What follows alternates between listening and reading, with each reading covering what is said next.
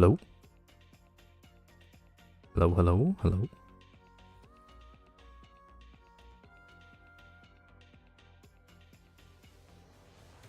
There we go.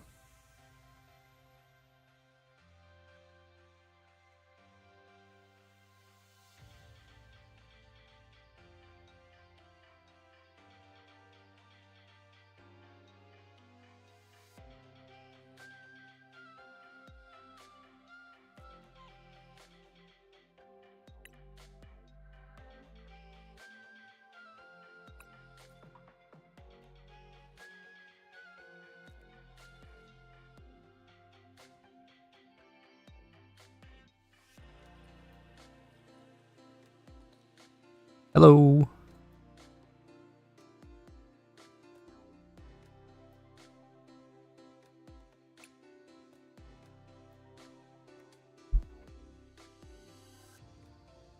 How you guys doing today?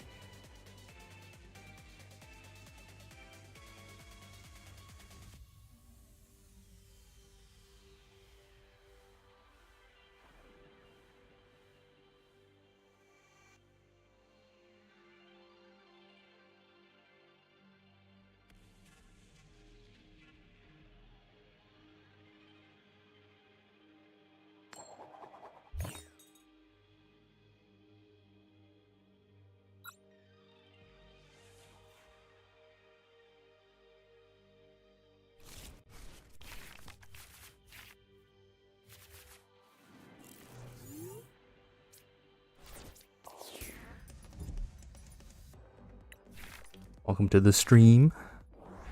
Figured I'd just do a little stream, answer some questions if anyone had any.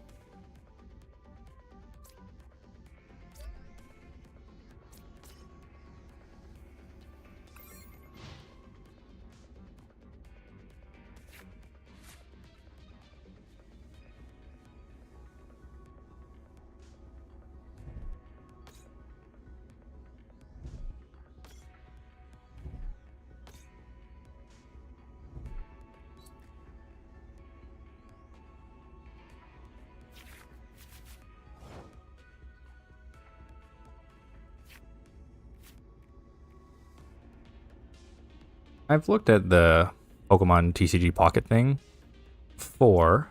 I thought about playing it, but it's only on mobile, correct? So, something I would think about doing later, but for now I'm gonna stick with the online versions, I think. Or the PC versions. Should give it a try, though. I heard it's very different from traditional Pokemon.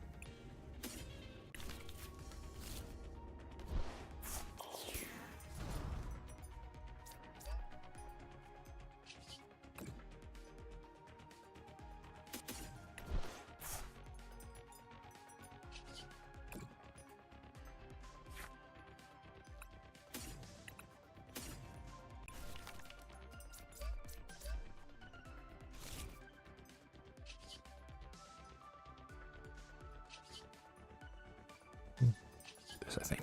Grab some more energy for the other bench guy.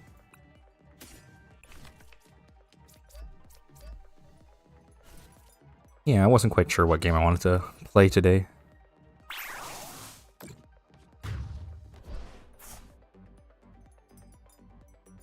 Yeah, that's kind of what I thought from the TCG Pocket from when I looked at it. Most of the people that I know who play it mostly play it as like a collectible game rather than a like hardcore, you know, kind of 1v1 card game sort of thing. Yeah, I put the like every card game in the title because I do 4 and I can't fit the name of all the card games in the title. My time zone on PST.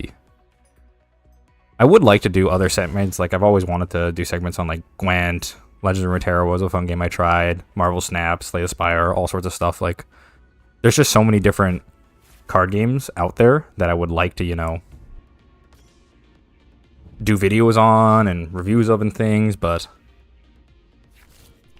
for now I just want to stick to the big 3 and Hearthstone because they're both what I'm most familiar with, and it is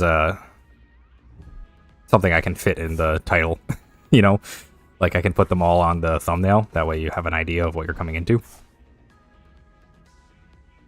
Even if I do talk about other ones sometimes. I thought about mentioning them, but especially because I want my videos to be, like, accessible to everyone. Or as accessible as possible. If you only play, like, one of the card games. Most people know about Yu-Gi-Oh! Or Pokemon or Magic or Hearthstone. So, like, if you, you know, if you click on the video just wanting to see the Magic part, you can still get something out of the other parts because you have a general idea of them. A lot less people, I think, know about, like, Gwent or other games like that. Runeterra, maybe. Although they removed the multiplayer for that one recently, so.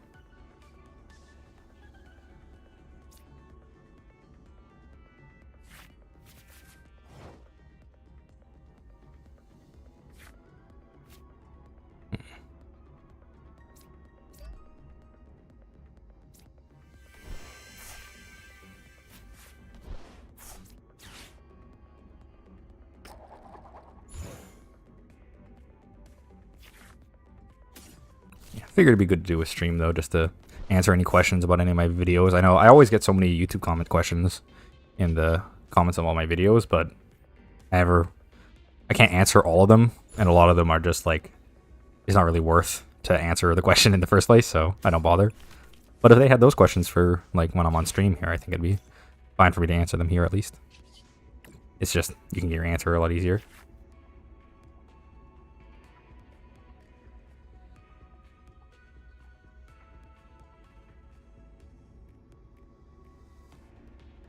Yeah, I mean, I don't know. I don't think I would find it, like, boring. Like, I have fun with almost any card game. It's hard to have a card game that I'm not going to at least enjoy a little bit. But, yeah. If I enjoyed the... That's kind of the vibe I got. If you enjoy the base version of Pokemon already, like, I already like the regular Pokemon TCG, it's just going to be, like, a watered-down version, right? I should probably try it, though, at least to see. I don't know how I would record it, though. Is the thing. On mobile. Check to see if it has the other version here. Kind of the same problem I have with Lorcana. Like, I wanted to do videos on Lorcana, but it also doesn't have like a online client version, so it feels a lot more constrained to me.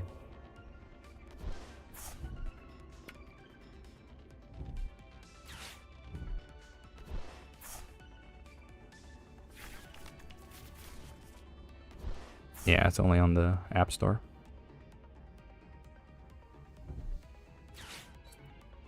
Seems good for new players, though. I know that new players probably have a harder time getting into traditional card games and stuff. So, it should be easier for them. Newer people. Thornton.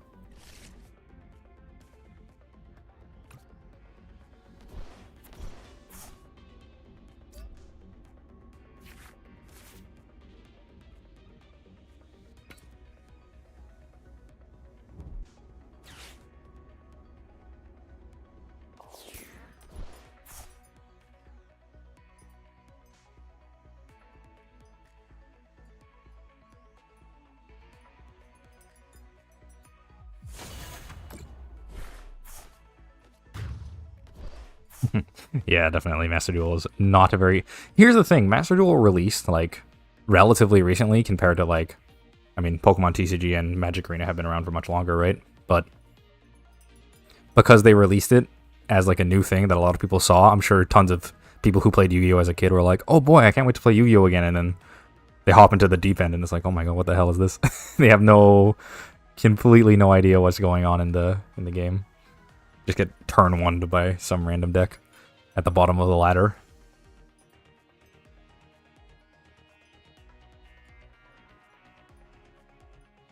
Let me create an account. What do you mean?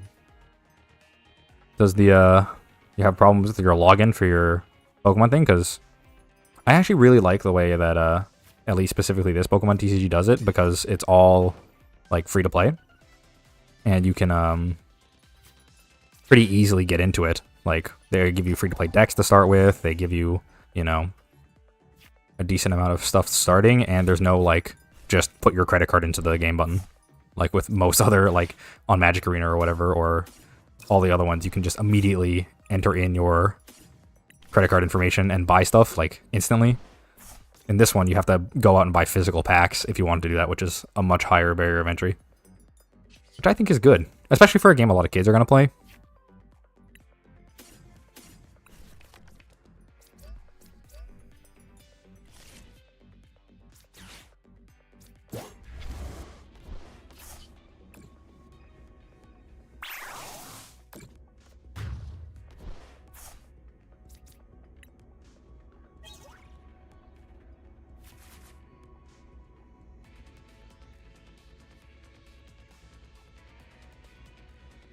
Yeah, I mean, you can definitely get into Yu-Gi-Oh! Yu-Gi-Oh! Is a really fun game, honestly. Like, if you get into the game, it's a blast.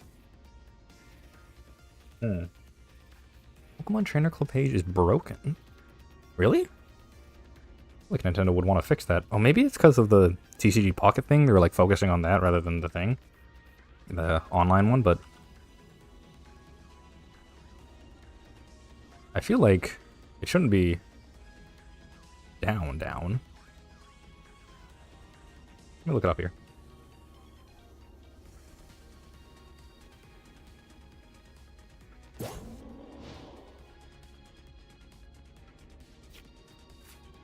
I mean, it looks like it should be fine. I don't know. Works fine for me. Maybe it's something to do with wherever you're downloading it from or something. Maybe the browser. I don't know.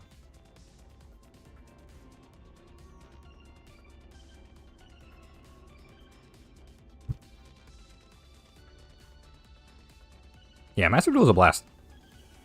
Yu-Gi-Oh! Is like actually genuinely a fun game. Like, I think Yu-Gi-Oh! Is very fun, but like it's just so it is both hard to get into, and then like even when you're playing, it's very difficult to understand what to do on any given turn, thanks to all the interaction, hand attack.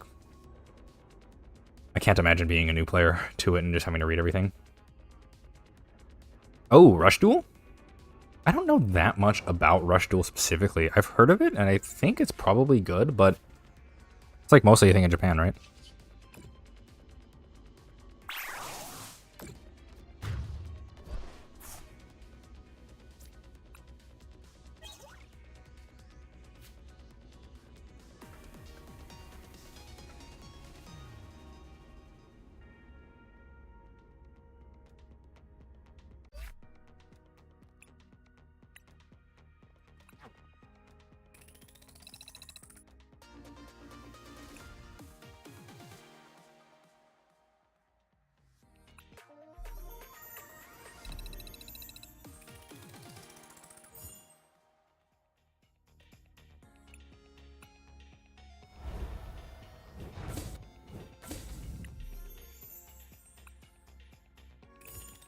I wonder if the delay here is too long. This is my first time streaming, so I want to have a chat with all... I guess, you know, getting sniped isn't as big a deal with Pokemon or whatever, so... See if I can reduce the stream delay so you guys can communicate with me easier.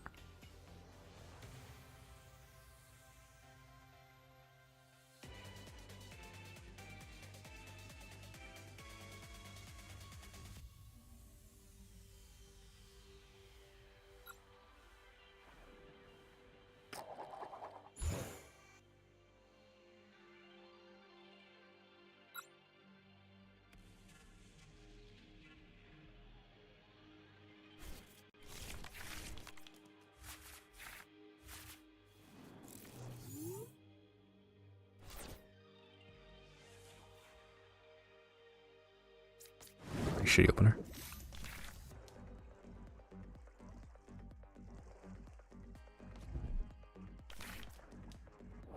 Only played officially in Duel Links. Yeah, that's the other thing. If it's not supported, then like it doesn't really matter how good it is. It's kind of the issue with a lot of games in general. Like if you don't have the appropriate support, no one's gonna care about your game. That's why it's important to have tournaments and prize support and all that stuff to keep a game thriving, if you ask me. I think that's why everyone's so on the One Piece. I've gotten so many comments about the One Piece card game, and like I should do videos on that and stuff. They got really good prize support from what I heard. I didn't actually check if they have an online version for that one either. I do want to get into that game sometime.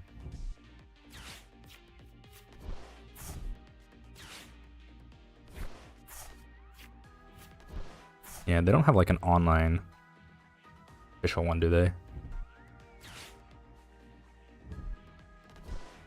Yeah, they just have a lot of in-person tournaments, which is still good, but it's hard to make videos about games that don't have a online version, you know? I think I'm pretty cooked this game. Lose turn 1 to having a really, really bad opener. Damn. It's a fatty amount of money to make off just one tournament.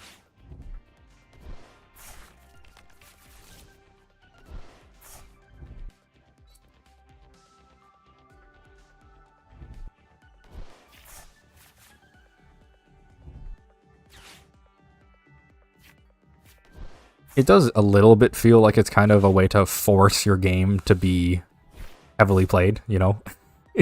By having just offering a really big prize pool. Not that One Piece doesn't deserve it, I mean, it's building off a popular brand already, I'm sure. Lots of people are playing it for that, but it's, if people are only playing your game for the prize support and not because of the love of the game, then you're gonna struggle to hold it, because you can only give out that much money for a long time. Ooh, top 8 at World. Oh, okay. So it's not literally the prize itself, it's promos plus coaching. That is a lot of prizing in all card games, though, like Magic, Yu-Gi-Oh!, all that stuff they always give out. Special exclusive promos or things that aren't... Because it's hard, you know, I mean... It's hard to give away money for a tournament, right? So they're going to do a lot of, what's it called? Alternative support. What's the biggest TCG in Japan? Good question. It's probably Pokemon? I'd imagine Pokemon's bigger than Yu-Gi-Oh! Although I know Yu-Gi-Oh! Has been doing a lot better recently. Hey, I didn't lose. Although it's still not looking... I'm kind of looking cooked here. Oh, God. This off, I guess. Ultra Ball. Okay.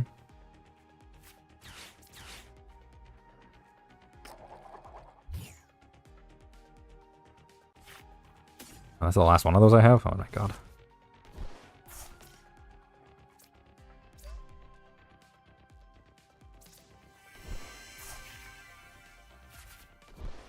Well, that helps.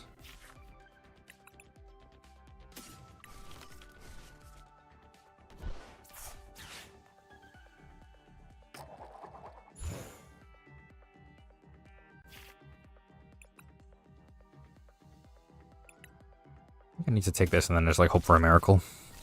Probably cook this game.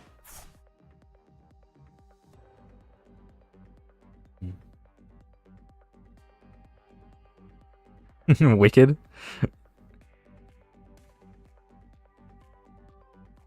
I saw so many ads for that movie. I wonder if it's gonna be any good. Just kind of seriously if I lose. I always joke about the trailer where she says she's green.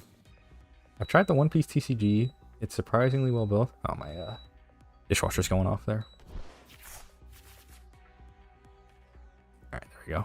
I've tried the One Piece TCG. It's surprisingly well built, but I can't get behind it because I don't care about the IP. That's the thing. One Piece is like...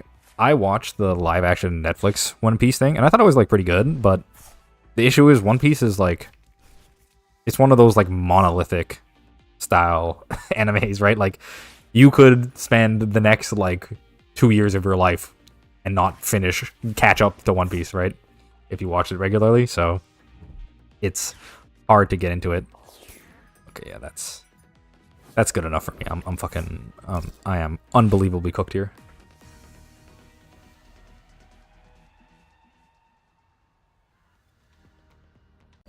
Yeah, One Piece is huge. I mean, they're still making it, right?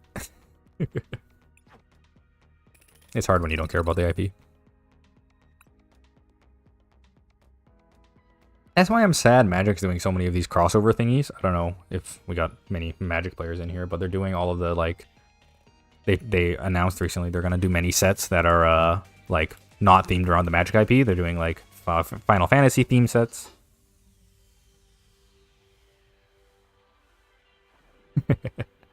Yeah, oh, that's something I love seeing in all the comments of all my videos. People with both halves. There's so many people who have both halves of each of the experiences. People who like are huge fans of the Yu-Gi-Oh card game and never played it, or never watched the anime, or reverse, where you like you're like a massive fan and watch the whole anime, but you have no interest in playing it.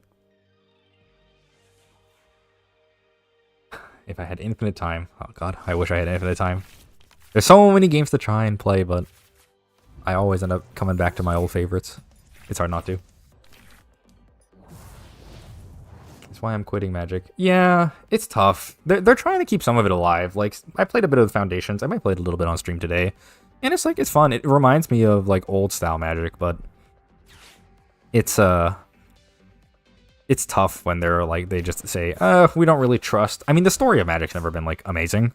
To be honest, it's always been kind of shit. But it had its own like flavor and balance, and kind of, it gave you some context to actually playing the cards. Whereas, you know, if they're just gonna remove all that. I was a GP and RC grinder, but I can't get Spider-Man building a. You don't love Spider-Man? Yeah, no, I completely agree. It's gonna be weird to have like Spider-Man with a Buster Sword on it. That's like literally could be real, which is only a bit painful to hear. I mean, the game is still fun. Like, if you don't like the IP part, I get that, and I totally agree. Like, I'm annoyed that they're just basically throwing the IP in their trash, saying Magic doesn't have anything worthwhile, because it does. But at the end of the day, like, the game is still the same game. Like, even if I'm playing with, like, Cloud Strife or whatever. I haven't tried Pokemon TCG Pocket yet. What was I saying there? Oh, yeah. Even if they, like, have Cloud or whatever. Cancel. Even if they have, like, Spider-Man or Cloud or whatever, and they have, like, all this different stuff, it's still gonna be, you know, it's still Magic. Even if you're playing with different themed cards, the actual cards are still the same. You can still squint your eyes and pretend that it's, you know, a real Magic card or whatever, right? Oh my god. Slay the Spire 2. I am so unbelievably hyper Slay the Spire 2. I still play Slay the Spire now, even though it's so old. Game is a blast. Started playing Slay the Spire, you're halfway through the Ascension Climb. Yeah. Ascension Climb is, I think it's a really awesome way to balance the game for new players. Like, after you've done it a few times, it does definitely kind of drag. But for my first time, I remember going through each Ascension and, like, remembering the difficulty increases and trying out new things and stuff. It's awesome. Yeah. I'm not sure what you're referring to, Shake, there. If you're talking about how, like, the cards are functionally the same in Magic, even if they got, like, Fortnite characters or whatever on it. It's kind of an awkward thing, too, because I really, really like the Lord of the Rings set. Like, I thought they did a really good job with that. And I think part of that is because Magic is, like, Lord of the Rings adjacent, you know what I mean? It's already got a similar vibe of, like, you know, Magic, and Hobbits aren't that different from Dwarves, which were already in Magic from the beginning. Like, it's not that big of a stretch, which is probably why Spider-Man and Final Fantasy kind of rubbed me a little bit wrong to be in, like, the main sets.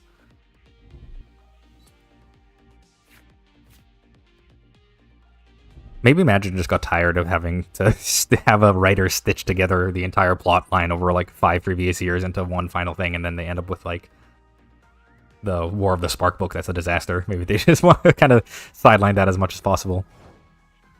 Even though that's what hypes up the community. This guy is cooked, right? Yeah, we got this guy. This and this. I can do this now.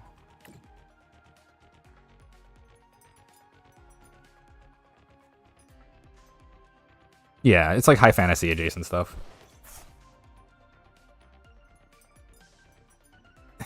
Yeah, that set definitely did mess up Modern.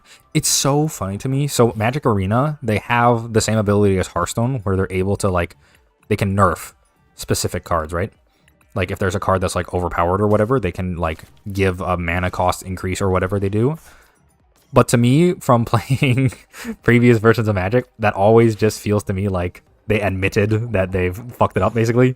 They're like, oh shit, the One Ring is too powerful. We need to, like, we need to, like, add a cost to the tap ability or something. Like, showing what the designers would have done if they could, like, go back and fix it. I don't know, it's just funny to me that, like, they have that whole thing now where they can be like, whoops. Made a little bit of an oopsie with that card.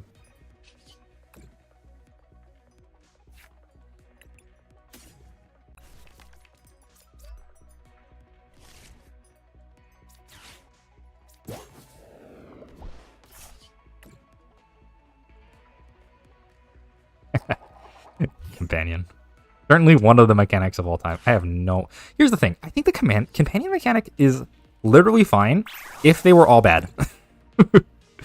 The problem was that they made some of them, like, way too good. Like, Dolores was literally just the most obvious broken card of all time. And I don't think it's close. Like, the cost of having... The cost was basically nothing, and it had a super powerful game impact. So Dolores was obviously broken. And then the other ones that were broken were just ones that had way too little of a cost. Like, Yorion's cost is basically nothing in decks that, like, that want to have a bigger deck. And then... What was the other one called? The green-white one? I don't remember the name now. The green-white companion. It was just, like, basically a free card in a deck with no creatures. And that's all it ever ended up being. But...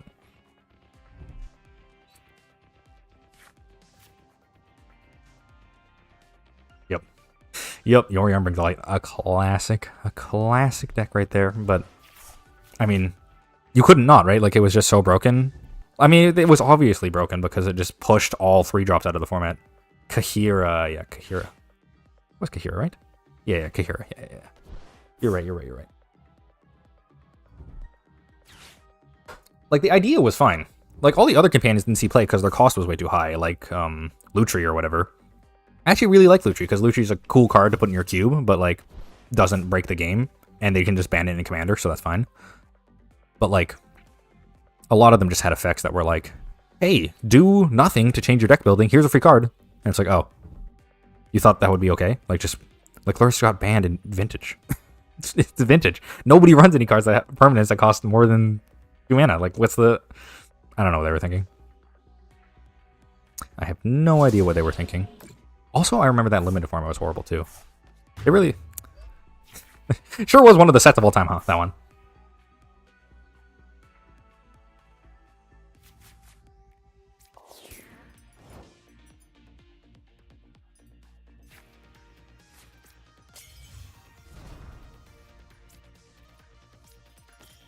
Ikoria, a classic set. I'm trying to think of other... I mean, that mechanic is obviously one of the most broken Magic mechanics of all time. It's just very obviously a mistake, but... I'm trying to think. They've made some other mistakes in their time.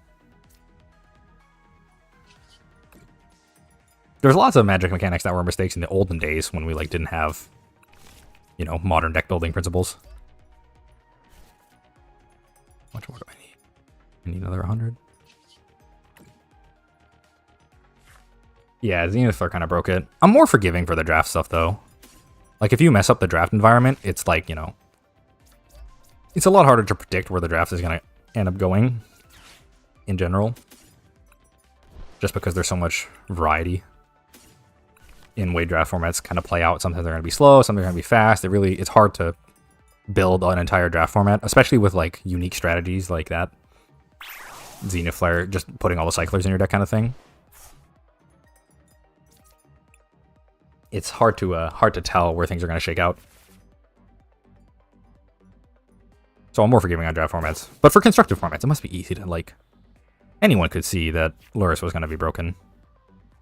But then stuff happens, like... Hearing the story about what happened with Nadu is insane to me. Nadu effectively just like... Oops, we didn't test.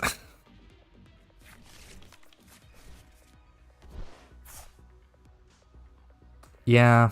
I don't know why they did play booster thing. There's a lot of decisions they make which are just, like, very clearly not in the best interest of, what's it called? It's not in the best interest for the players. It's more for either collectors or for commander players or for, like, earning profits, like, as fast as possible. All that stuff always happens, but that's just, you know, welcome to economics. Welcome to capitalism. They make decisions that are bad for the player, but good for their short-term wallets.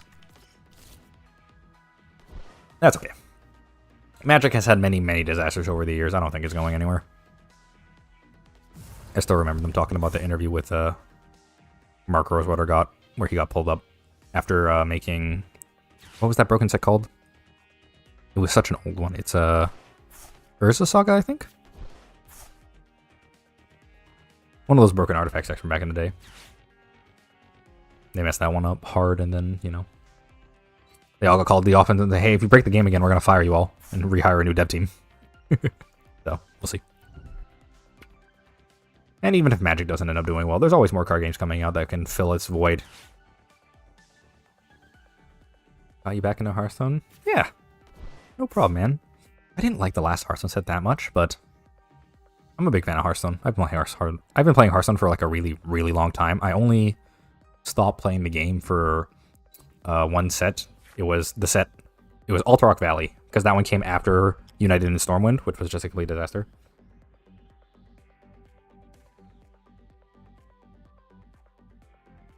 Yeah, it's the, like, this is the kind of the issue with the IP thing and why it works for Fortnite but isn't going to work for other card games. Just having that one IP is enough to pull in specific players, but it's not enough to pull in, like, you know, permanent, long-time veterans.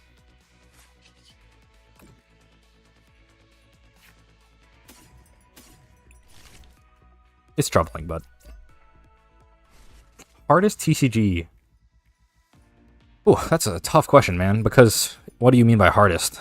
Do you mean hardest to, like, play correctly, or do you mean hardest to get into, or do you mean, like...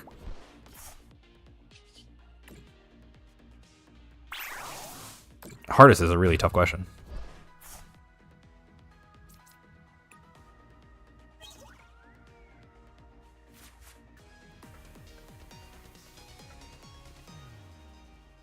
Yeah, I think people will come to Magic for the IP stuff. Like, if you're a fan of Final Fantasy and you see there's Magic cards, you'll just, like, buy the Final Fantasy Magic cards and then leave it. But as long as they keep the game part intact, it's only going to be bad for people who are, like, collectors or whatever.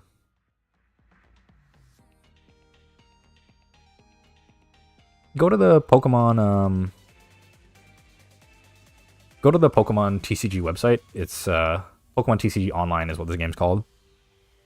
You can give it a try there. How long does a video take to make? Not too long. Usually takes me, like...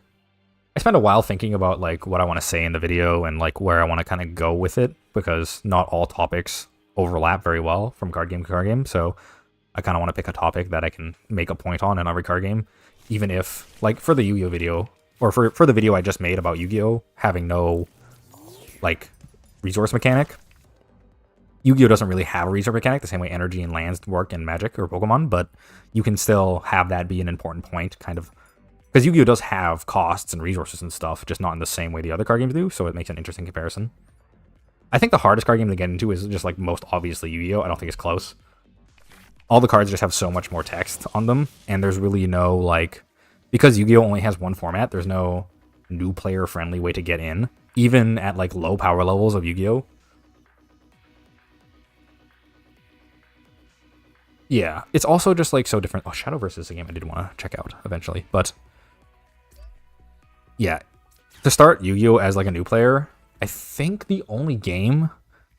I'm trying to think if there's any game that's even remotely similar to Yu-Gi-Oh for getting into it, but I don't think there really is. It's just, like, impossible to get into as a new player, I think.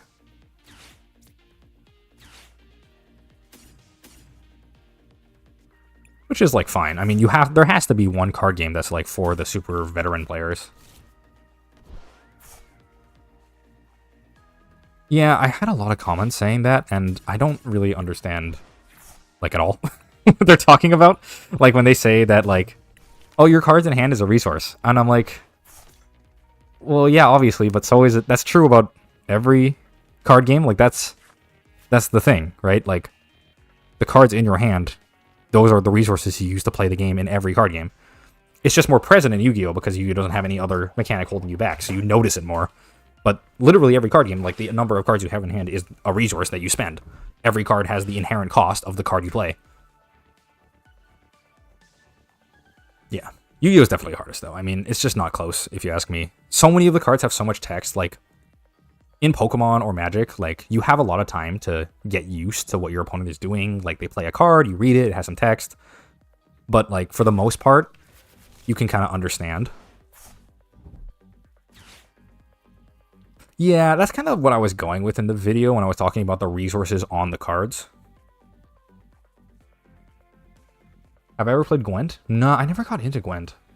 I knew Gun was like a really good game that was like locked inside the Witcher free, but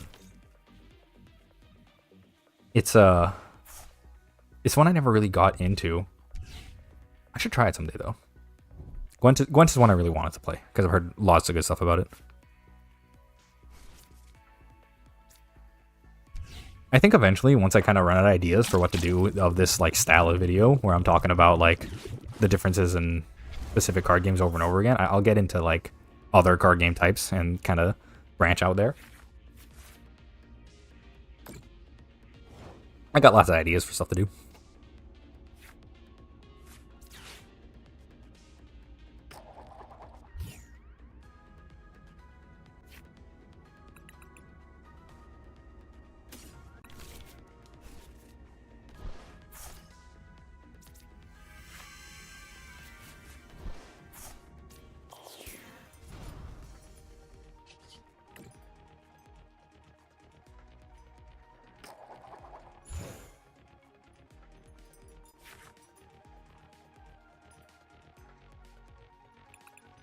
Yeah, that's a thing too. In real life TCGs, like, you have the whole issue of having to actually like go to play the game. So that's why I also like doing the card games that are all online. Balatro, the game of the year. Oh, I hope so. I love Balatro. Balatro's a blast. It is like, it kind of chafes against the way Slay the Spire works for me, because Slay the Spire is like similar in design to Balatro, but it feels like you have a lot less control in Balro over what happens during the game. I can do this now, I think. But Balro is his blast. He definitely... I don't know if you guys have seen the video by Game Maker's Toolkit on Balro about the cursed design problem. It's a really good video. You should watch it if you haven't seen it. Came out of nowhere. Yeah, true. That's why I love indie games so much. You just get some random guy in his basement working on a game for like a year, and then it comes out and it just like blows AAA games out of the water. It's just a blast. He definitely got the casino vibe. You can really tell that's what he was going for when he making the game. Like, he really wanted to be like, you want to feel like you're in a casino playing like blackjack or whatever. It gets, especially the music too. Oh god, the Balro music. Yeah, but talking about that the cursed game design problem, because having that like kind of randomness feeling chafes up against like the card gamey aspect of a deck builder. Because that's what Balro effectively is, like a deck builder. You're adding jokers and other cards to your deck, you're changing the contents, all this stuff. But it kind of like, that rubs up against the fact that you want to feel like you're gambling, right? That's kind of the idea, is you're gambling when you're playing. You'll play out a hand and you're like, oh, am I going to win? Am I going to lose? It kind of, you know, those two elements don't really jive, which makes it hard for me, because like, obviously I'm a hardcore card game player. So when I look at the math and I go, oh, do I really want to do this? And then usually the answer is, nah, I'm just going to kind of run it. But then when you lose from that reason, it feels bad, right? You're like, oh, I was like 100 points off. If I had, you know, if I had known that, I would have used my tarot card or whatever, right?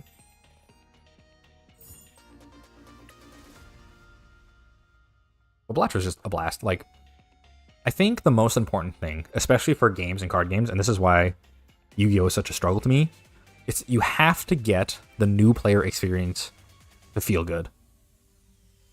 Gamble. Yeah, you gotta get that new player experience feeling good, and that's what the most important thing is. Like, when you get into Balatro, there's a pretty brief tutorial. It kind of shows you how the game works, and then you're just in. You just get to go play, and the fact that you don't really know what's going on is kind of part of the fun, right?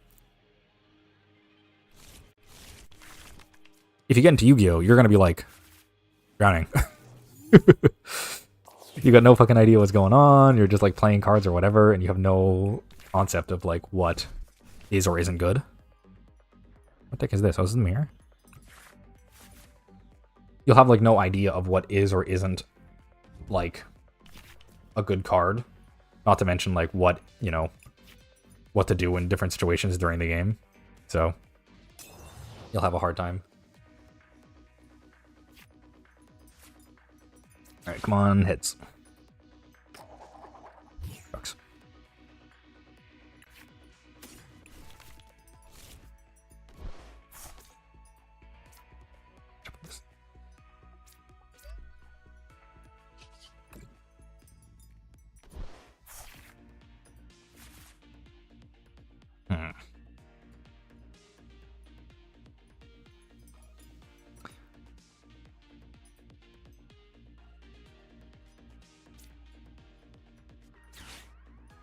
Alright, it's okay. This one will be heads, surely.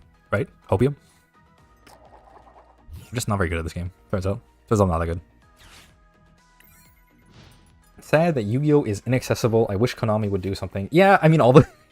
Welcome to every Yu-Gi-Oh! Player. I wish Konami would do something with the game. My opponent's better than me. It's tough with Yu-Gi-Oh! They have, like... I do remember playing Yu-Gi-Oh! Back in the day. Synchro era was when I started playing. But...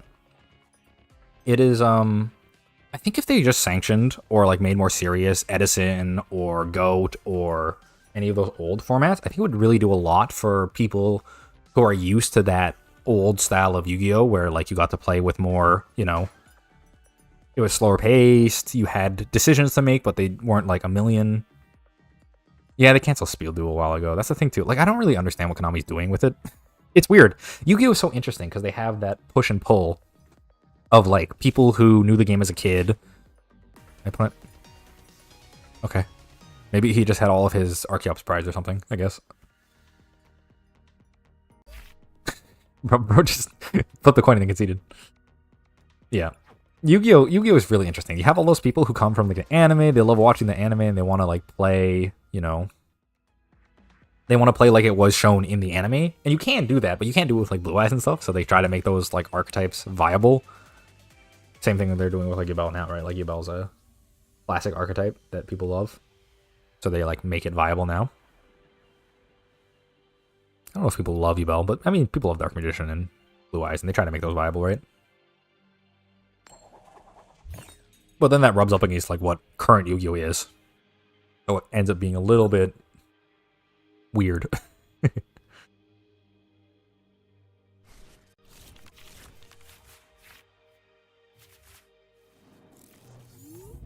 That'd be so good if I had a basic.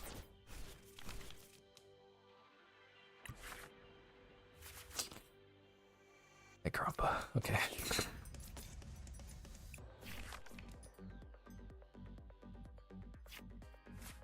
Yeah, it's definitely a trial and error thing. The actual doing of the Yu-Gi-Oh! Combos isn't that hard once you know all the cards. Like, I don't actually think it's that difficult. It's just, like, knowing what everything does. That is the hard part. But that's just the thing where you have to, like... There are so many cards, and they have so much text. Like, you can't...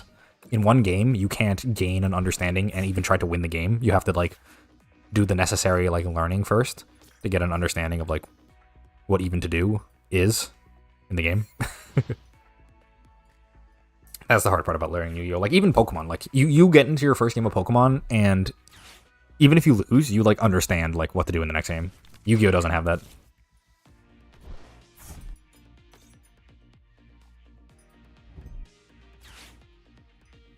Secular formats of stuff packs that people can't play their pet decks in those formats. Yeah, I don't know. Yu-Gi-Oh! People always talk about, like, these pet things, and, like, if you come to a tournament with, like, a random new deck or whatever, you should be able to play your, like, Blue Eyes deck from, like, 1998 or whatever. And part of that rings kind of true, but, like, if you're a player and you come to play with your old deck and then you don't get to play any of the cards because you die on turn 1, and your opponent counters literally everything you do, you're not gonna, like... You're not gonna stay with the game, right? Like, we need a format that they can play in first.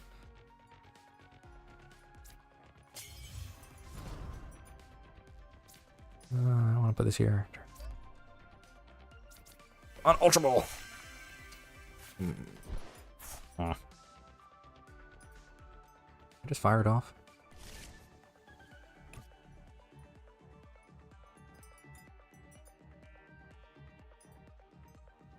I have to.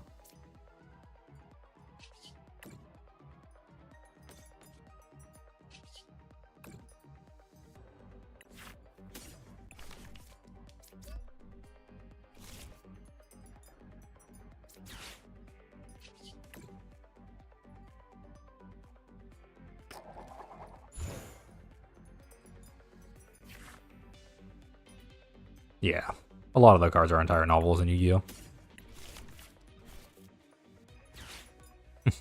Yeah. Also, the whole trap thing is really funny to me. How traps just, like, aren't a thing in Yu-Gi-Oh!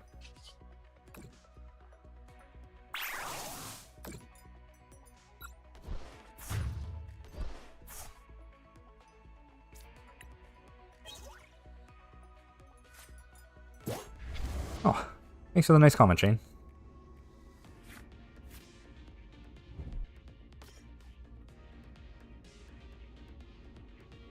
Yu-Gi-Oh! Need the Commander format. He's kind of right, even though Commander is like kind of a mess. It's also like a lot of fun. Commander is definitely a fun format. What is this? Oh, it's called, okay. Yeah, Commander is a fun format and definitely has good things going for it. Yu-Gi-Oh! Needs a casual format. I don't think it has to be like a specific multiplayer version, but yeah. Yeah, Legends of Runeterra had like so much going for it. It reminds me a lot of what happened with Artifact. It was released by Valve, the company that makes Dota. Legend of Runeterra is based off League. They're both like really big companies, and it should be a success, and then it just like doesn't work out. I made a video about like why I bounced off Legends of Runeterra, and I think that if I'm coming from it could be because I'm coming from a previous card game background, so I'm just like not used to the way it works. But as a new player, I think it would be like kind of hard to get into. There's also the whole advertising thing. Like, I played League, and Legends of Runeterra was like the only way to get to it was like a tiny button in the corner. There's like no advertising for it at all. That probably hurt it a lot too.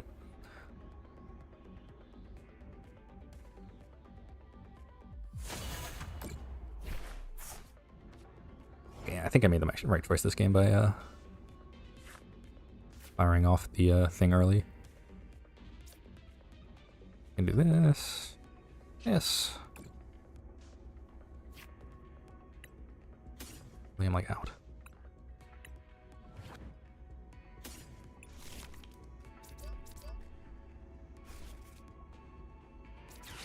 This guy. What is this? Relor? My guy. Who doesn't? My favorite Pokemon, Relor. Any Relor fans in chat?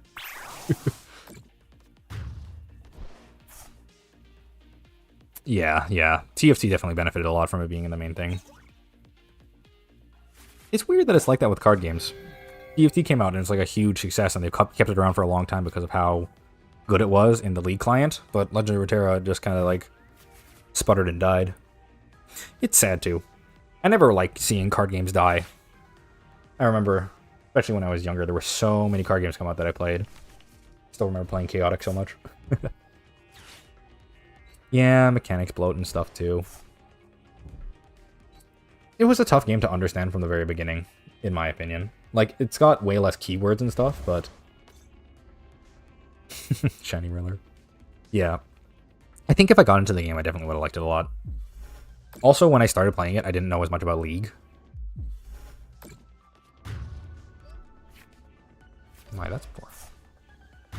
Never actually getting hit by this thing's attack.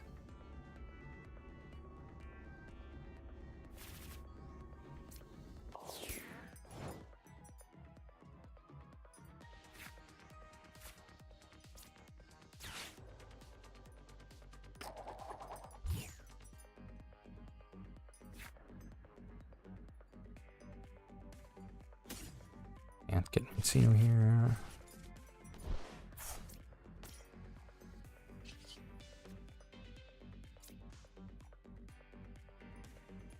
I think I'm cooked.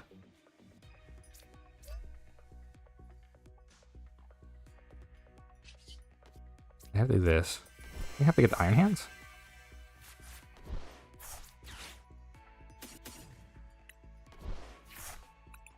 What's prized?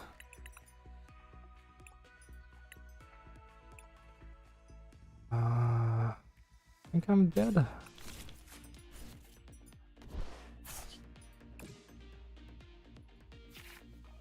Oh yeah, I'm definitely dead. Is all I have.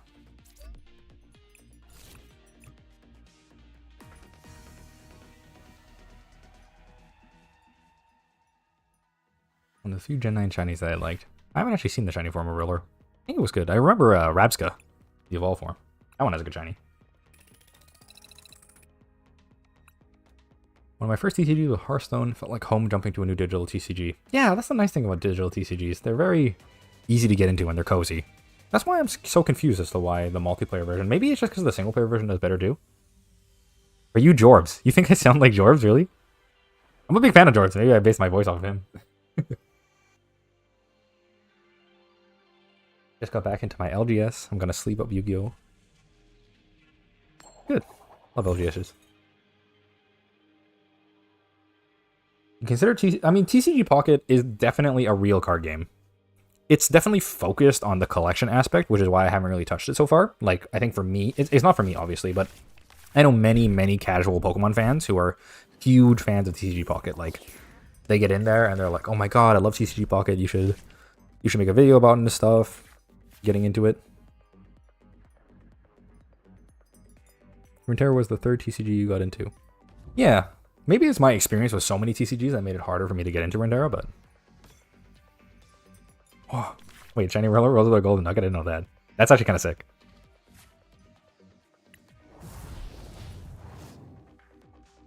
What do I need to draw here? Ultra Ball? It's always Ultra Ball. Draw Ultra Ball every time. Yeah, Runeterra was definitely a good game. Like, I liked it. I found the combat really confusing as well. It had a lot of decision making that, for me as like an experienced card game player, made it very, like, I had a lot of decision paralysis when I played the game, because I knew there were so many decisions to make, which is really good if you're getting into it, similar to Yu-Gi-Oh, I think. Like, if you're getting into it and you know all the lines and stuff, it's really interesting and powerful and cool, but yeah.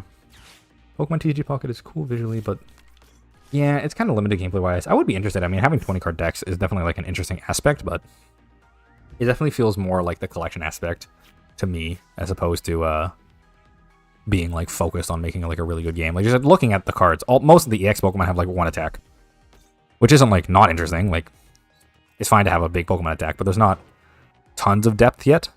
Maybe they'll add it, who knows? It's not out of the question. Here, Nest Ball Thread. Oh, I don't have... My squawk ability is prized.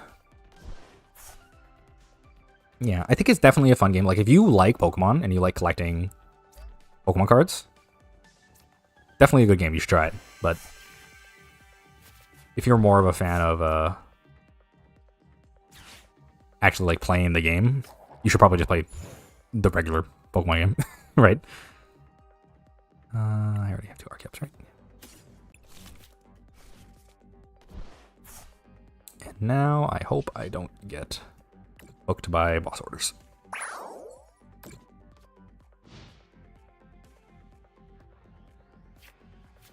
Anyway, love the videos. I think you inspired me to break out my MTG bubble I put myself into. Started playing One Piece and Pokemon recently. Oh, great. I love hearing people playing Pokemon. Love Pokemon. Love other card games. Like, I think a lot of...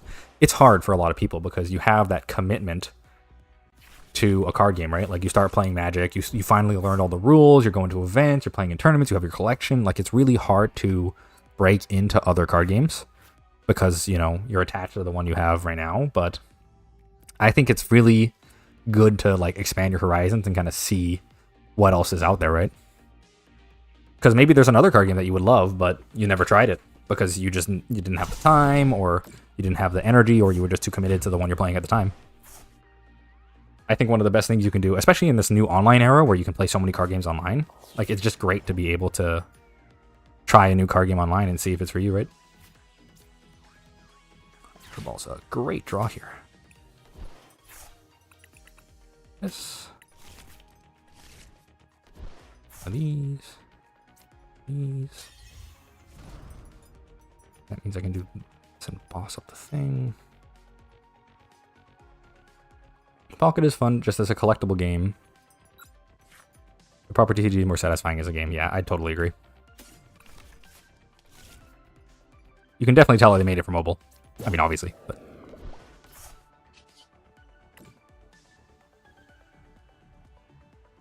Yeah, getting back into Yu-Gi-Oh! Is definitely one of the harder things you can do in life. If you want to get into, like, go ahead. I think it's a fun game, but good luck, basically.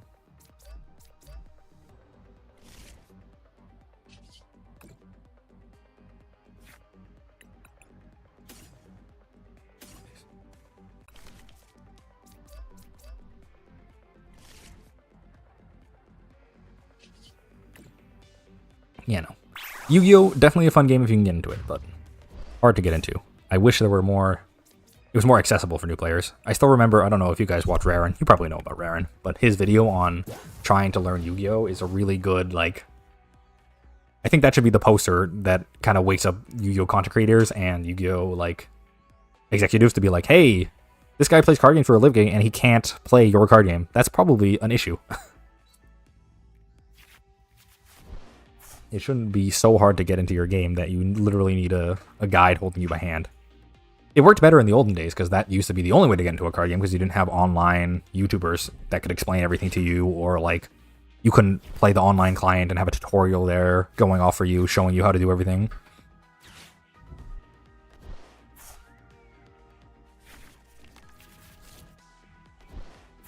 It was definitely a lot easier. Got a lot of people asking me about Pokemon TCG Pocket. I should give it a try. Maybe the game is actually more fun than I give it credit for, having such a small deck size and very limited attacks.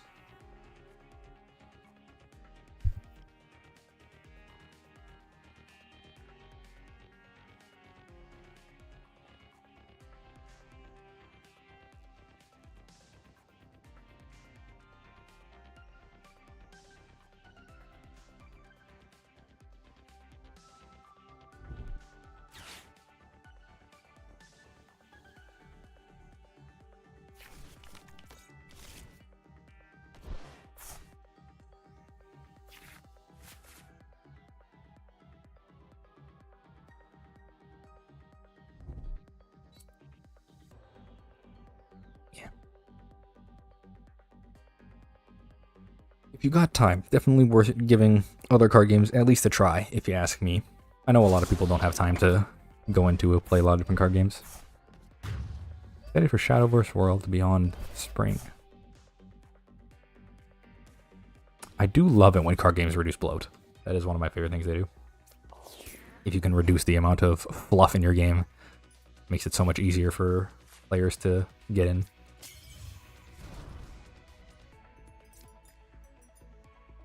Let's start.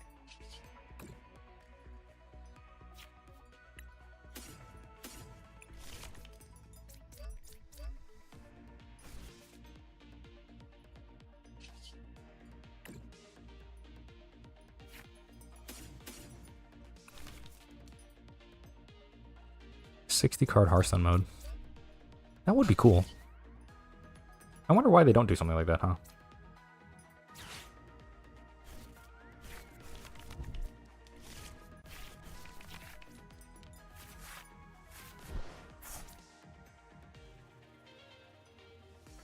Faint to the other. Let me see.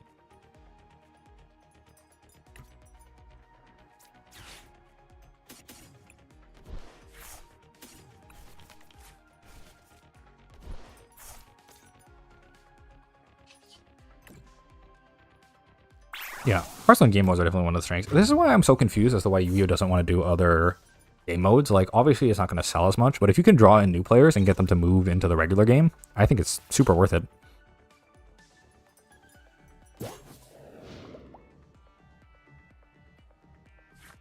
Died turn 5 to Elemental Mage. Well, if you had 60 cards, you'd have less likeliness of there being the specific elementals that will kill you early. But I think rather than messing with the deck size, which you kind of already did with Random Fall, I would like to see like more unique style formats for Hearthstone, like bringing back old sets and mixing them with new sets.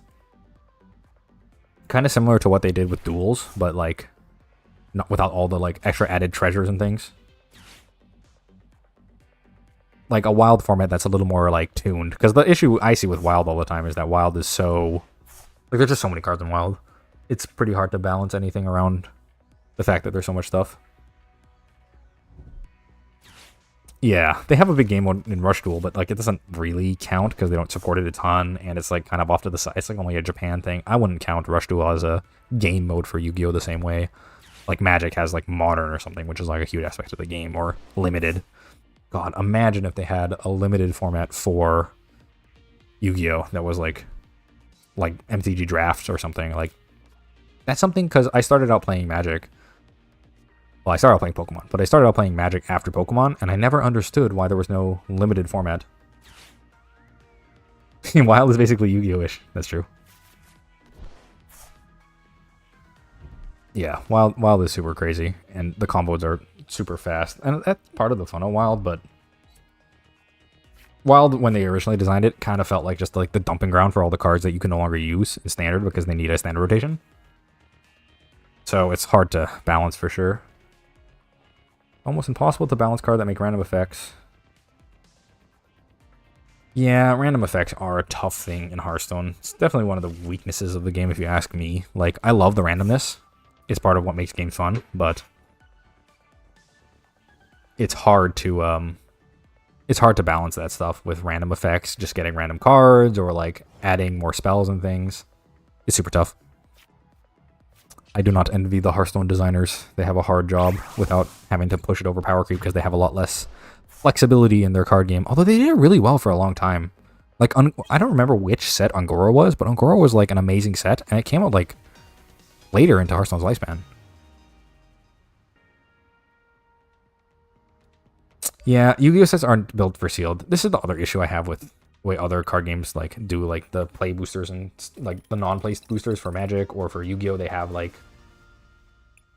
boosters that are, it's more for like the thrill of opening the pack than it is for actually like, using the cards. Like you just want to open the pack to see if you open like a foil, whatever, super ultra rare shiny Ash Blossom or whatever, right? Rather than actually like looking at the cards and seeing if you can actually use any of them. Ugh, I remember when I was a kid, I would go to Yu-Gi-Oh tournaments, and then because I had no money, I would like play my random shitty deck and lose, and then I would get given like a ton of free crappy cards. Ungoro, Frozen Thunder, and Kobolds was peak. Oh, so peak. I loved Kobolds. Kobolds is such a great set, and it kind of introduced that whole like secondary mechanic thing. Like they had adventures before, but the Kobolds adventure was something like different and unique. Really kind of like spoke to the strength of Hearthstone as a card game, where you can like make other versions of the game in the game itself, right? I think that stuff is like something that is super unique to card games and is super strong. All right, we really need tails on this one, I think.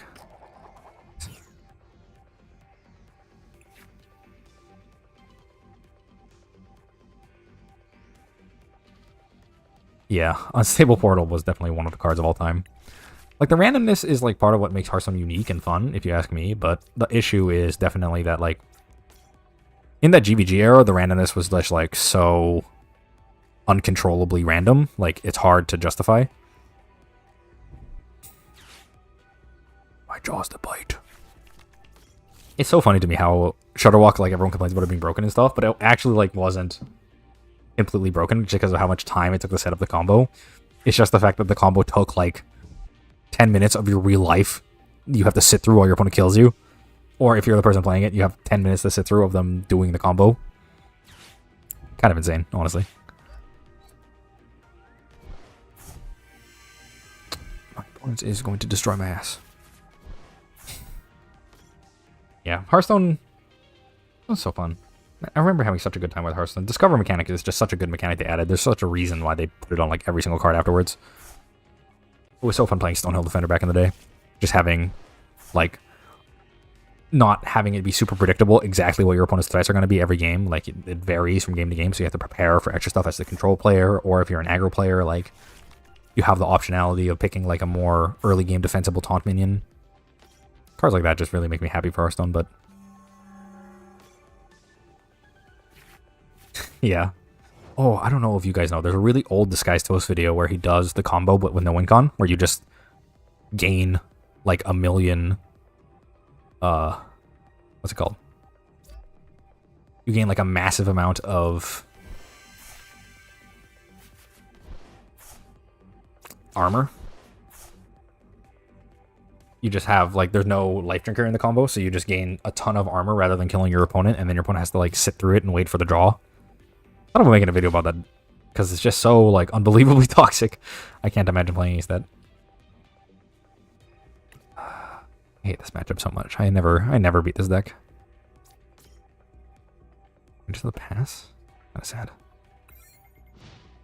UVG made me so mad that I left for the first time in the grand tournament. Came back.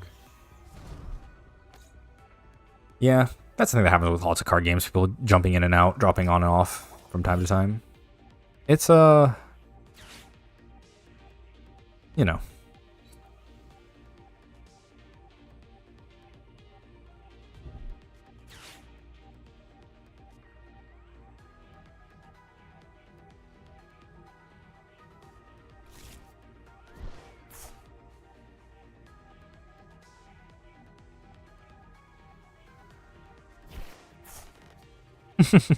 They banned the 100 mana card, but not Holy Wrath, yeah.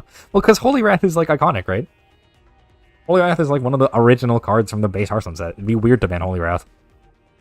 It is kind of weird to print an 100 mana card, though, and then, like, not expect people to use it with Holy Wrath. Like, that's kind of... I mean, that's kind of the problem with the core game design of that card when it was printed back in the day. They probably just never thought they were going to print a 100 mana card, though. Now, Less Frustrated, it feels more like a roguelike with so much card generation in the game. Yeah, Shredder into Doomsayer. That was definitely good for making the game hype whenever one of those clips happened to like a streamer or whatever, but it's definitely more healthy for the game to have more nuanced RNG. That way you can have those high roll moments, but they have to be like multiple RNG effects in a row, so you see them like 1 in 1,000 games as opposed to like 1 in 10, where your opponent like has their Shredder die into Millhouse and then you lose. Kind of thing.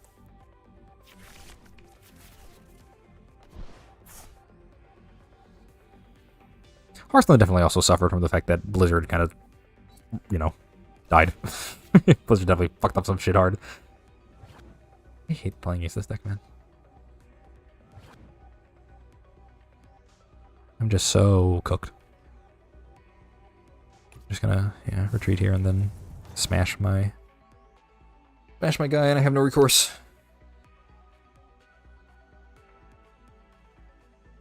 This winnable. I need to like draw an Archeops here.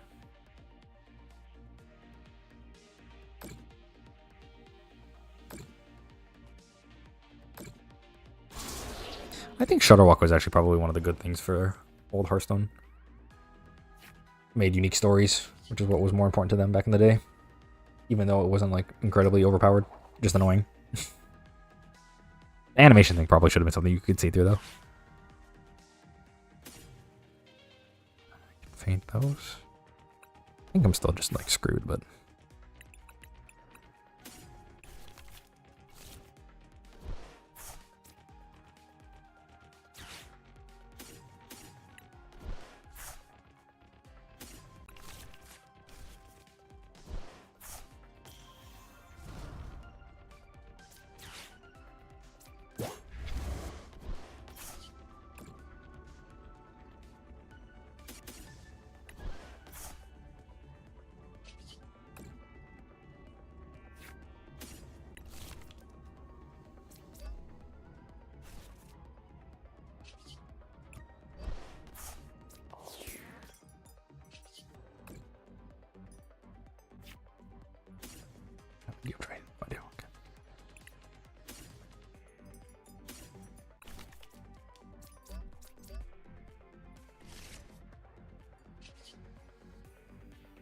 highest cash prize for online tournaments.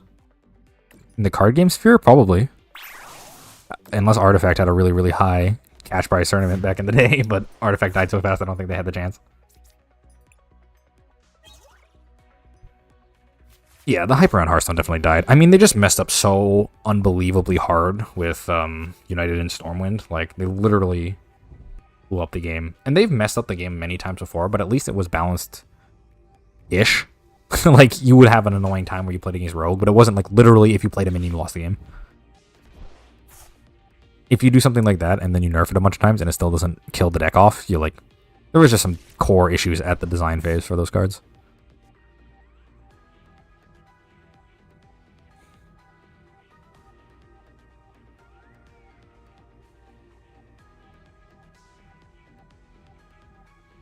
This is such a pleasure, though, this stream. Getting to talk to you guys all about card games and stuff.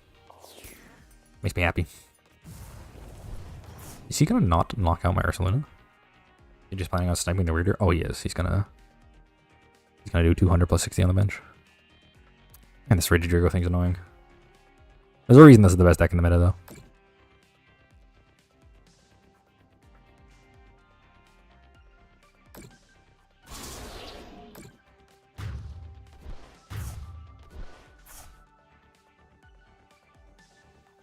What do I gotta draw here? Boss? Gotta draw boss.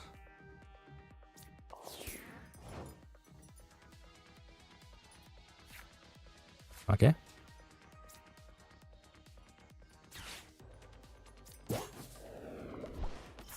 I can go like this.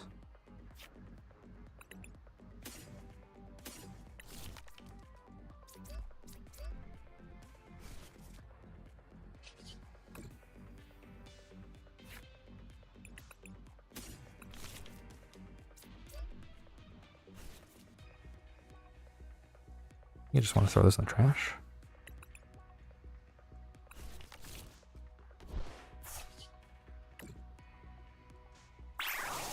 I feel like Pokemon TCG Online is free-to-play friendly, and the game was interesting. I never played Pokemon. I just collect cards IRL. That's a lot of people.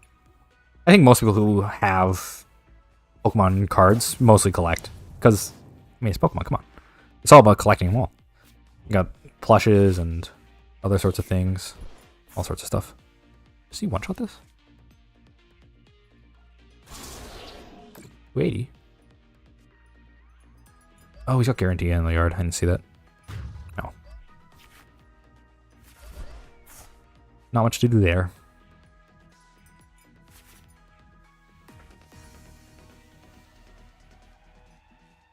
Oh, packing your bags for a flight. That's what I hope my streams to be. I just want to, you know, Jorbs was mentioned earlier, but I want a nice cozy stream you can just chill, tune into, ask some questions about card games. We can have a chat about it. I'm always willing to talk about card games. Obviously, I made a whole YouTube channel about it. So, if you're here, you can leave a comment, leave a like on the stream or whatever. I won't complain. Just here to talk with whoever is willing to talk. I know people are, you know, the weekday people are busy doing things, going around stuff, so just pop into the stream, drop a question, have a chat with me. Feel free.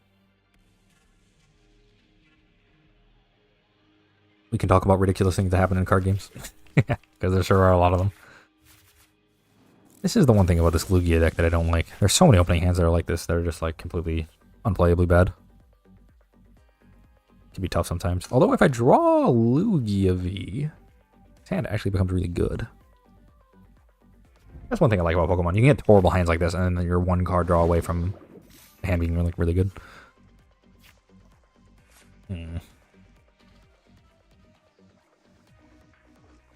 Now it's a tough question. I think I just attach and pass. Hope not to lose.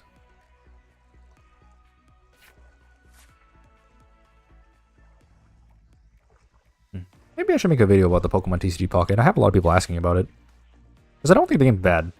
I mean, it's obviously good, right? Like, it's a collecting game, but I think the actual card game part is probably also not that bad. I should mention it at least, maybe. But for my, like, style of video, I kind of want to... What's the word? I would like to have videos that are about, you know... What am I trying to say here? I want to have a video that's like about a specific card game itself, unless I'm doing like a comparison video. So if I was going to do a video on TCG Pocket, I would make like a video just about that. Oh, thanks for the nice comment, man. I love seeing people get into Pokemon. I think, like, I didn't play that much Pokemon. I stopped playing after I got into Magic and Yu-Gi-Oh! More when I was younger, but I think Pokemon is just like a really good game.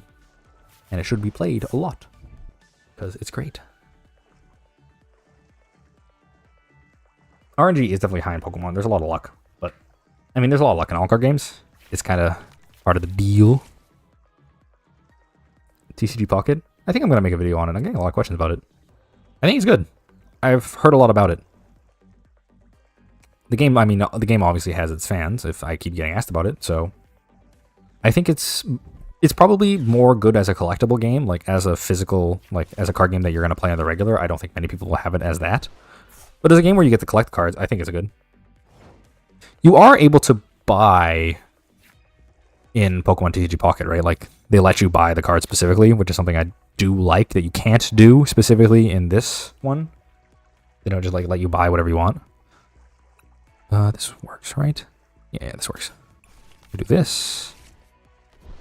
This is another thing I like about Pokemon. Like, there's interesting lines here. Like, I just get Lumineon, and then I Lumineon. Oh, I don't have the... I should have checked that. Shoot.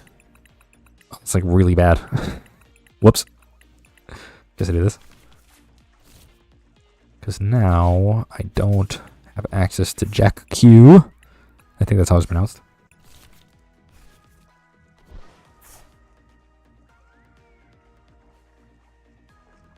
Yeah. I wonder how long the Pokemon TCG Pocket thing will last. It's a good point. Because I agree. I don't think it's going to like last forever.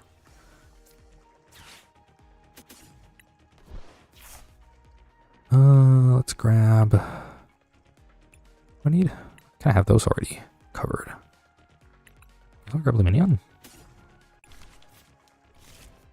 I think I put this here.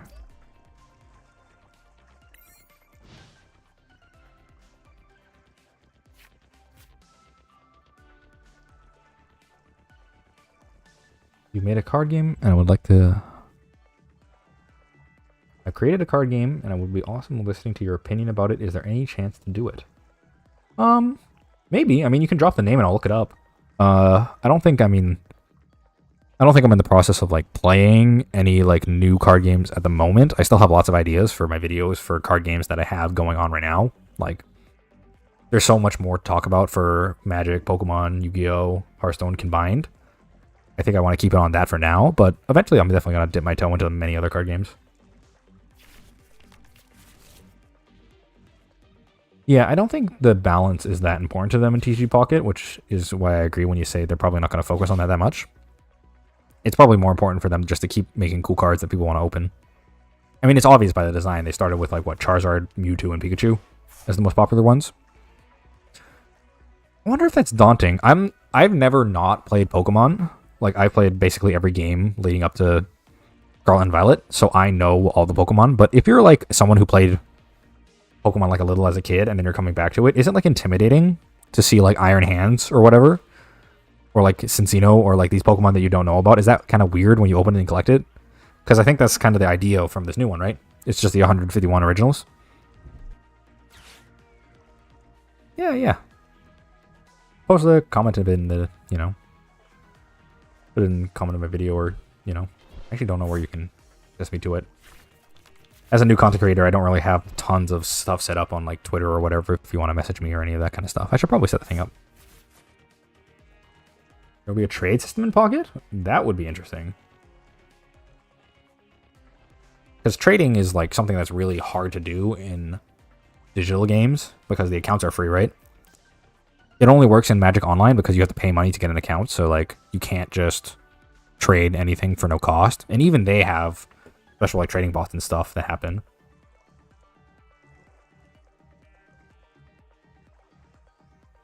But for like free accounts, what is stopping a player from just making a new account and then immediately trading like all of their cards to a different account and then closing that account, making a new one, and then just doing that until you have the full collection? Maybe there's a way to do it. Maybe like the trades will cost something on top, so that way you're not going to be incentivized to do it. It's a hard thing to balance. My opponent sure is taking their time on this Rida. God, I wish they had voice acting in Pokemon so I know how to pronounce all this stuff.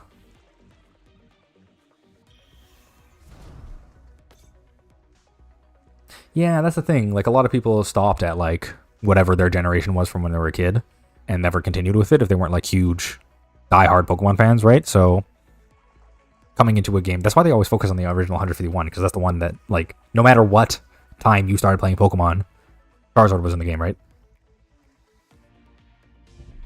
Yeah, like a dust cost or something on the trades. That would make a lot of sense. It's hard for them to balance that to be worth it.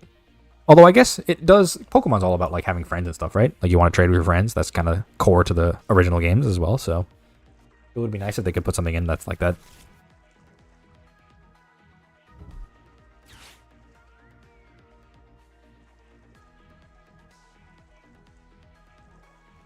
I do think that focusing on the original 151 is like good. I heard that they are bringing back Mega Evolution, so maybe they're going to do some more Gen 1 Mega Evolution stuff to bring that in. Does TCG Live have a good card acquisition? I think the card acquisition it's definitely slow in Pokemon TCG Live, but it's good, I think. I do like the fact that you can't just credit card swipe, get all the cards. That is something that is annoying to me from other games because you come into the ladder and then everyone already has everything. Which happens a little bit here, but at the lower level ladders, it doesn't happen as much. And they give you a lot of good stuff for free. Like, I'm free to play on this account, and I built this Lugia V-Star deck after like a month maybe of playing, and this is one of the like, this is one of the best decks in the metagame right now. So the fact that it was this easy to get definitely shows promise. Oh, that's not good. I really didn't think he would have Prime Catcher. Shoot. We lose now? Oh. I lose now. I have no way to stop this thing. I'm gonna push this guy out.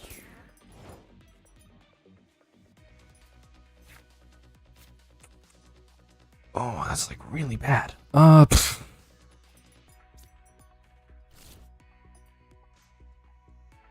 I think I'm just cooked.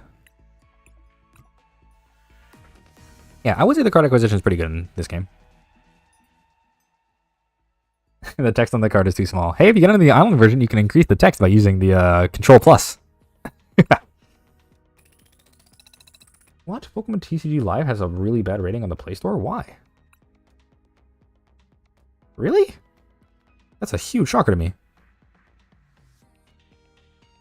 Let me look it up.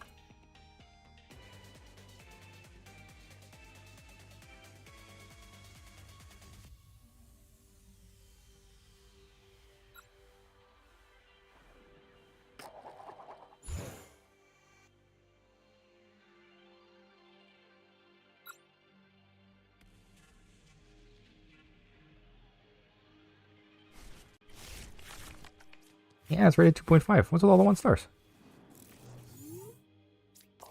That's a huge shocker to me. Yeah, that's one thing that Pokemon did this back in the olden days too, where that you would buy a physical pack and it would come with a code for you to play the online version to like encourage you to play both in paper and online. I think that's a great thing, but other card games don't do that. I wish they did. Magic kind of does, sort of. Like Magic has like online codes that you can convert to packs. But it's not the same as in here where like 1-to-1 connects, right? Oh, that's a really nice heads. Grab you. Yeah, why is this thing? Terribly designed app. That after inside.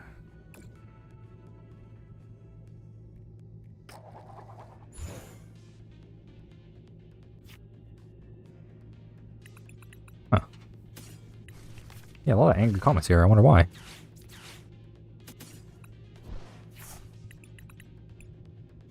You.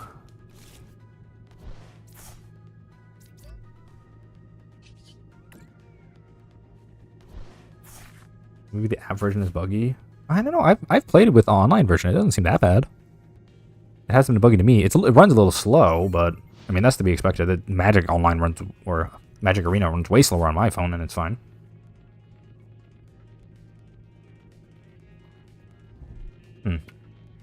A lot of these 1-star reviews are just like they have technical issues, which I mean is like I guess, but like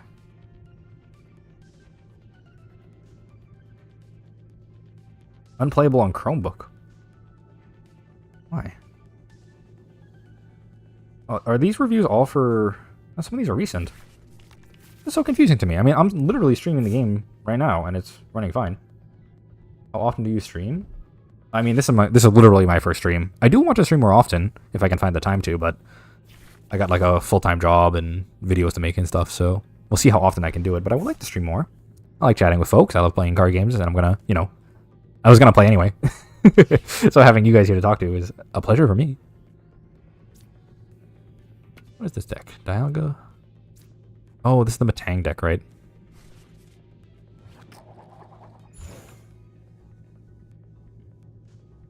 Yeah, I would like to stream more often. My days off and stuff. We'll see if I can stream on the weekend. Yeah, give it a try. It's fun, especially for free-to-play. I think it's got a great free-to-play start, so I would highly recommend giving Pokemon a try. Lucky.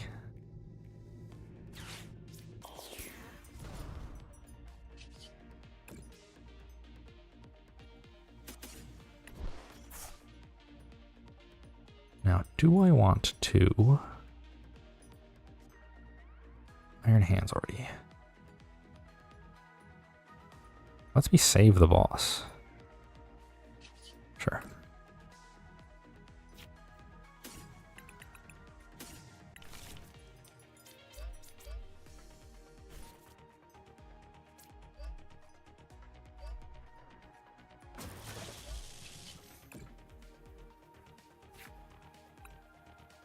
Yeah. Maybe it's just got a bad review online because people are more, willing to leave a bad review than a good review, because like this game, it's good, but it's not like blow your socks off good. So maybe people who see it are like, issues with overheating. Yeah, there's no in-app purchase. I mean, I really like there not being any in-app purchases, you know? Like, feels kind of dirty to me to have, you know, this game comes out, it's targeted towards kids, and then, like, you just walk into the store. There's no incentive to fix bugs, etc. Well, I mean, to say there's no way to make money off Pokemon TCG Live is just untrue, right? Like, if you're a big fan of the Pokemon TCG Live, you can just go buy, you know, you can just go buy the version, like a physical card pack, and then open it up and then scan it into the game. I mean, Raren did a video on this, and he did that same thing, right? Like, he went to buy physical Pokemon cards.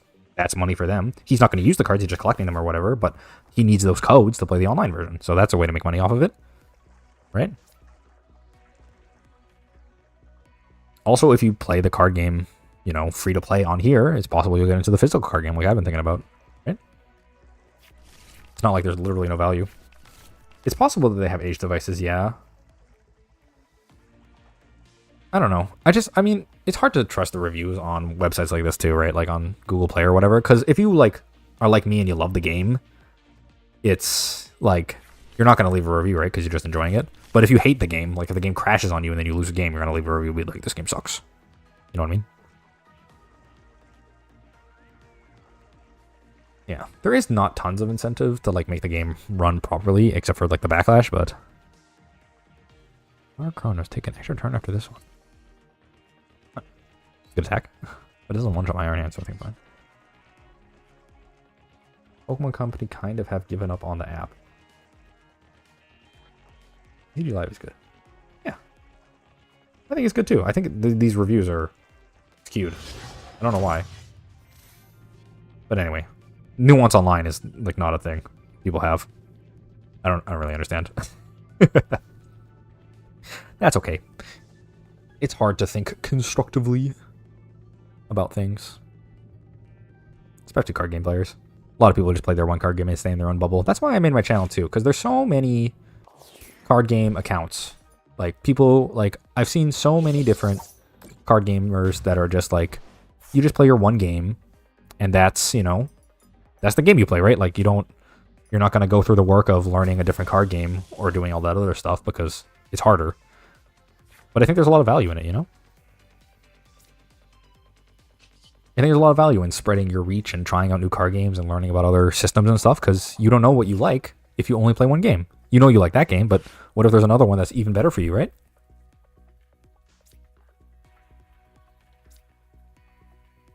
Let's get this guy. Okay.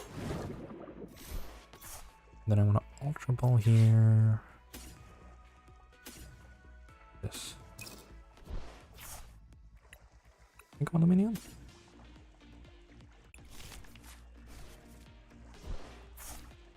Attach here.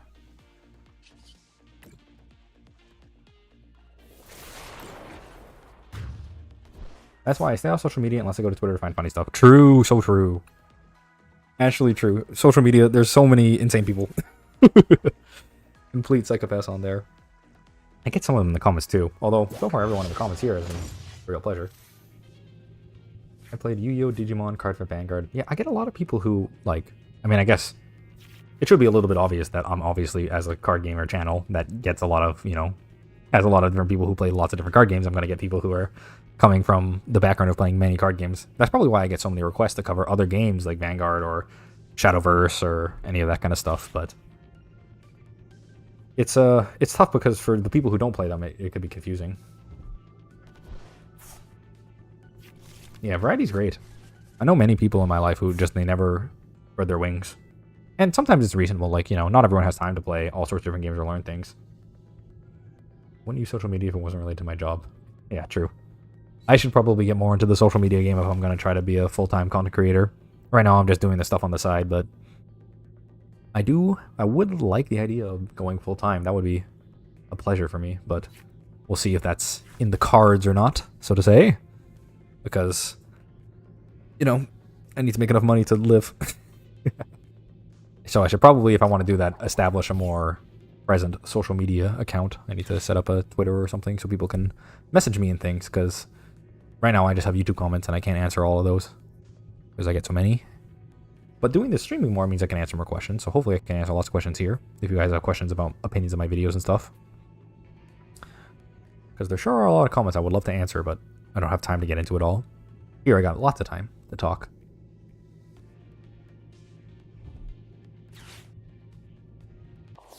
Yeah, that's the other thing with card games too, is that some of them are like really expensive, so it's hard to justify getting into them, right? It's hard to justify getting into a new card game if it costs like $1 bajillion or whatever. I think I want to push up this.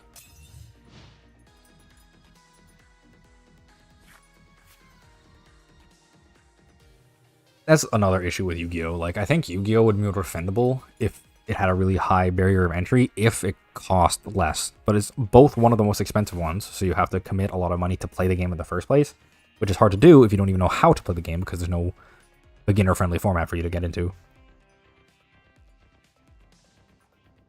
That is one of the things. Yu-Gi-Oh! Is really held a lot together by the anime. I think if the anime wasn't still popular in Japan and stuff, it would definitely have not survived so long.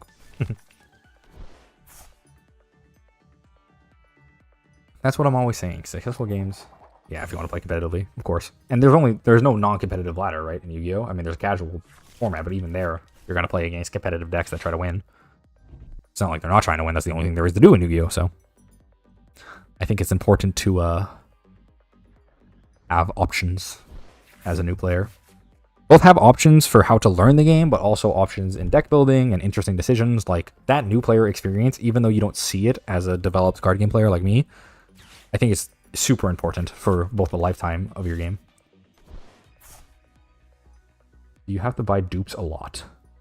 What do you mean by dupes? Do you mean like multiple of the same card? Because you definitely need multiple of lots of the same cards. Like there are some cards that are like Ash Blossom, for example, or Maxi or whatever, which is legal there. You can like buy, you can buy 3 copies for all of your decks because all of your decks are going to run it. But for a lot of decks, you're going to have specifically cards that only are running that deck, like all of the theme decks like Yabella or whatever, or Snake Eye, where you have to buy cards that are specifically for that one deck, and you can't play, you can't play multiple, or you can't play it in any other deck because that's the only deck that those cards are played in. And a lot of them are like going to be ultra rare or something. You have to pay a lot of, money to get them. Yeah, multiple of the same card. Yeah, when you're not really getting all the Yu-Gi-Oh stuff, it's hard for sure. We do like this. Okay. Yeah, deck cores aren't reprinted. Yeah. And especially because like they want the new stuff to see play, right? So they're gonna not, reprint. They're gonna print new stuff to, change the metagame, right?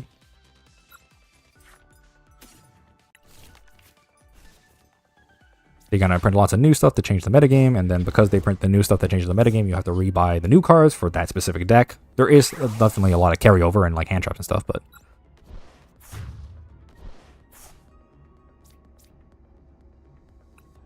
the main card everyone says costs 120 bucks a copy, and you need 3. Yep, I'd much rather play Pokemon and get basically everything you need to build a meta deck for free. Hearthstone does a good job of that too. Actually, they have the new things. It used to be way harder, but they added new meta ready decks you can play when you're starting a new account.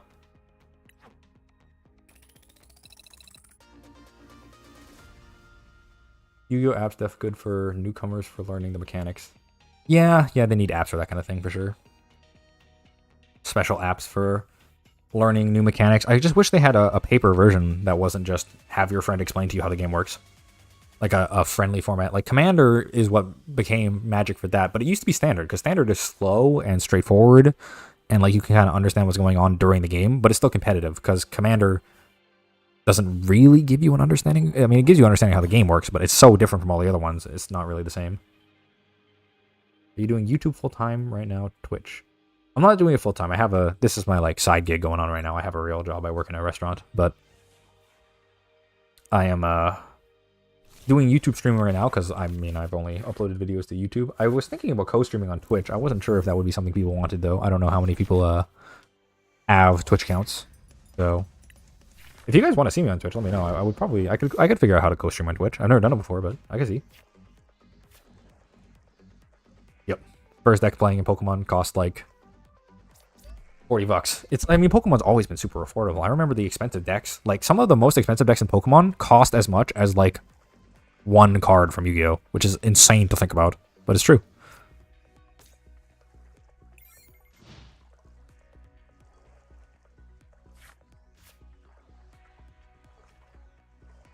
Oh, that's the other thing that is so... I should make a video about this. The Yu-Gi-Oh! The way Yu-Gi-Oh! Does ban lists.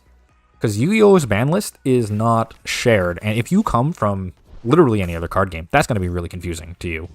Because they have a different ban list in America and Japan and online. Which is super confusing, right? Because you're going to play with a card in paper, and then you're going to go online, and you're not going to be able to play with that card. Or you're going to go online, and there's going to be a card that's going to see play that you didn't know is legal because it's banned online. Or it's unbanned online. So, it's super confusing. Especially if you're a new player, you don't even know what the ban list is. But, I don't know. I feel like that's more of like a logistical issue. Like, they've had that as a thing going on because they release cards at different times in Japan versus America. And then the ban list kind of adapts because of the mistakes that they make in other, the other metagame. So, yeah, it's a weird one. Yu-Gi-Oh! Is just such a weird game. It's a shame that it's a blast. I do like Yu-Gi-Oh! Do I think I'm gonna draw 2 Archeops and Ultra Ball? Probably not. Let's just go with one of these.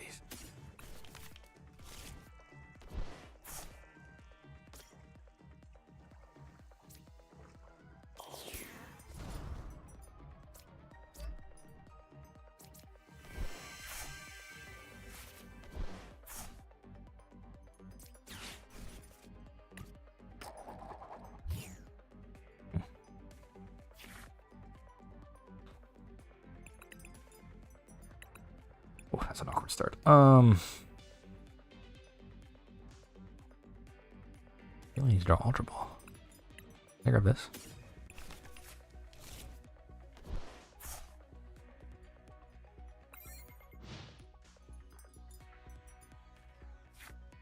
Yeah, seeing the prices on some of the Yu-Gi-Oh! Cards is insane.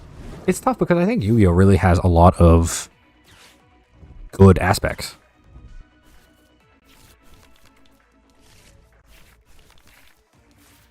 Yeah, playing retro formats is a great thing to do in Yu-Gi-Oh! I love the retro formats. I played a ton of that format. Absolute pleasure. But the tough part is, like, it's not sanctioned, right? Like, it's not part of the game, like, for real.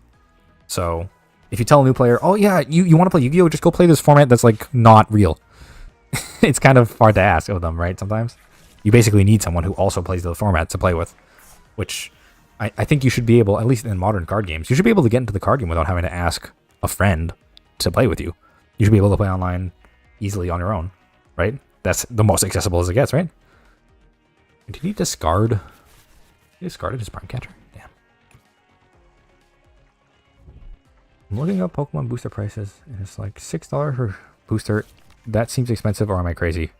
If you think $6 for a booster is crazy, you should go look up Magic the Gathering prices, because those boosters, whew, they'll charge you a pretty penny, especially for the ones that have good stuff in it.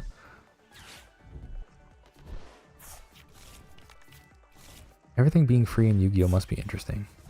Oh yeah, it's super interesting. I mean, okay, it's not that interesting because they balance it poorly. If you ask me, I said it in my resource video, a card game with no resource system, I would love to see how that could work, because I definitely think you can make it work and make it, like, understandable for a player. Just the issue is, like, I think Yu-Gi-Oh! Does a poor job of it. I think if they just balanced it more carefully, like, you could have a game where, you only have one, resource system and it works.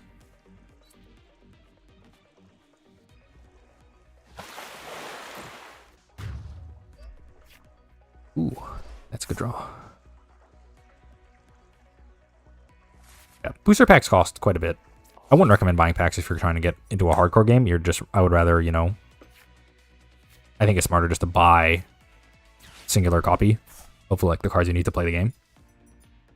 That's why booster packs cost so much, because you have a chance of getting what you want, but you don't always get it. But that's why Pokemon's so nice. Like, the expensive decks don't even cost that much.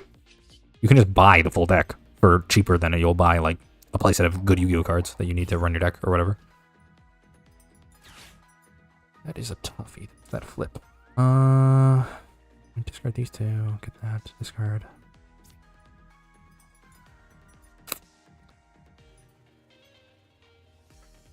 I think I'm cooked again.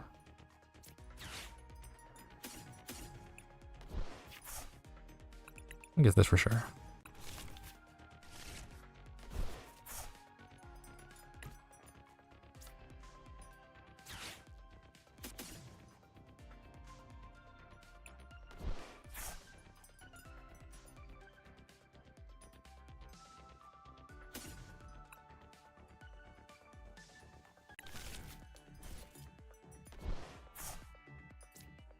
Don't work.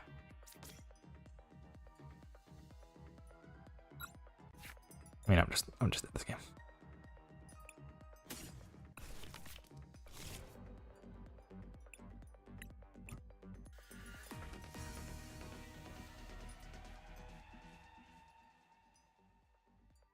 Yeah, I see this argument a lot that like the resource in Yu-Gi-Oh is their cards in hand, but that's a resource for literally every card game. Is there a card game where that isn't the case, where like the cards in hand is the resource? You can say your normal summon is your resource, which makes a little more sense because there are cards that only work on normal summon. Like, you need specific normal summonable effects for your deck to work, but like, that doesn't really matter too much. Like, it's not impossible to build a deck that just never ever uses the normal summon. Like, that's just a mechanic that you can completely ignore. It's not like in Pokemon, you can't ignore energy. Like, there are decks that theoretically could, but almost every meta deck requires energy. It's kind of like saying in Magic, you know, imagine building a deck with no lands.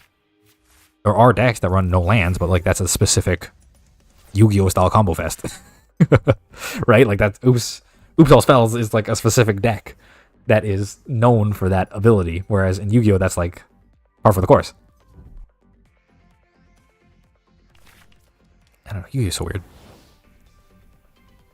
Well, this is a nice Charmander art.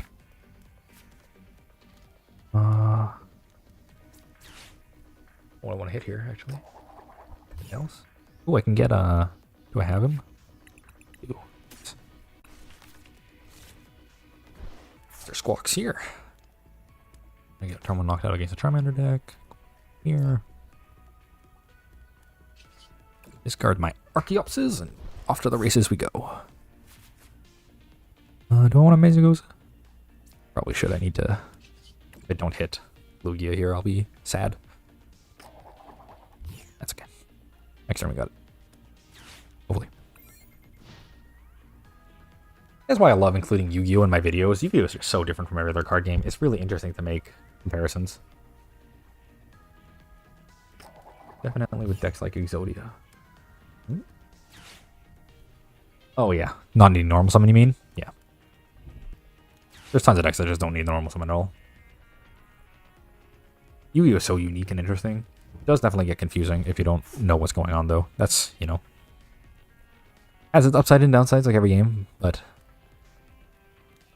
I think the retro formats are definitely my favorite part of Yu-Gi-Oh. Love retro formats. Playing that slow plotting style where you know, synchros and XYZs are like some special thing that you get to do sometimes and not like every game, or they become like a, you know, they're a unique part of your deck, but they're not so overpowering that literally every deck has to play them. That also is kind of a problem with links. I remember when they introduced links, and it was so, like, why would you not put these in every deck? There's nothing to stop you.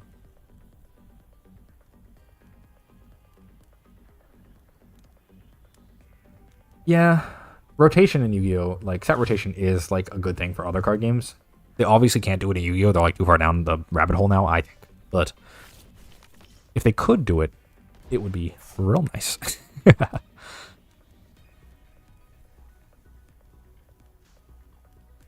Yeah, they should have done it earlier into the game if they wanted to have it be a thing consistently, because otherwise, you know, it's going to feel kind of cheap to introduce it so late into the game's lifespan.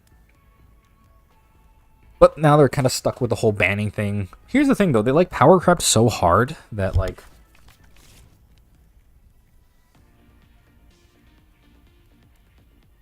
Raigeki and stuff, they're like unbanning now. And if they just put those back on the ban list and rebalance the game, like, it wouldn't be that broken, I don't think.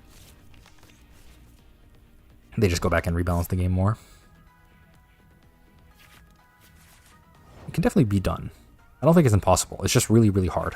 They gave themselves a really, really hard time doing it. Come on. Gotten so bad. Now if I miss this flip, I'm screwed. Heads. Okay, nice. God. Almost a disaster there. Got my Lugia, though. Now we're in the money.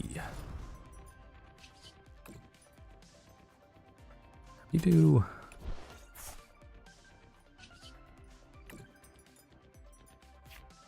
Let's grab this. This. Here.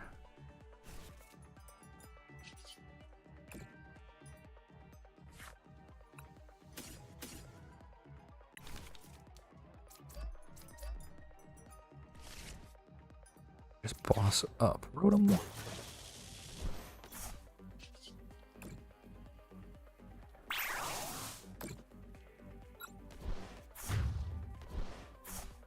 Yeah, not having Yu-Gi-Oh has so many things that are different from every other card game. That's why I always think it's really interesting to compare Yu-Gi-Oh to all the other card games, just because of how different it is.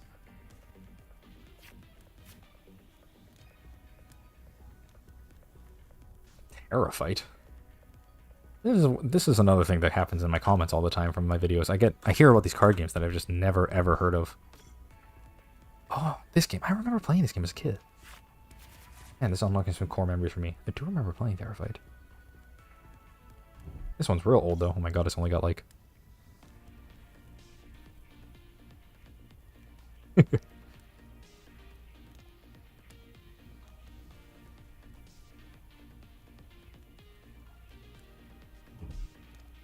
Google is asking me if I actually mean that. Crazy.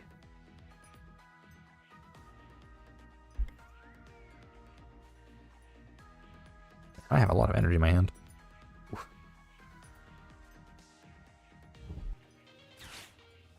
Yeah, you go focus on that studying. Good luck in your university course or whatever. I'm just going to guess it's a university course because my age demographic is similar to mine, so you're probably going to university. Good luck with that.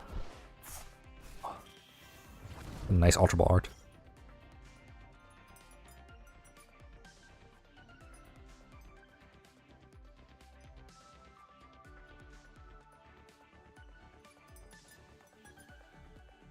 Yeah, I'm doing a Pokemon stream today, but maybe I'll switch it up later. Do a stream of something else. Ooh, he just passed, huh? Sadly, I have no way to get to boss's orders here. I think I just do this.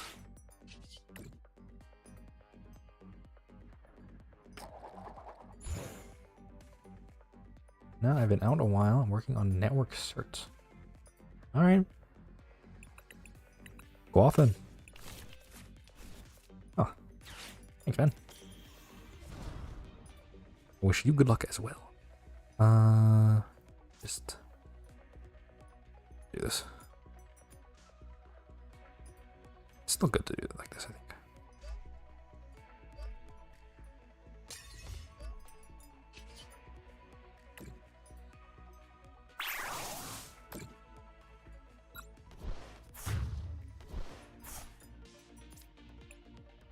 Yeah, I was also wondering what the best time to stream would be because I know that I'm on PST right now, but other people are going to have, you know, different times and stuff depending on where you all are. I assume most people here are from the US though, so I tried to do it around dinner time-ish.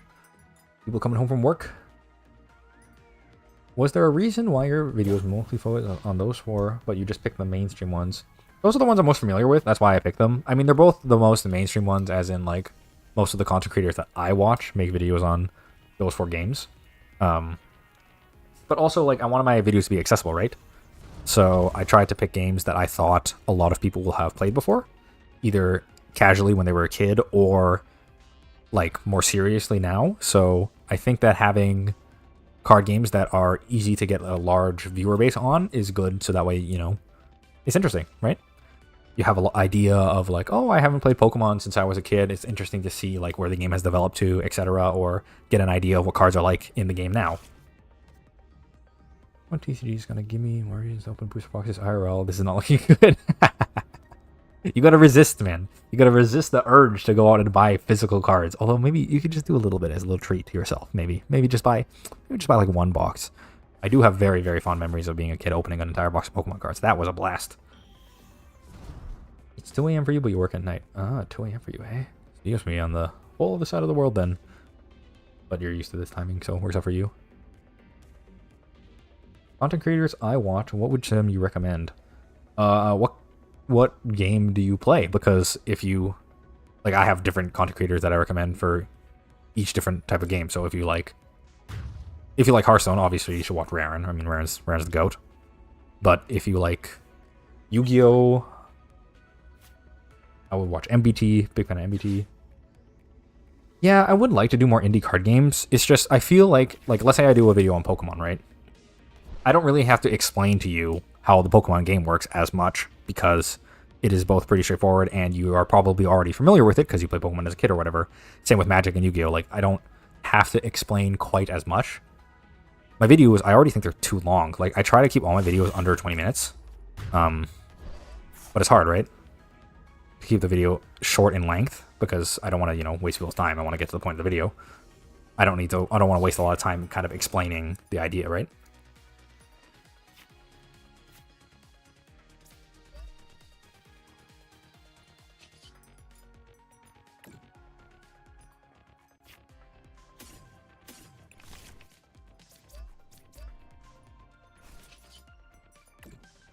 Yeah, what was I saying? Anyway, yeah, I want to do more indie card games, but if I was going to do card games that I haven't had in the main videos, I would want to do them like as their own individual thing, so that way I have time to explain how it works. Like the mana system, like let's say in my new mana system video, if I tried to do One Piece, the way the mana system works is not only very different from all the other card games, like explaining energy in Pokemon or in Yu-Gi-Oh, like in the mainstream card games, it's a lot easier to explain compared to it's a lot easier to explain that than explaining the Dawn system in One Piece, right? So that's why I mostly stick to those. Nah, I love long form content. I would also I do want to make long form content. Like I would love to make, like I could make a 2-hour long video about many of the topics that I've already done, I'm sure. There's so much depth to go into. But it's hard, right? It's hard to make long form content.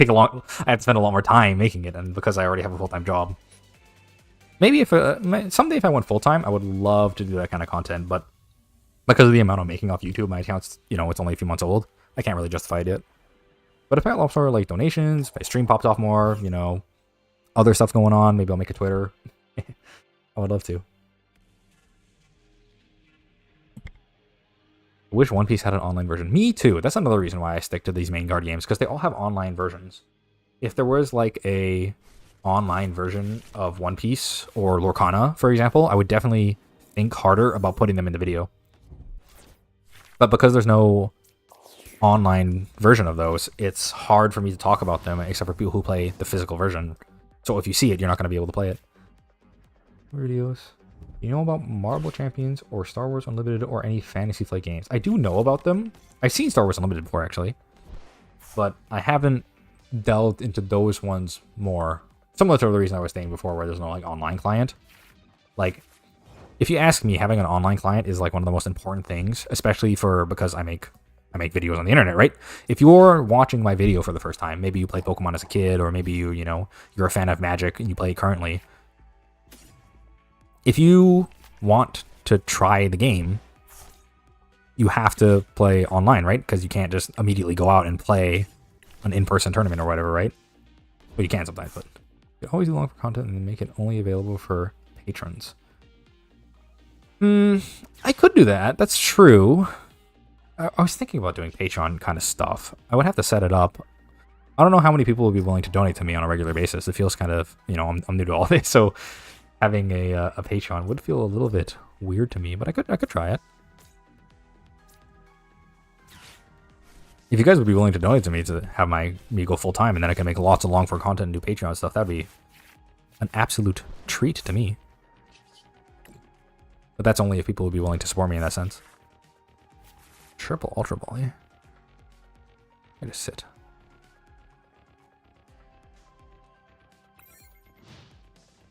Yeah. Oh, I know YouTube also has a kind of patron style thing. It's called members, right? You can do like membership only videos or streams or whatever. But I feel bad doing that. You know? I don't want people to have to pay for my content. Like, I think if I make content, there should be a free accessible version to everyone. I could do different kind of benefits, like maybe I have like a shorter video and then I can make like a longer discussion video after, similar to this stream here, where I like talk about the idea more in depth. Oh, maybe that's a good idea. Maybe I'll upload a video and then do a stream afterwards so I can talk about it. Yeah, it would be awkward for newbies who can't jump into the game. Yeah, I mean, I do love Tabletop Simulator. I remember playing The Binding of Isaac 4 Souls on Tabletop Simulator because I'm a huge Binding of Isaac fan. And that game was a ton of fun to play with friends, Commander style. But it's also like, Tabletop Simulator is... reminds me, it's worse than Dueling Book. And Dueling Book is good, but like, it's not amazing, right? So it's kind of hard to, you know, justify. Yeah. Exclusive content isn't great. I don't love exclusive content. Like, speaking of content creators, like, if you watch MBT, he does a really funny thing. I love his thumbnails where he has exclusive content where he just has his hand up saying, "Are you not a member? Sorry, this one ain't for you. No content for you, buddy."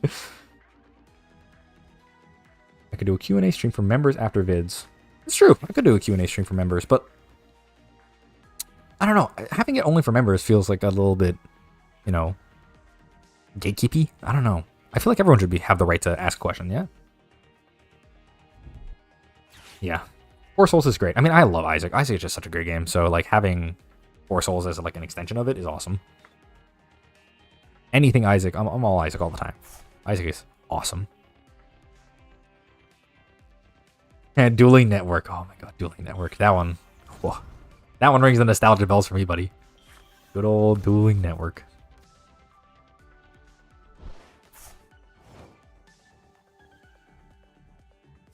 Even if someone gave you $1, that would be more than YouTube. Well, it depends on the video, actually. Some of the YouTube videos actually make me a pretty penny, but it's not enough, obviously, to have me go full-time, right? An awkward time to miss. Just the Prage? Just the Prage. Been playing since Wrath of the Lamb. I started playing in Rebirth. I mean, you know I'm on YouTube all the time, so you probably know that I'm a big NL fan. That's when I started watching YouTube content seriously back in the day. What's inspired me to be here now. I don't have two, do I? Oh, I do have... interesting, okay. Well, let's start here. Oh yeah, the art on Four Souls is also awesome. So many amazing art pieces there. That's something that, you know, no matter what card game I play, the art is something that I'll always love. It's hard to go wrong with that route. I do have two. I'm stupid. I will say, whenever I watch streamers and I see them make like obvious misplays, I never really understood. But now that I'm actually playing and talking to chat at the same time, this is definitely harder. I was super into Isaac, but I got too hard when Repentance dropped. All of those Taint guys, I didn't feel like finishing. Yeah, some of the Taint characters are a little bit too tough if you ask me. But I mean, they also had like insane challenges even before the Tainted characters were introduced. Like the what's it called now? Like Original Lost is insane. I can't believe he actually put that into the game, like Original Lost, like where there were just stories of it. Just hold the R button until you get one of these 3 items in your item room. It's insane. But yeah, some of the Repentance characters kind of bring that back. As a hardcore Isaac player, it feels justifying to me. Like, yeah, now you have to suffer the same way I did playing the Lost and having to reroll until you get Holy Mantle. But it is also kind of like, you know, If you want 100% the game and you have to beat the entire game without getting hit a single time, it's a little bit insane. I remember getting Wrath of the Lamb on my birthday for like $3 in 2012. Yep. Good old Edmund McMillan. A classic name in the... Yeah, Lost Without a Holy Mantle is unreal. I cannot... I mean, that was just the original Lost. And you had to do an entire puzzle to, like, figure out how to get them in the first place. It's just complete insanity.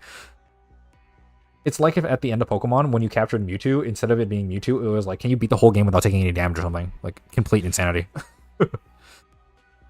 Part of me loves it for how insane it is, but it is quite the endeavor you're gonna partake in if you want to do that. NL mentioned, let's go. Oh, I love NL. I've been watching NL for a decade. God damn, I'm old.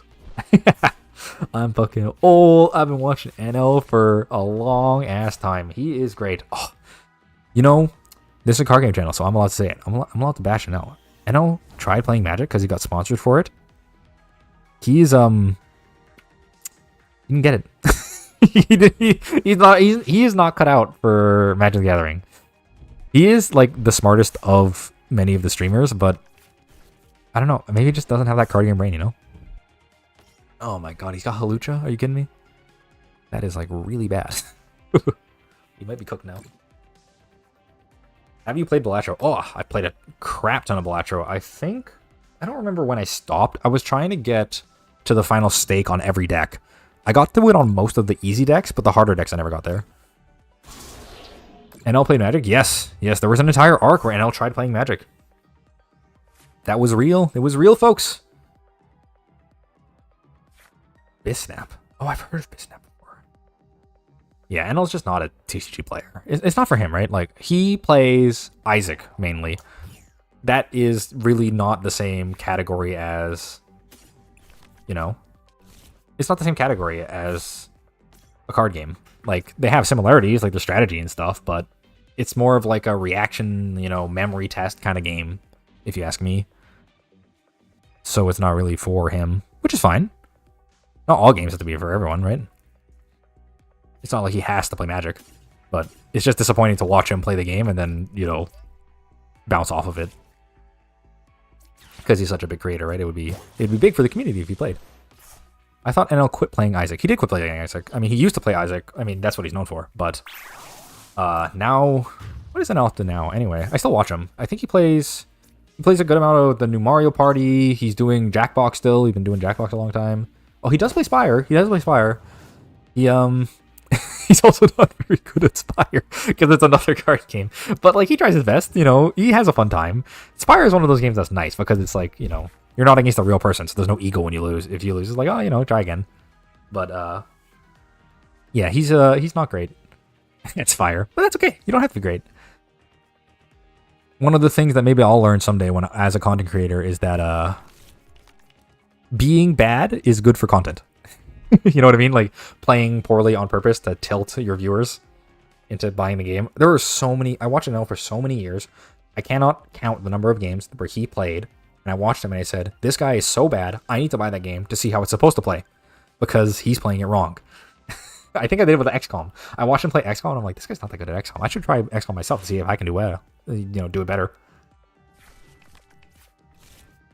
NL plays Spire a lot right now. I love his content. I watch daily. Yeah, I do love NL's content. He's a great content creator. Like, him being good at the games isn't like really the point, right? Like, he's not supposed to be like the best gamer of all time. He's not trying to do that. He's trying to make an entertaining stream, and he does a great job of that.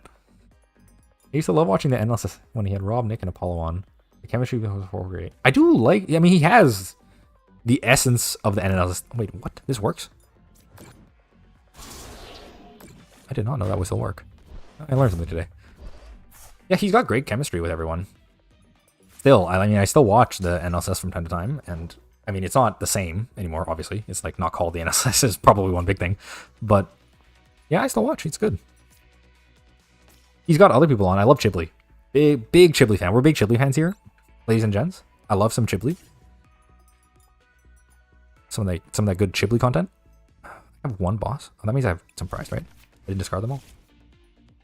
I have discarded one. Okay, so I just have to hit the flip. Simple. Yeah, big Chibley fan here. Big Chibley fan. There are a few card games with questionable / interesting art. Alright, you talking about Magic? And when you say popping out, I'm assuming you mean popping off. Ghibli Army, yeah, big Chib.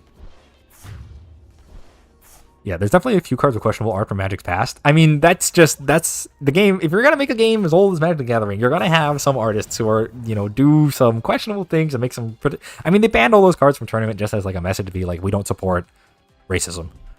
And there's a lot of card games with bad art, but like, it happens, No, like, gem blunders. I'm not sure what you're talking about.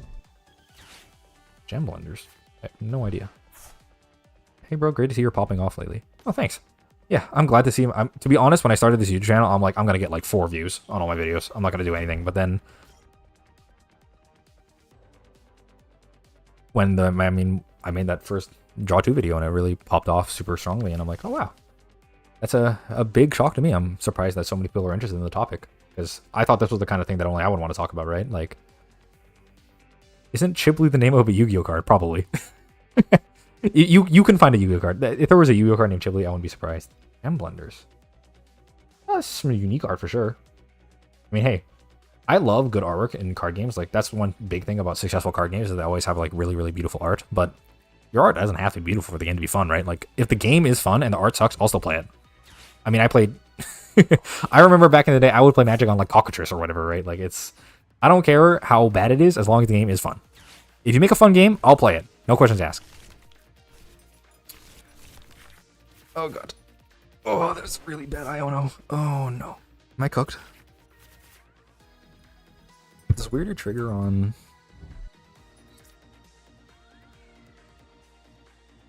We'll see. Do you do playtests? Playtests? Of, like, other card games, you mean? I've never been asked. I mean, I would be willing to.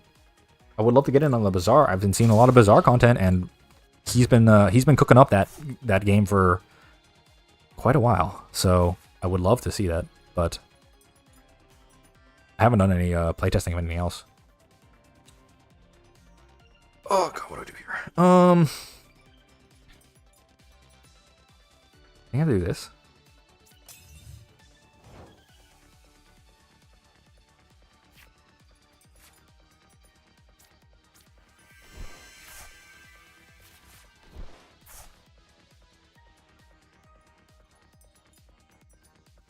Yeah, this one's done. I can't boss this turn.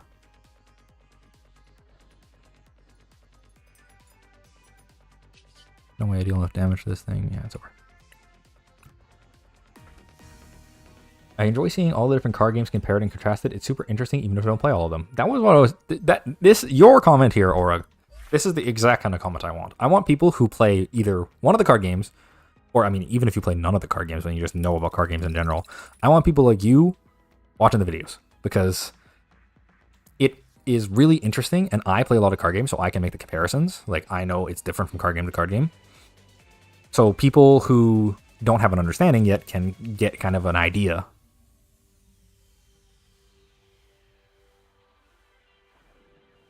Take the PIDs. Okay, I want to try a Horrors game. Like the movie? You can't be talking the movie cards, right? No way.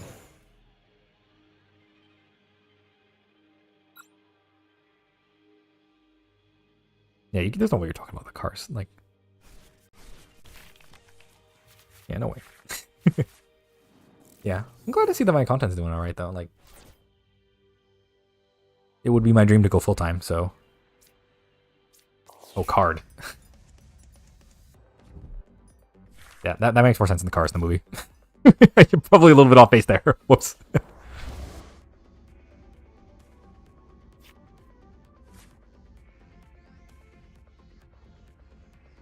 Oh, you want me to give it a try? I mean, maybe, but I got it, I got a full-time job right now, so I don't really have tons of time out between making videos and, like, uploading stuff.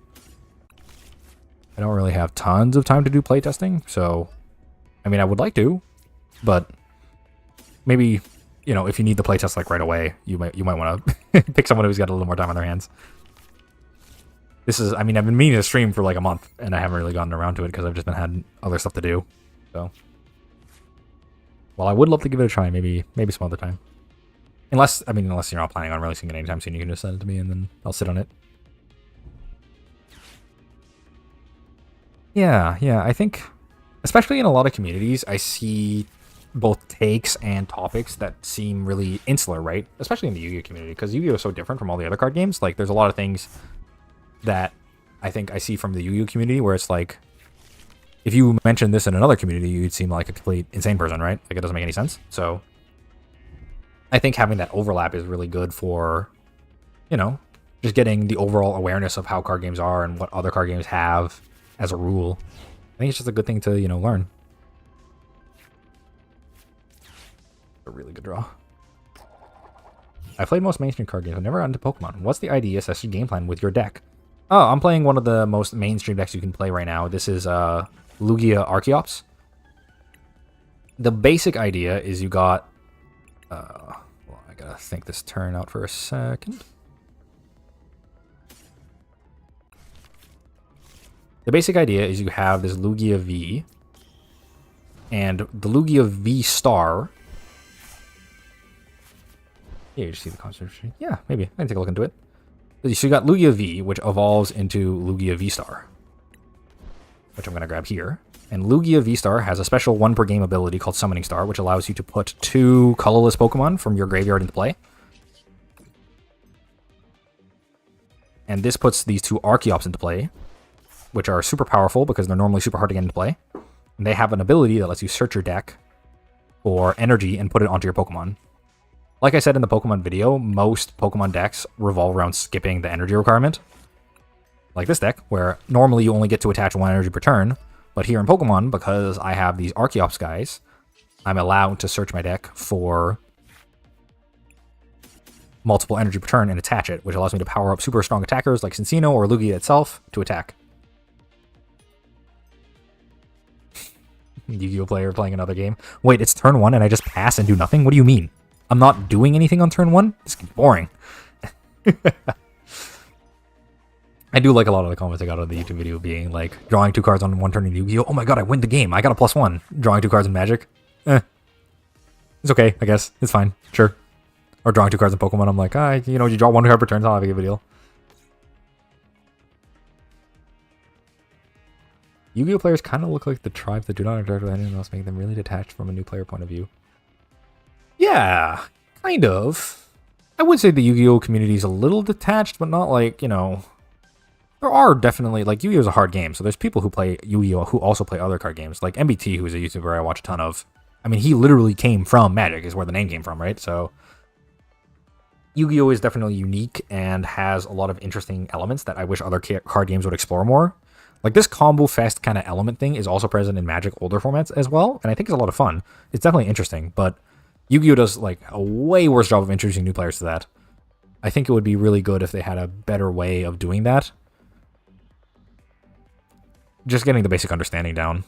It's also hard because I think a lot of people come to card games like Magic or Pokemon or whatever because they want, like, a long-term game to play for a long time. But when your game is, like, super hard to get into... You're just going to pick a different option, right? And then you don't learn about it. And I think there's a lot of stuff to learn from Yu-Gi-Oh!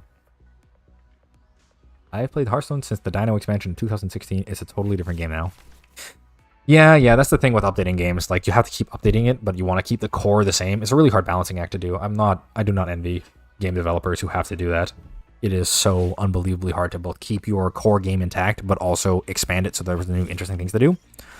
Hearthstone, I mean, Magic has been doing it for, like, 30 years or whatever, right? So even though they're kind of struggling now because they're coming up against the limits of like what you can print on a card without it being too wordy, they can definitely pull it back.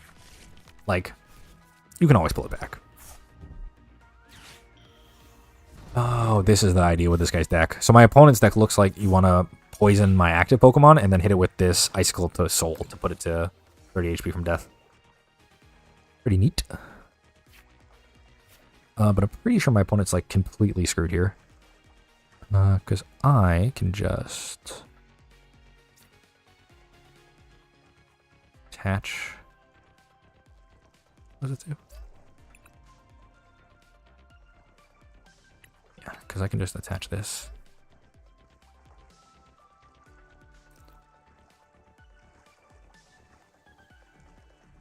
You still don't like Priest.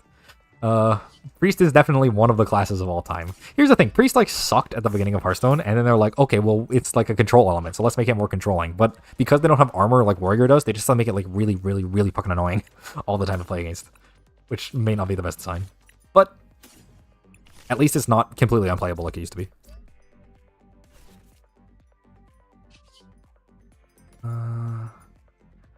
Didn't that small for anything?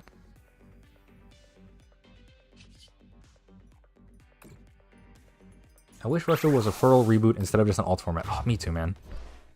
They always talk about Rush Duels. The Yu-Gi-Oh players, they love the Rush Duels, but you should see what Magic's doing, man. They have so many more formats. If they just did it like that, I think they'd be so much more successful.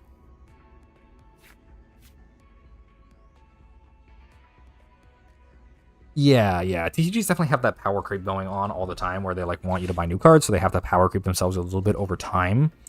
But I still remember the Pokemon example. Like when I played Pokemon originally, it was like super duper powerful, and then they reined it all in, right? They banned a bunch of cards early by basically rotating the format early, so that way they could, have a more balanced game, right? I think it's important to do stuff like that, so that way, your game can last. Right?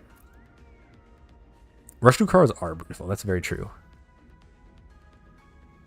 Man, this streaming thing, gotta give more credit to streamers, this is hard. I'm paying attention to you guys in the chat and also pay attention to the game at the same time. It's tough. Yu-Gi-Oh! Unfortunately, there are cards that say more or less, good luck playing with it.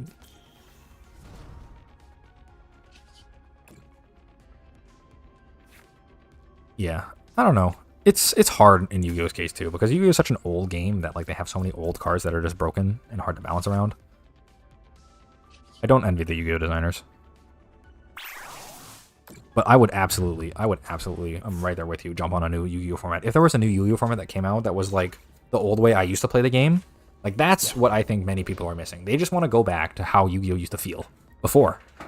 You just want to get those old feelings from before. Those same emotions that you got when you originally played, they want those feelings back in the game.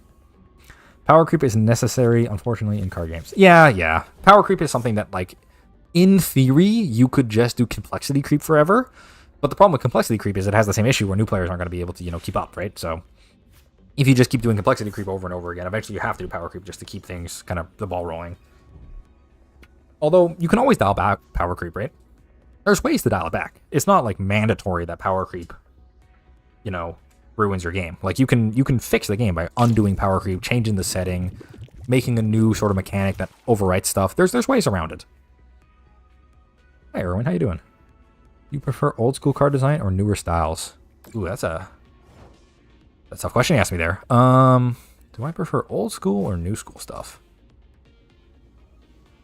That is a toughie.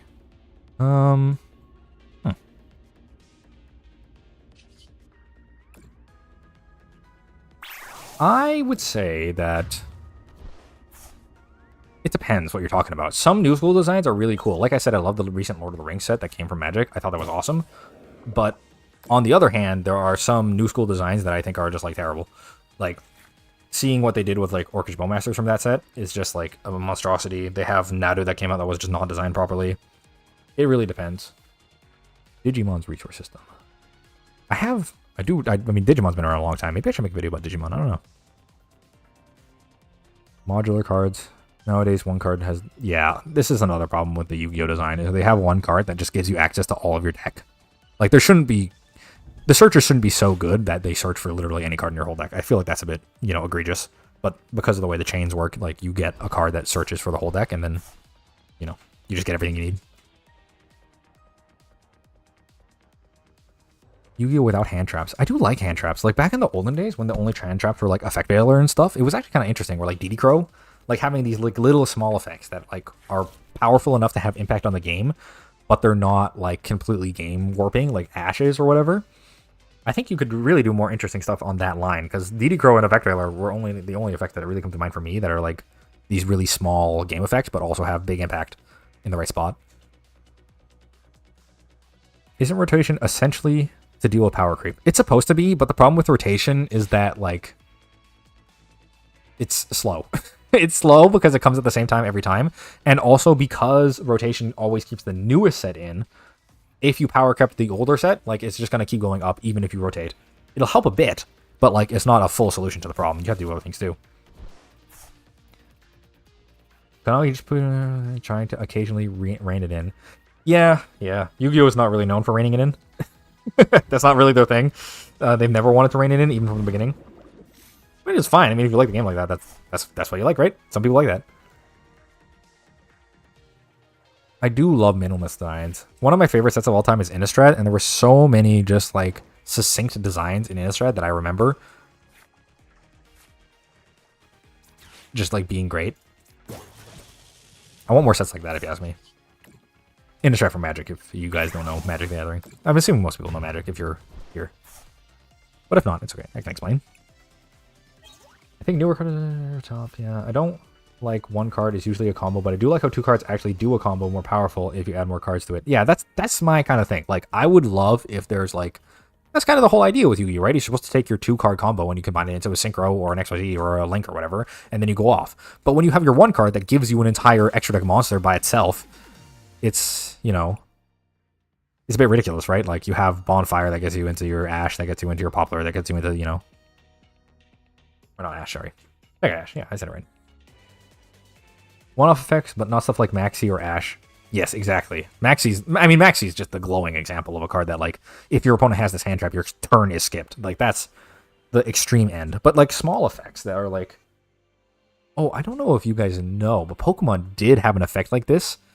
It's, like, the only effect in the game that you can use on your opponent's turn. There's, like, a card that turns off Poke Powers, but only if you have specifically, like, Pokemon G in play, which was, like... way back in 2012 or whatever, they had Pokemon G, and you had like a special card that you could use on your opponent's turn. Effects like that are really interesting to me because they don't like completely box your opponent out of doing anything on their turn, like the same way a counterspell for Magic does. Poplar is a war criminal. True. That's pretty true, and it avoided the ban for some reason. Thanks, Konami. Whoopsie doopsie. We accidentally printed a card that lets you combo for full for free. Let's keep it at 1. That's another thing about Yu-Gi-Oh's ban system, where they have actually, like... Are there any other card games that do limiting? I know Magic is limiting in Vintage, but I can't think of any other card games that seriously use it as a real thing. Yeah, Snake Eyes was fine before Poplar. It wasn't that bad. I mean, it was good, but like it wasn't like Tier 1, crushing every other deck in the game, right? The bans have helped, but also there's U-Bell going on. I don't know. Yu-Gi-Oh's a mess. Also, here's an annoying thing that affects only me. For all the other card games, if you look up lists of the card games, it's really easy to find multiple lists for different things and different tournaments and stuff. I don't know why it's so hard for Yu-Gi-Oh! When I look up Yu-Gi-Oh! I have to like specifically look up individual cards I know are strong because I can't look at card pictures from lists on Yu-Gi-Oh! Websites. I don't know why they make it so difficult. He's running a grass energy in his deck. Yeah, I would love if they went back to the old era of Yu-Gi-Oh! Where they had formats like Drill Warrior is one of the best cards. Fucking Drill Warrior. You know, like a Drill Warrior, he's just like a guy. Like, doesn't do anything special. Why can't he be the king, right?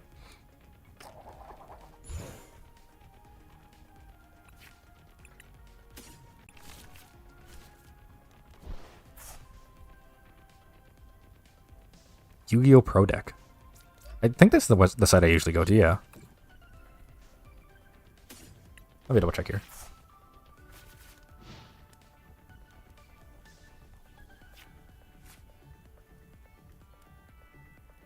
Yeah, this is the site.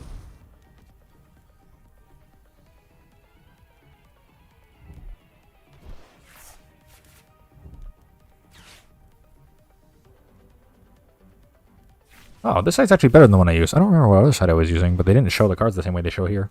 Huh, maybe I'll just use this from now on. See, this is why I'm glad I'm doing this stream. Yeah, this one's definitely better for me looking at all the stuff. Seeing freaking imperms. Oh, that's another video that I probably have on the pipeline sometime. I want to do one about deck sizes. Because deck sizing is something that's really interesting in Yu-Gi-Oh! And is not that interesting in other card games.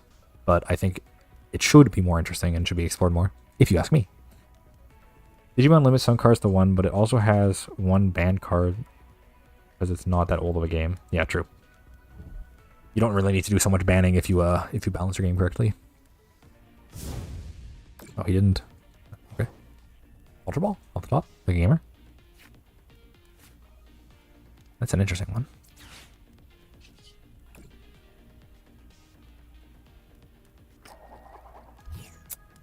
That is tough. Shoot.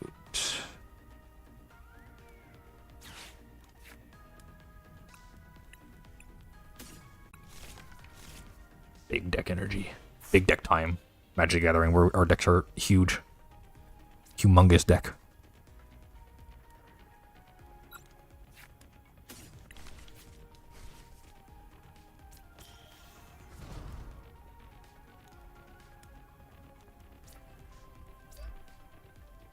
Let's go like this.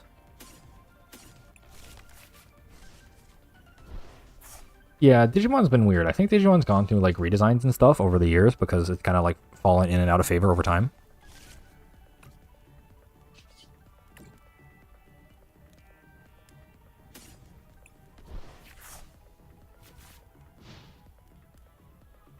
Yeah. It's like a reboot. Yeah, exactly. That's my understanding of the way Digimon works, is that they have like rebooted versions of it and stuff because the original one kind of fizzled out. What to say?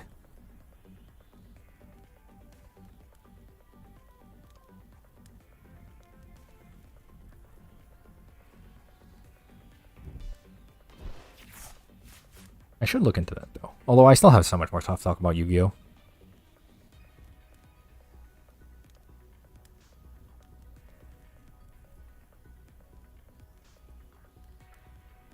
God, looking at this Yubel list just makes me sad. 3 Ash, 3 Molcharmi, 3 Nibiru, 3 Imperm, 2 Ghost Ogres. Oh.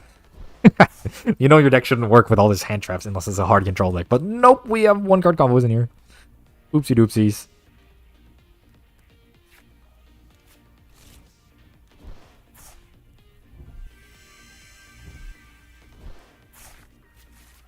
Marvel Champions.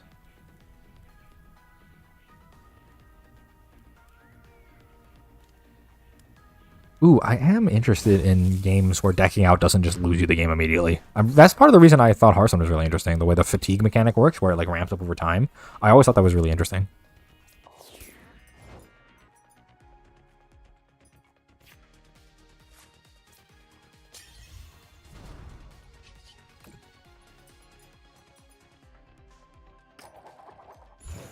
I hate the flip. Digimon, yeah. I wish Naruto game took the Naruto game. Yeah.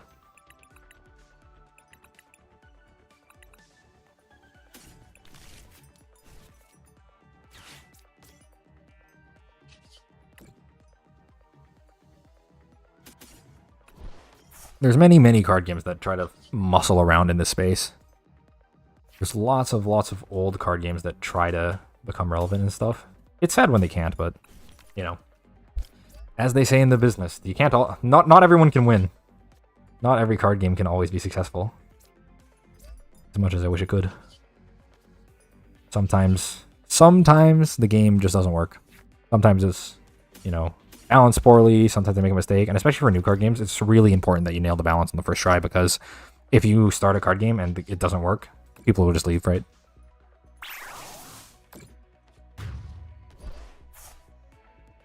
Yeah, that is a good point. Translating stuff from anime into card games is really interesting. I love the way Yu-Gi-Oh! Does it, where like you feel super powerful all the time, but it's also like you gotta balance it, right? You can't feel like an anime character all the time, because if you do, then you're gonna run into issues where it's like, you know, you're overpowered. Although you're supposed to feel overpowered in animes, which is kind of the vibe. It's a hard thing to balance. Yeah, they're really kind of weird. This is another thing that I think is underexplored in video games and card games. Yeah, the 2-year curse. That one's a classic. Happens to the best of them. It's sad to see, too, because a lot of them have really interesting mechanics, and it's easy to get attached, but that's why I reserve myself before getting really into a card game, just because, you know, a lot of them don't make it.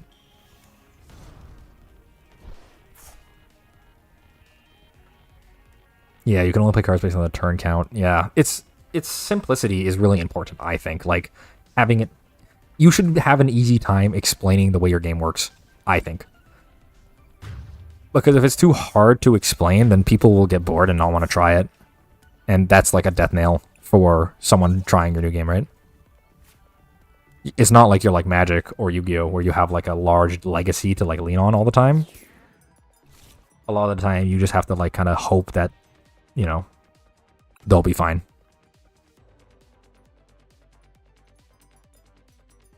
Making up whole cards in the middle of the match. Zexal. Zexal. I've heard of Zexal. That's familiar. Card could be played on turn 0. Yeah. No, there's so much interesting space for card games to explore. It's tough because there's just like a limited market for it because the learning, like even on an easy game like Pokemon or Magic, the floor to learn the game is pretty high compared to like Fortnite or whatever, right? Like there's just so much more you need to get into. You gain a lot of depth for that and you really feel good when you win, but it can be tough to convince people sometimes to get into it, you know? Can I win next turn? Need to hit my flip. There are good things about the Zexal anime, but I stopped watching before 5Ds and Synchro era. Yeah. Yu-Gi anime's going on a long time.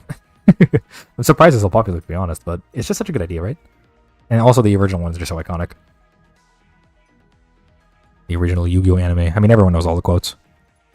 I just wish you got to activate your trap card in Yu-Gi-Oh nowadays. There's no activating trap cards anymore. They remove that mechanic from the game. Whoops. Classic oopsie where you accidentally destroy an entire mechanic with your game too fast. Yu-Gi-Oh could dial it back though. There's ways. The problem is it would just require mass bannings, which are a real feel bad for the community. That's why it's tough for Yu-Gi-Oh. That's why I think retro formats would really do them. You know. BRB making a Skibbity Toilet. You can't make a Skibbity Toilet card game. You have to ask Magic the Gathering so that way they can put it in. Make a Skibbity Toilet set. Then make a card game. You're doing it in the wrong order, man. Gotta oh my god. It feels wrong saying it, but like it's actually it could be real. they could unironically make a Skibbity Toilet set if they wanted to.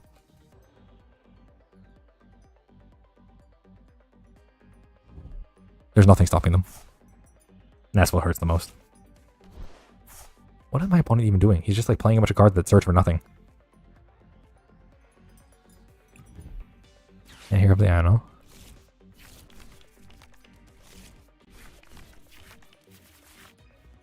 Ooh, I hit the boss.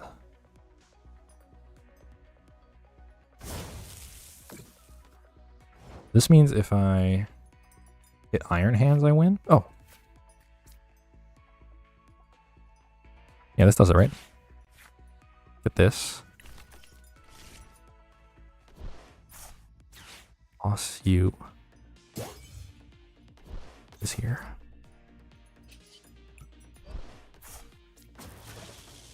And my opponent kindly shuffled in all of the energy I need.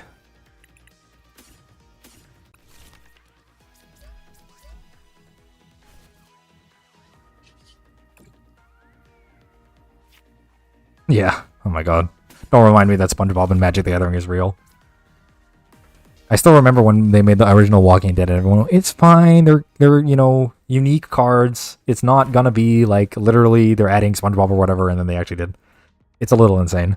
I just wish the Magic creators had more confidence in their own brand, you know, like this Fortnite effect where like, you know, you basically just take other IPs and put in your game to make it popular is effective for a while, but it doesn't work forever, and it felt like a sign for me for Fortnite that like they don't have any sort of plans. Like they're just like, oh, we don't really know what to do. Let's just do crossovers because people like crossovers. And then it kind of ends up being, what's the word? It kind of ends up feeling like the game has less identity than the fact that it just takes a lot of stuff. And I don't want really Magic to be like that if possible.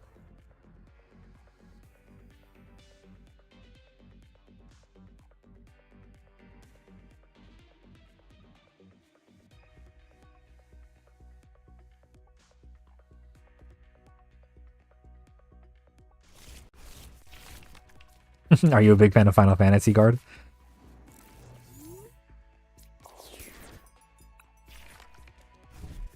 I am excited. I mean, I don't hate the cards on premise. Like, if you can buy Hatsune Miku cards because you like Hatsune Miku, go off, man. Go ahead and play with them. I don't care. I just don't want it to replace the game.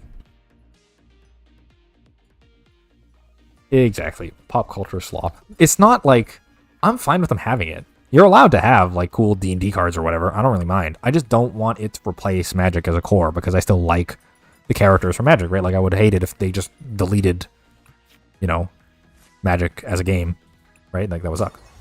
Pretty sure everyone would agree that it would suck if they just removed, you know, remove that because that's, you know, one of the aspects of the game.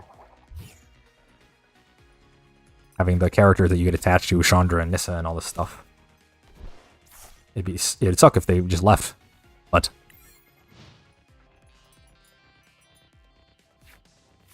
Yuffie from Final Fantasy VII card. Oh, there's gonna be, man.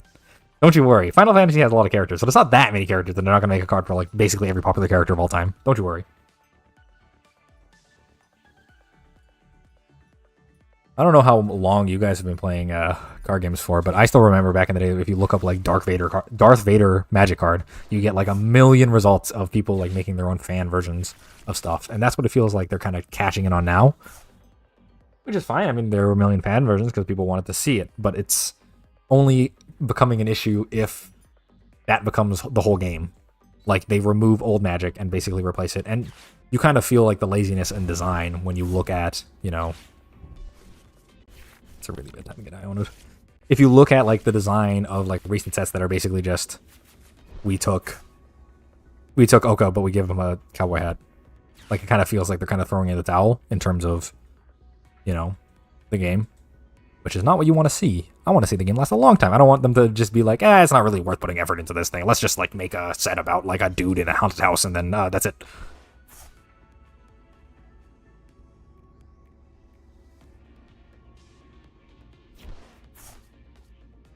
Who'd hit me with Stomp Off?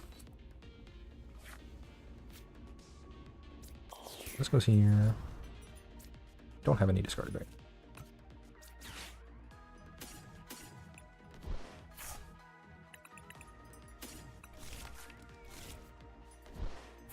Go here. This goes like this. And then I hit the flip, because I'm a gamer.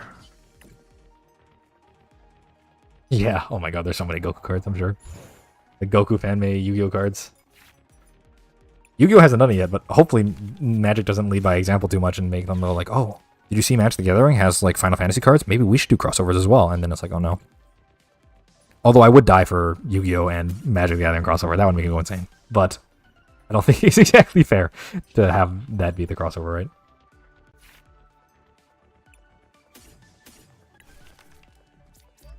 This guy.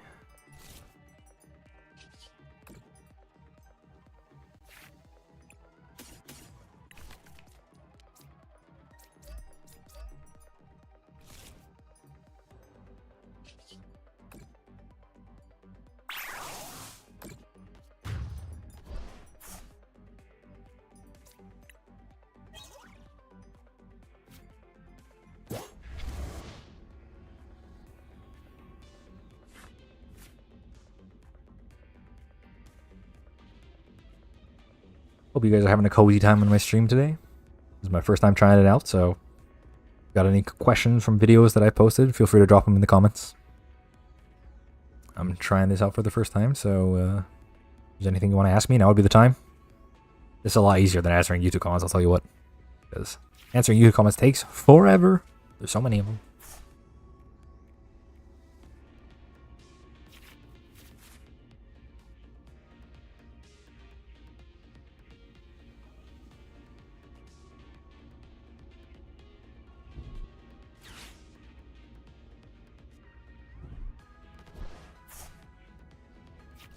Konami hates themselves too much to put crossovers in Yu-Gi-Oh! The other Konami IPs are almost never explicitly mentioned. Yeah, that's true. They do never really talk about anything else. You got a good point.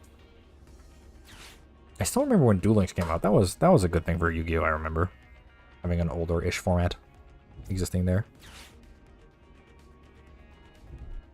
If anything, I would want other card game companies or designers. Yeah, exactly. I feel the same way. I don't want them to exactly copy what other card games are doing. I would rather them just take their ideas and kind of do something with them, you know what I mean? Like, move them to be something different or new or interesting. Roseanne's? Holy fuck, Roseanne? I remember playing this card way back in the day. She was the one who searched for 2 basics. I'm old.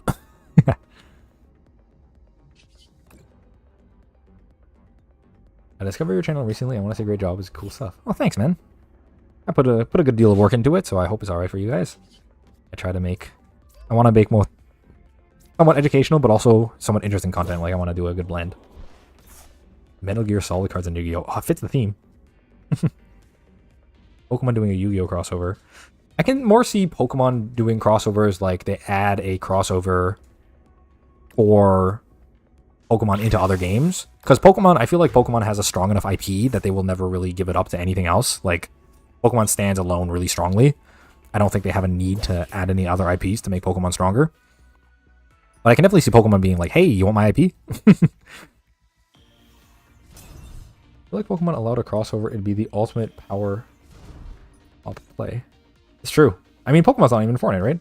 You can't let Pikachu in Fortnite. I don't know if they'd ever really do it. It would be peak, though. It would be cool. Here's the thing. These ideas are all super cool as long as it's done with tact. You just have to make sure that your game isn't gone. As long as your game is still around, but you can still do fun and cool stuff. I don't think anyone will complain. Wait, he didn't use the Pidgeot yet? Whoa. Synchro Summon Big Boss. I Link Summon into Big Boss? I Link Summon into Ocelot?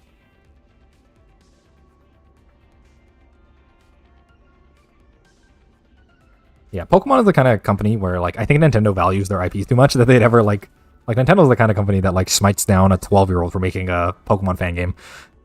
I don't think Pokemon would ever really be, like, willing to, let their IPs cross over like that. Even if it would be sick.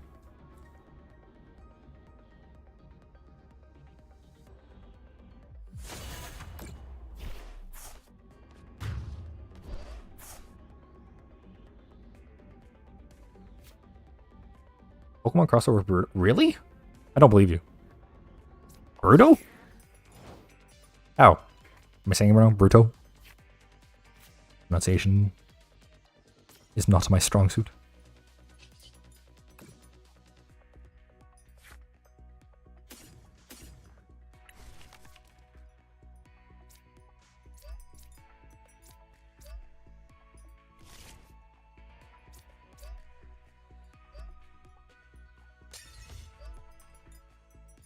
That overlay network. Oh my god. It's scary because it's true. It's real. How much is this doing? I have 1, 2, 3, 4, 5, 6, 7, 8. So 7 times 4. Oh, let's just. I don't really need them.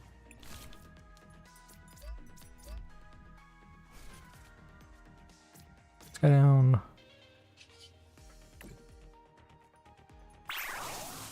In the anime, there was a Pikachu named Bruto with Bruto's hair. Is that a crossover or is that a reference? Because I don't think it counts. Like, did they get permission for it? Because if they got permission for it, like, they had to ask. That's insane. Sun and Moon collab. I mean, that would have explained why I would have missed it. I was not super present in the Pokemon anime. I mean, that's kind of past my era, right? I watched like Diamond Pearl era. Ooh, like a Smash Bros. Style card game? That would be kind of sick. Although I think, you know, I mean, they're not even focused on making a new Smash already. I'm sure they already have that in the works, so I don't think they're really going to lean into that. Doing different IPs in this game, it's fine, but they shouldn't do it all the time because it doesn't feel special like Lord of the Rings was. Yeah, exactly. That's the other thing, too. Like, if they keep doing crossovers over and over and over and over and over again, it's going to start kind of... It's going to drain, right? Like, it's going to feel sort of... like a tax, sort of, on, like...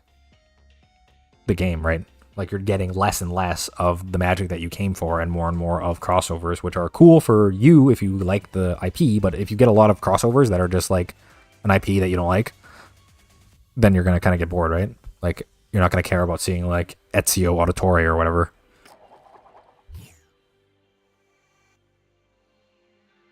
Now I really want to look up this, this Pokemon crossover.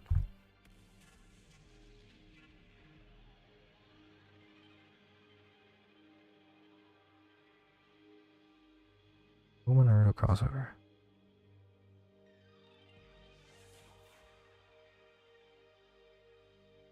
I don't really see anything here. Well, maybe this is it?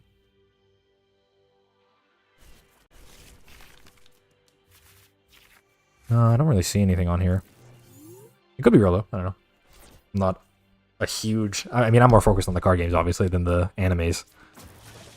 Although it is interesting to look at the animes and the games and see how they influence one another, because obviously that's a big part of what makes the card game design what it is. I mean, that's why Pokemon has 6 slots, right? And that's why Yu-Gi-Oh! Is all about comboing off and doing cool things. Although, I feel like Yu-Gi-Oh! Should have so much more flexibility with it, because the card game is in the anime. So if you want the card game to be different, just change the anime. Like, you can do whatever you want there.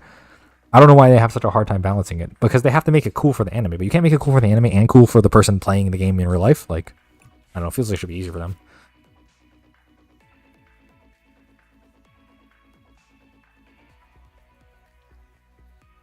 Reminded me of Pokemon cards where they had stickers on top only to reveal a Ditto below. What? I have no idea what that is. And I have no idea why the One Ring card reminds you of that as well. It seems a little bit out of left field. Came from your Draw 2 video. Welcome, welcome. You got any questions about it? I know there's like a million questions in the comments I didn't answer about that.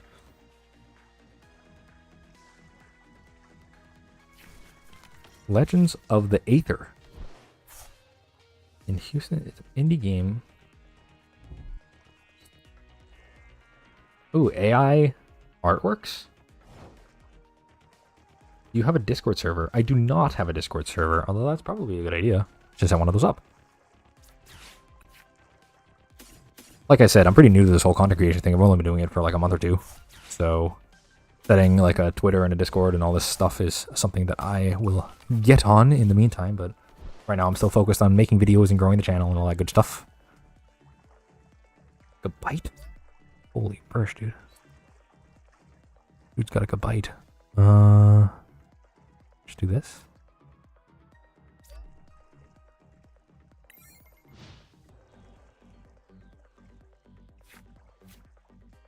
I love your videos. Have you considered making a Patreon?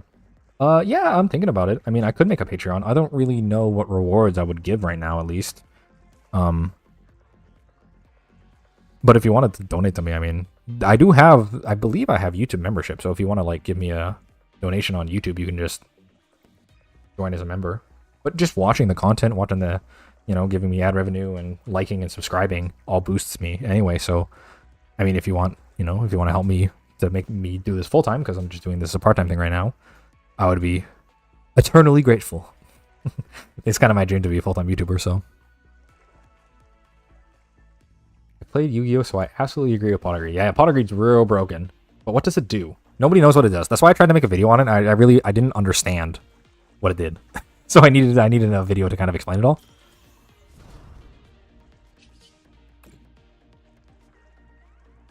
Oh, now's the fun part where I guess.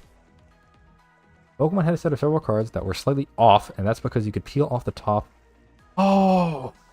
God, that's a sweet idea. I feel like I haven't heard of that before, but that sounds awesome to reveal a Ditto underneath. That must be so cool, especially if you're a kid doing it for the first time. And you're like, oh my god, this card's actually a Ditto. I do love when they do stuff like that. I always will remember the root-bound defenses for Magic, where basically they had a card from the next set that wasn't spoiled yet, and they accidentally put one in one pack, but it wasn't an accident, obviously. They did it on purpose for marketing reasons. But that is just like, that kind of stuff is so cool to me. Doing these like kind of marketing promotions that have super unique takes because of the way that card packs work, or like special things they can do. That kind of stuff's awesome to me. I wish they would do more stuff like that, but it's kind of hard to do that in the digital environment, right? The AI is a turnoff, but his game is actually fun.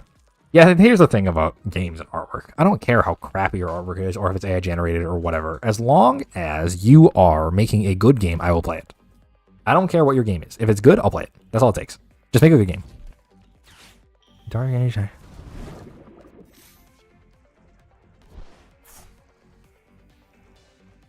I've never seen this card. Okie Dogie is a fighting type? Garchomp is a water type? Holy burst, dude. What the hell's going on here?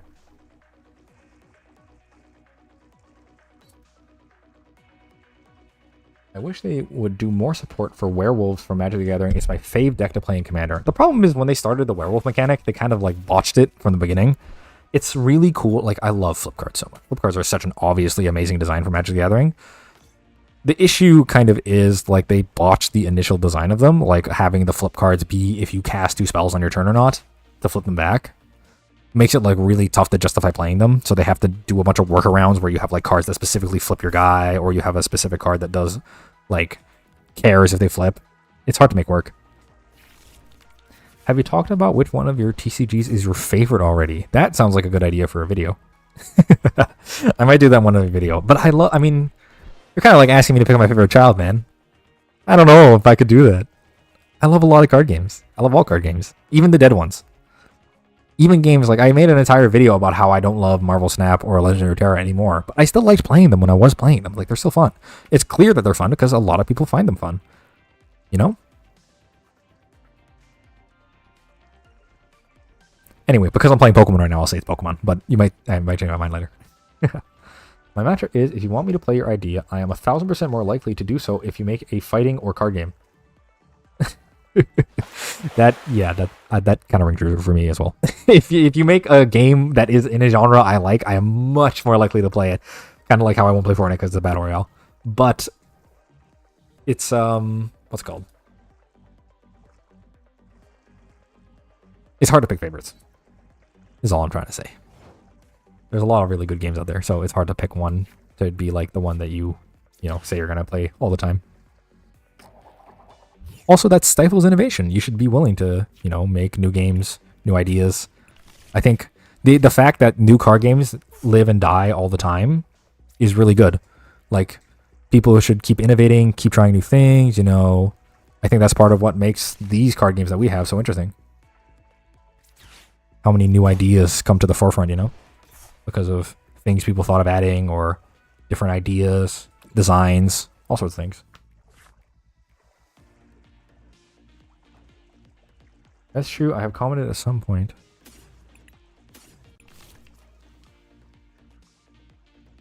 Control in each of the games. Yeah, that's a good idea for a video. I was thinking about doing something like that. How control decks function in all the games. Although it's kind of hard to compare Yu-Gi-Oh! And Pokemon because the control decks in Yu-Gi-Oh! And Pokemon don't really fully exist anymore. Pokemon's more focused on toolboxy style decks, whereas Yu-Gi-Oh! Kind of... Even your control decks are pretty fast, so it's a bit different. I feel like Pokemon, for an example, they really tried to stifle hand disruption and milling. Yeah. Pokemon definitely has a... Because Pokemon has a lot of bad experiences with hand disruption kind of stuff, like getting item locked, getting your hand reduced down to 1 on turn 1 of the game. Like, they've had some bad experiences with that kind of thing, so they really got to watch out because Pokemon has such limited interaction, like, a lot of the time, that's the only way to really interact with your opponent is via that kind of hand attack stuff, so you have to watch it carefully. You have an Instagram or other socials? No. Sadly, I do not. I should set some up, though. I think I'm gonna get a Twitter account soon. I'm gonna set up a Twitter, and I don't think I'll have an Instagram. I don't really see much of a point in having an Instagram. I could set up a TikTok account. I might do that. We'll see. But right now, you can just find me on YouTube. Just leave me a comment on one of my videos. I'll probably read it. I read all the comments.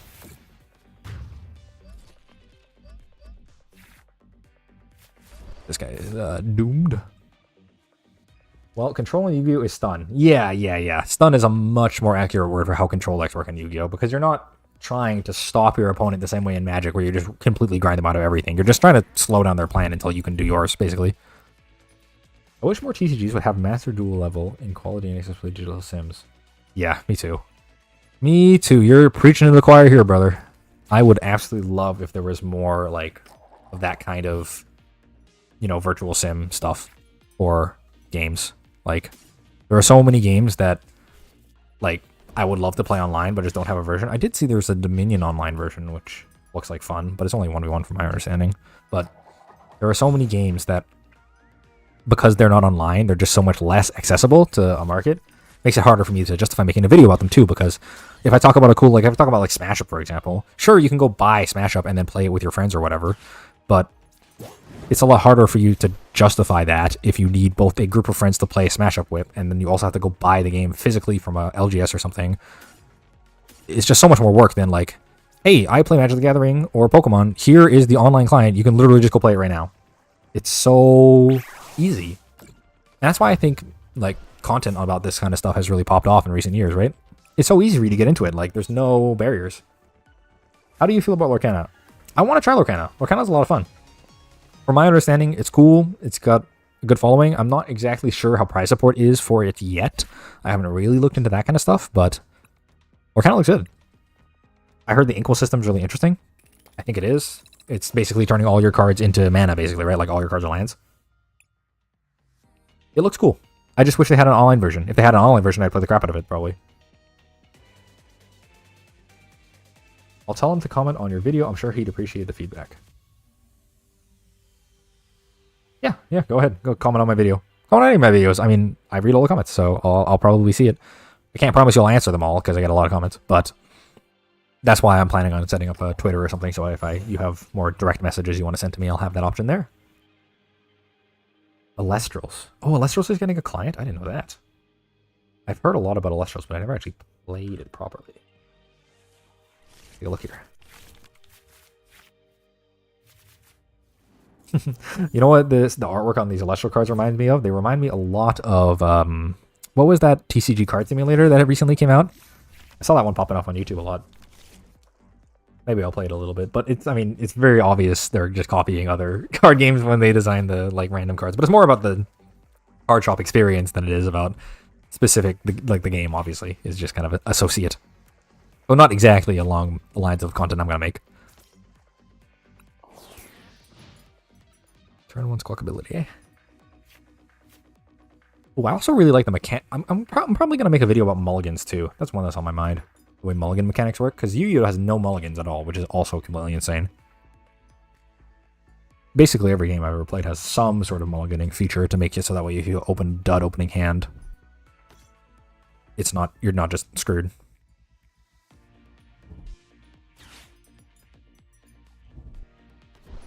I ask you to talk about your experience starting a YouTube channel. I find your style of content really amazing. It's short and well constructed, and I think others should share the sentiment. Oh, thanks, man. That really means a lot. Because I always look at other YouTube channels and I see like, I think I commented on some of the guys' comment, on one of the guys' comment. There's a content creator I'm watching called Whimsicat, I believe, or Whimsicast.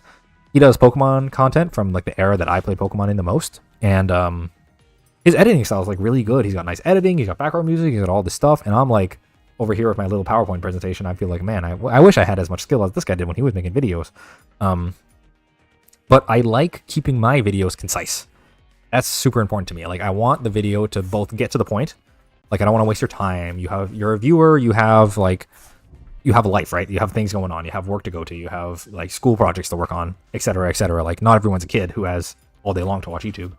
So I want to both get to the point as fast as possible, but also like make an interesting point that you can, take something away from the video with, something that you've learned that you may not know. And that's why I want to do diverse topics. It kind of clashes with, the idea of me making a quick video is having as many topics as possible, so that way as many people will take something very away from the video as a time. I'm also talking like really fast because I'm passionate, which is something I'm trying to get better at, because I got a lot of comments from people saying you talk too fast. Have you been surprised by the attention you garnered? Yes, absolutely. I uploaded that draw to video as like kind of just like a thing. I'm like, oh, this is an idea I like. I'm just going to upload it and see how many people want to see it. And then I got like 500,000 or 250,000 views. I'm like, 250,000 people clicked on my video? I don't even have a channel. My channel has like 100 subscribers at that point. Yeah, no 4-hour thesis, lol. Although I wouldn't, like, here's the thing. Here's a quote that I really feel like speaks to me, is that like, if I had more time, I would have written a shorter letter. because you can talk for hours and hours and hours and hours about all the topics I make videos about, but not everyone has all that time. So you got to try to distill the information as much as possible while still getting the core point. I get a lot of comments talking about like, oh, I wish you had talked about blah, blah, blah. And I'm like, I wish I could have talked about that too. But, you know, even if you have time to watch a video that's like 30 minutes or 40 minutes or an hour long, not everyone does, right? Some people only want to watch one part of the video. Like if you only play Magic and you only want to see the Magic portion, there's people who are like that, right? So it can be hard to justify. But I'm definitely surprised by the amount of attention I gathered with my videos. Like I mostly made the video for me, right? I just wanted to upload it to see if anyone would be interested in, you know, the topic that I'm interested in, and then I got all this attention, and I'm like, oh, all right.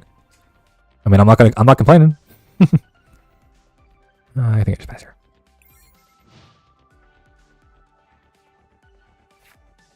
I think part of the reason I got all the attention though is because this is content that is niche and broad, which is something I don't see a lot of content creators do. I think it's interesting to both have a topic that covers a lot of different games, but also, you know, talks about each one specifically. Like I don't see that much of that. I see a bit of it. Like what inspired me partially is the Rarin content where he talks to like someone from a different card game and says, hey, here's this card from this card game. How good do you think it is? Etc. Like that stuff's really interesting to me. But I feel like it's kind of like it's closed, you know? Like you learn something about the card game they're talking about, but you don't really learn anything about the other card game. Like you're watching a Magic player review Hearthstone cards, but you're not learning anything about Magic. You're just hearing the opinion of someone who plays Magic, which is important, but it doesn't teach you anything about Magic. I want to kind of cover both halves of the game, you know what I mean? I'm a fan of Long Term. Frederick Kirsten is one of my favorite channels. He made nearly 10-hour video of EVE Online. I had to watch it in sections because it was just so daunting. That's the thing. I have channels like that. I watch oh, what's his name now? H Bomber Guy. Big fan of his channel. He makes great videos, but man, are they long. You don't have time on my like 30-minute lunch break or whatever to watch the full H Bomber Guy video. It's gonna take so long, so you have to break it up. But then on content like that, because the video is so long, you rely on things that were earlier in the video. He makes references to earlier things in the video later on. So if you forget what's happening in the video later, and then you come back to it, you're like, oh, I don't remember what he said earlier, right? Magic player reviews Hearthstone cards. It was really good when he first started it. I really liked the idea of like, hey, I brought in like a Magic content creator for stuff. I kind of wish he would diversify a little more. Like he always gets the same guy. He always gets Cobra Go Blue. You know, I kind of wish he would diversify a little. You know what I mean? Because there's so many content creators in the space, and he only gets the same guy every time. I guess it's for views or whatever. Like you want to get the most views on our video or whatever, so you're gonna grab the same guy every time. But still, I think he could do a lot by diversifying. Still a big fan of Rarin, though. I mean, Rarin's just a great guy. Stand-up individual right there. Yo, I had to pop out for a little bit. Pretty good. My win rate is actually like surprisingly high so far, from my understanding. I don't know why it's going so well today. I haven't been running into very much Reggie Drago, which is, I think, just like a disaster for this deck. So maybe I'm lucky there. But yeah, it's been going all right. This is enough, right? Yeah. Let's fire this off. Casino. And hit with that. Do you play locals a lot? If so, which community do you think is the most welcoming and diverse? Should a guy bring his girlfriend to Pokemon Magic or another game, maybe? That is a hard question. If I was to bring my girlfriend to a card game local, what would I bring them to? Really tough one. Magic's been getting better at it lately, to be honest. I've seen a lot more girls at Magic events, which is a big plus for me. I think Magic is getting much more diverse, and they're doing things in the game itself to make it more diverse, which I think is a big plus. I am scarred from Yu-Gi-Oh! Events. I would not bring them to a Yu-Gi-Oh! Event. I remember going to Yu-Gi-Oh! Events as a kid, and there was a guy who opened a pack, didn't get what he wanted, and then peed all over the floor of the washroom. That was a disaster.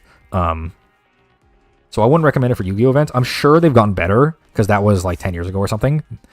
I'm sure they've gotten better over time, but Yu-Gi-Oh! Still feels like, in my mind, Pokemon is like the youth bracket, whereas Yu-Gi-Oh! Is like the teenage bracket, and then Magic is like the adult bracket. kind of, where you can see like most people are from those different categories. I'm sure it's changed over time, but I would say bring a Pokemon event if you want it to be fun and casual, and a Magic event if you want to be a little more serious. And I wouldn't really recommend a Yu-Gi-Oh game. Can you tell me what Magic did to attract more girls? I don't think they did anything specifically to attract girls. I think they just have been diversifying their, like, gameplay. Like, they have a lot of different gameplay elements they've been introducing and stuff. Like, more cards with, like, females as strong characters. They're not being objectified as much. More gay characters and all sorts of things, like trans, all that sort of stuff. Like, all this stuff that just makes your game more welcoming to others. They've been doing a lot more of that, where it's harder to do that in other card games, It also depends on the era. That's definitely true. Some places, like, you can go to any card game tournament and it's going to be all guys, like, every time. Like, obviously, you can't always have it be... Some places are better off than others. Yeah, that's true. That's very true. I would say, before you invite anyone to go to any local anywhere, you should scout first. Do not just drag your girlfriend kicking and screaming into a local that's like 99% men, because it can feel intimidating for them. I would definitely say it's worth being cautious on that front.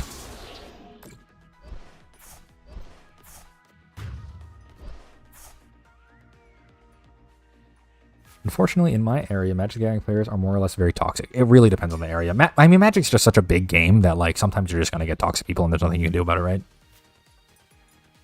Magic is gigantic. Not all of them, but most of them. Yeah. That's the thing about Magic. Like, there are some dickheads. There are obviously going to be. I mean, every community has its own special brand of assholes, but it can be tough. It can be tough for sure. I'm a girl who's been playing mostly Pokemon because it always felt very friendly, and I might check out Magic sometime. That's great. Yeah. If you're a girl who's been playing Pokemon, that makes a lot of sense to me because, like I said, Pokemon is one of the most friendly to people, in my opinion. But Magic has been trying, they've been introducing more gay characters. They've been trying to make it seem friendly. They banned all the racist cards. Like, they've been doing stuff to try to make it more friendly for players. Now, do be warned, there are some, because Magic is such a big game, you get a whole host of characters. You might get people who are mean, or people who are toxic, or racist, or whatever. Like, Magic is such a big game that you get a huge variety and swath of people. But I think, as a whole, in general, Pokemon is one of the better ones. Or Magic is one of the better ones. Like, they've been trying their best to cultivate a friendly community, and I think they've mostly succeeded. At least in my local community.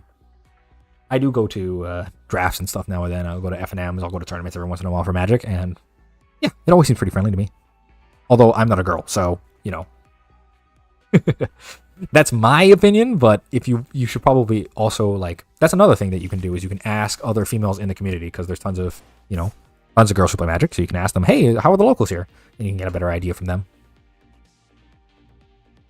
Magic is fun if you play casually, but that's just for me. Yeah, I mean, I think Magic is also fun competitively. Like, I love playing competitive Magic tournaments. It's a blast.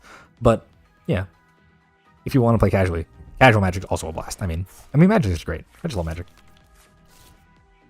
I keep looking forward to your content. That helps a lot. Oh, no problem. Helping people be introduced to new card games is kind of the whole point of the channel. Like, I want to have a video where you watch because you play Magic, and then you see that Pokemon's a really good game, and you go, hey, I want to try that. Or vice versa, or whatever, yeah. Which is why it's tough for Yu-Gi-Oh! But I want Yu-Gi-Oh! Players to watch the video too and say, oh, I should try this other card game. Last question. Have you ever thought about how to support your channel? I'd love to help you make more videos. Thanks, Amita. How to help me? I mean, just watching and liking and subscribing already helps me a ton. I mean, that helps me grow my channel and hopefully do this full-time sometime. You can always... I think there's ways to donate on YouTube as well. Like, you can become a member, or you can... I think you can... I don't know exactly how it works because I've never done this on YouTube, but I'm pretty sure you can direct donate to me on YouTube, I believe. That would always help, but you don't need to do much more. If you enjoy the content, watch it, like and subscribe on the videos. That's all I ask. Anything helps. I mean, maybe in the new year I could go full time if it's successful enough, so anything like that, yeah.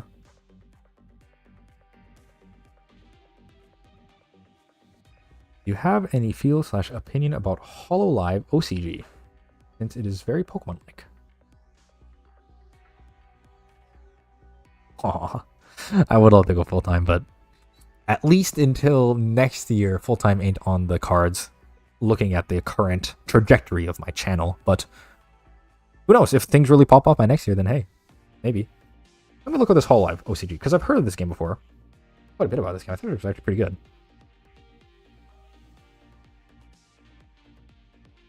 Yes, I have some friends who play this. I've heard it's basically exactly the same as Pokemon except anime. That was what I do remember one of my friends commenting that. He said it's just Pokemon but anime style, which is probably fine. I would give it a try. Like I said, the art doesn't matter that much to me, but it's they have an online version, right?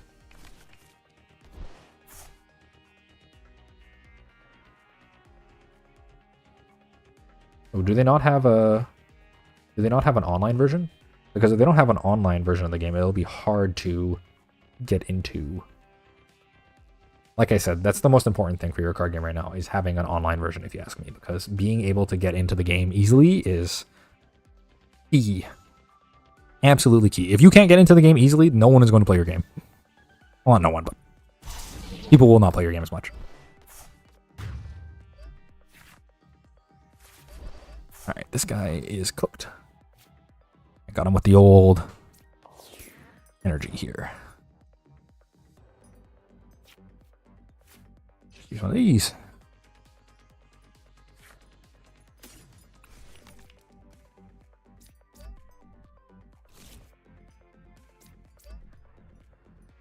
Yeah, doing YouTube full time would be a dream for me, that's for sure. So if you want to, feel free to donate to me. Anything helps. But just liking and subscribing, telling your friends, you know, sharing, all that good stuff. The bigger the channel gets, the more likely I'll be able to go full time sometime.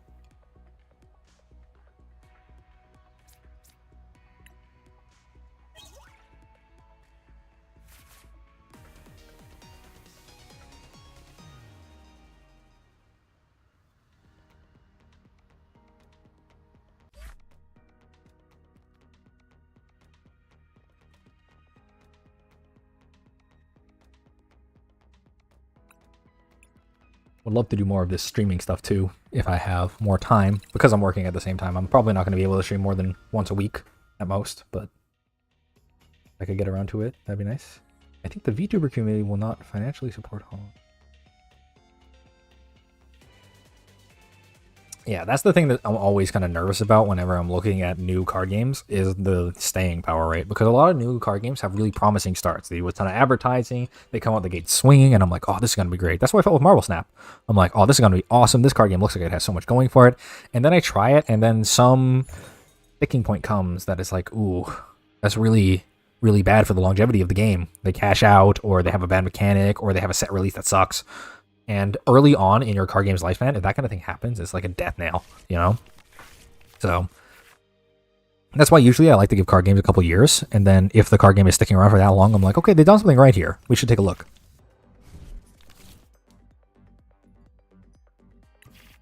Oh, you mulliganed it twice. I should check that. And who knows, because Hearthstone's kind of struggling right now. Maybe if one of these card games that, like maybe the One Piece TCG will last a few years, and then I can add it into the list of videos I'm making. Who knows?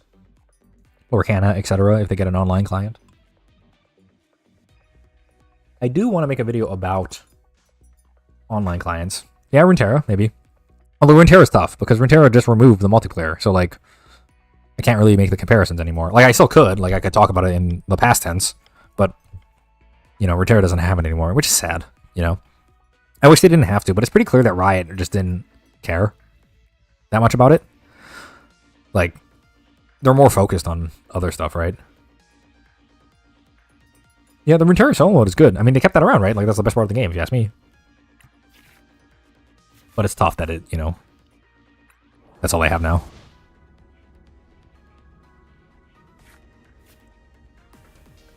Yeah, the PvP one got removed because people weren't using it enough, I guess.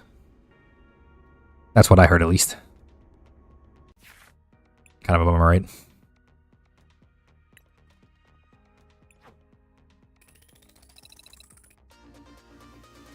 How am I doing here? I'm getting close to the top rank. I actually leveled up really fast here. I'm surprised. What was I going to say about Runeterra? Yeah, yeah. I mean, Runeterra does have the buff of being a League of Legends game that isn't League of Legends. That's always a big upside for me, but... I don't know if it's the Yu-Gi-Oh player in me, but I found it weird / disappointing that Marvel Snap didn't have archetypes, like with the various affiliations with X-Men. Yeah. Yeah. I mean, most card games have something like that. Like, even in Magic, you have, like, Elf decks or whatever that kind of have that theming. But, yeah, that's something they have in a lot of the other, kind of Marvel-themed card games, because they've done a lot of them, too. I'm surprised they didn't have it now you mention it. I guess they kind of wanted to focus more on, like, flexibility. Runeterra also occurred to me because of how the monetization question and how that panned out. Yeah, that's a tough one. The monetization for Runeterra, a lot of people blame the monetization for, like, the reason the game failed, and while it definitely, like, that was obviously a part of it, if you ask me, like, because the monetization wasn't making them enough money, they had no reason to advertise it, and because they had no reason to advertise it, they had no reason to monetize it more, and that kind of, it's like a snowball, right?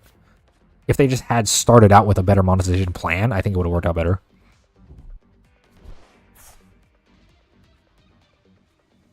Yeah. They just axe it because it's like it's server space for them, right? Like, so it costs them money to have it online.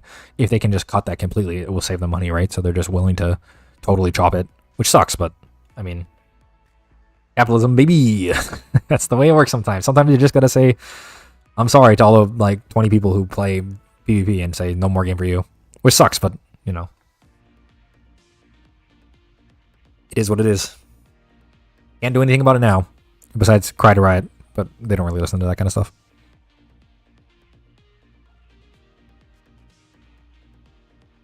Yeah, I do love the monetization of Runeterra. It was so good, but like, I don't know.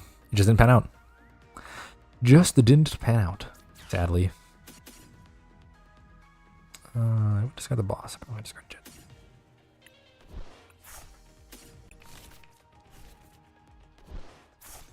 Let's do this.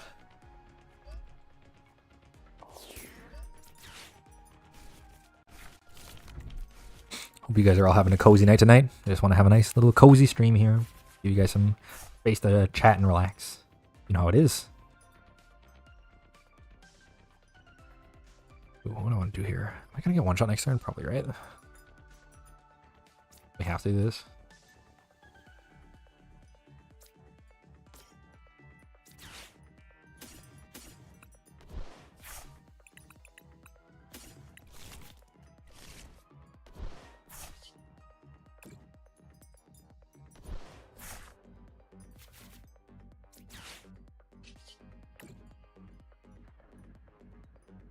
Riot can't hear your laments over the massive success of Arcane.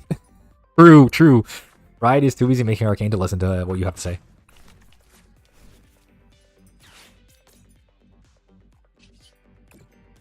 Have you checked out the Bazaar? I have not played the Bazaar yet. It's still in closed beta, right? Because I really want to try the Bazaar. It looks great. I know Reynad's been working on it for like literally a billion years. Yeah, coming 2024. It's in closed beta right now. I would love to try the Bazaar. It looks really interesting, although I'm a little nervous about it because I don't think it has the staying power, at least right now. He says he's going to do a lot of updating to it, and he's going to keep changing things, which I think is good. But we'll see ultimately, because it's unclear how it's going to hold up.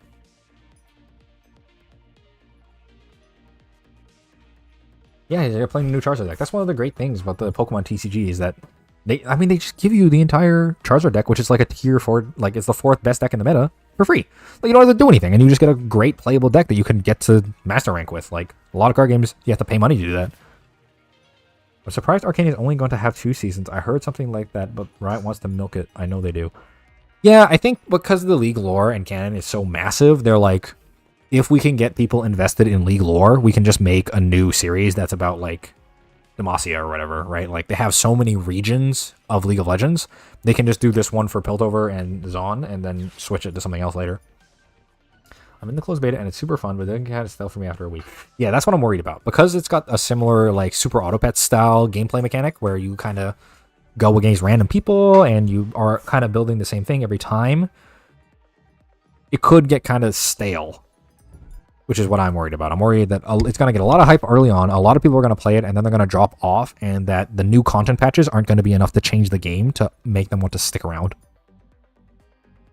Yeah, the plan with Arcane is to do other stories, yeah. And I mean, hey, I love Arcane. Arcane's great. I'm excited for the final episodes, but I'm a big fan of League of Legends lore now that I start playing League, so I would love to see some ones about Demacia or some ones about, like, Ionia or whatever. Like, seeing other regions and other characters would be great. Only 3 heroes, and it seems to be a couple builds that you can consistently go to, so not a whole lot of variety. Yeah, if they updated it enough so that way there's a lot of variety and you get some diversity from run to run. Also, they have to balance it well enough so that way you can't just pick the same guy every time who's the best. But if they do that, then yeah, the game would definitely work. It's a hard balancing challenge, though. Yeah, Arcane is done, but they have more stories to tell, which means they're just going to make a new one called, like, Demacia or whatever, in Demacia or something like that. For League, it would be great to do more stuff like Arcane in the actual game because... Excuse my language, it's fucked. True, that's pretty true. League is... I never understood why people would get mad at games. Like, I never get mad playing a card game, really. I get annoyed, or I get pissed, but, like, I'm never gonna yell at my screen or my opponent until I played League for the first time. And I really... yeah, they got me. I watched Arcane and I'm like, oh, this is cool. I remember playing League when I was in high school. I should give it a try again. And then I tried it again and I'm like, oh my god, this game is poison. Poison in the veins, man. It is. I never understood people who got mad until I played League. It's... oh. It is certainly one of the games of all time. It's incredible how they can design a game to be so interesting and complex and have cool mechanics and characters that really, like... The vibe of League is awesome. And then you get into the game and it's just like the most miserable experience of all time. Like, you play a game, there's no game where you can like fully win the game and then because one person on your team hates you, you lose. The worst thing Arcane can do is make you want to play the game. Yeah, absolutely, so true. It's okay, I play League a lot less now. The key for League is you have to play it to learn the basics, and then you leave. You like Arcane, you're allowed to like Legends of Runeterra, you're allowed to like Teamfight Tactics, just don't actually, whatever you do, don't play the game. Whatever you do, don't play actual League of Legends. It's poison.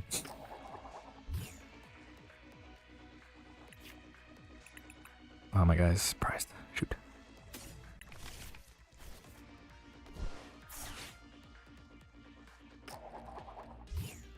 Winning isn't everything, it's just the only thing that matters. Well, yeah, because you spend all this time playing League of Legends, and then you finally get out of your, like, coma from playing League, and you're like, oh my god, where am I? You spend 40 minutes on one game just to lose, and then you're like, oh, what was the point of it all? Now, if you're playing League not to win, then you can just have a fun time and troll, but then also, like, you get all the horrible people on your team who are like, why aren't you trying to win, da-da-da-da-da, in the chat, like, instantly, like, kind of call you horrible names and stuff.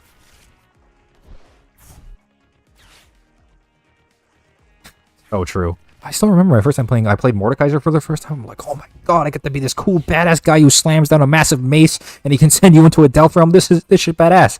And then, like, I played against someone who knew what they were doing and they just completely bodied me and I'm like, this game sucks. Whoops. He attached that to the Pidgey? Really, bro?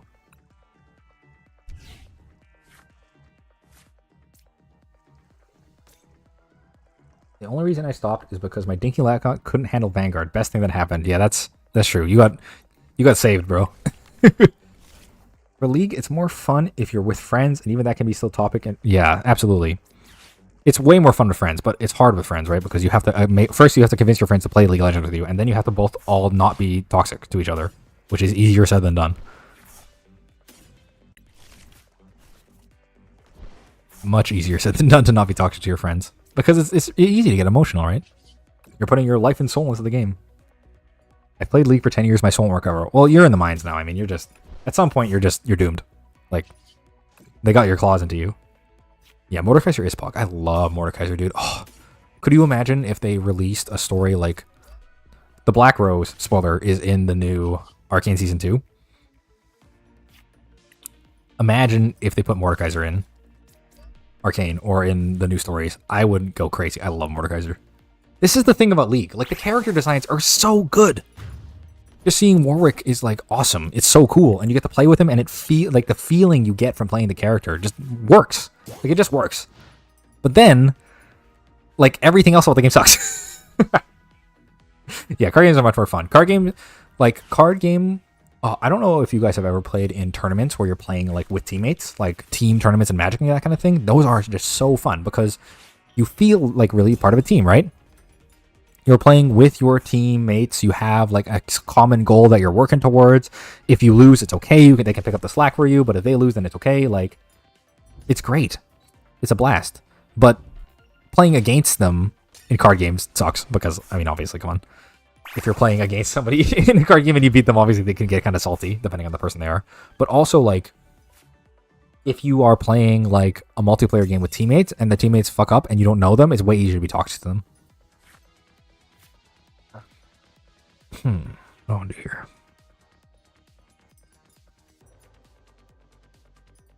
Shoot. This hand sucks. Well, like, can I knock out the pitch out this turn?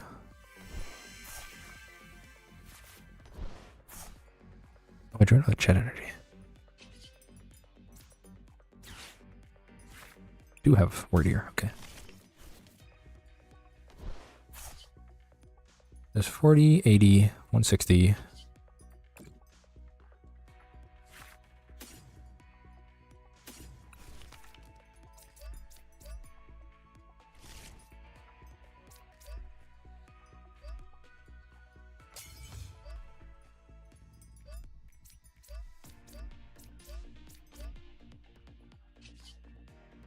we go. At least if I lose the game, I have no one to blame myself. Exactly. That's why single player games are so much easier to make not tilting, because if you lose, it's like, I got unlucky, or, you know, can't win them all. Or it's because you misplay, and then you go, okay, I just won't do that next time. And then, you know, you learn. It's a lot harder in League, because you can do everything right and still lose. Yeah. If friends get mad when you beat them in card games, it's not much to do, but be like, it's just a game, man. Or you can, you know, throw, like my dad. Card games and MMOs are always the games I want to get to. They are hopefully making a League MMO. They've been teasing it for a while. I hope it's good. I played chess tournaments with a similar sort of way. It sounded like it'd be cool to do for a card game. Yeah, I wish they would do more team tournaments and card games like that. It's super fun. I know they do that in chess and stuff too, where you'll have like a team of 3 and you'll play against another team of 3. Also, Magic can do really interesting things where like you share deck list limitations with your teammates. So like you can't all play the same best deck. You have to like, you know, divvy up good cards to play in each of the decks. So that way your decks all have to be diverse. A super cool thing that Magic does that other card games don't do. I wish they would. I think they could do interesting stuff with Yu-Gi-Oh for that too. Lots of card games to do that kind of thing. I think team play is awesome in person, especially. Yeah. Yeah, they have been making that MMO for like 8 years now, so we'll see if it ever comes out. Maybe we have to wait for like 3 more different League of Legends TV shows to come out, and then they'll finally do it. It's okay. It'll come out before Silksong, right? Hopefully, Bridge. I just gotta keep waiting. Maybe a few more $500 Ari skins.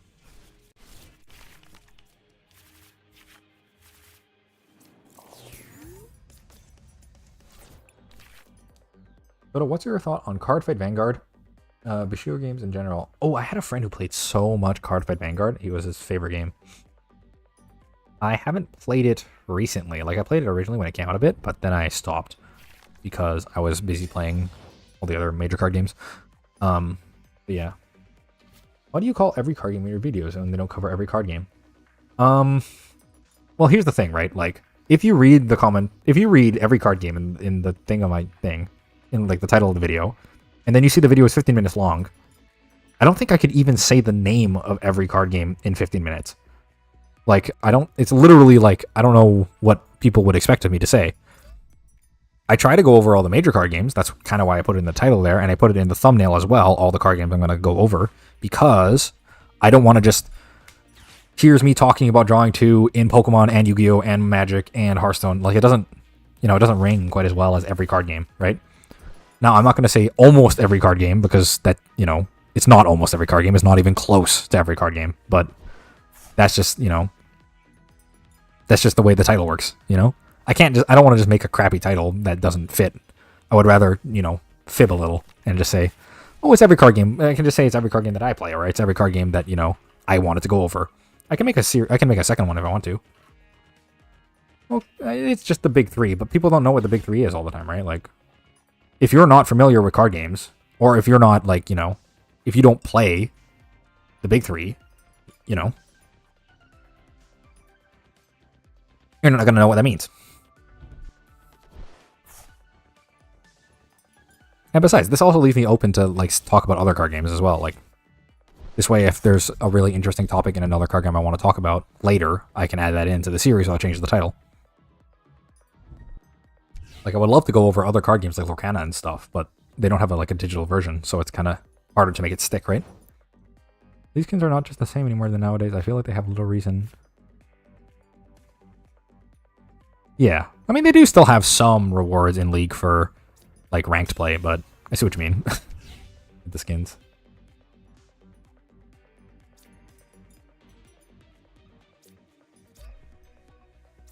I think it's a fair title. Yeah, exactly. I'm not going to cover like literally everything in the world, right? I'm just trying to cover everything I can in a reasonable amount of time.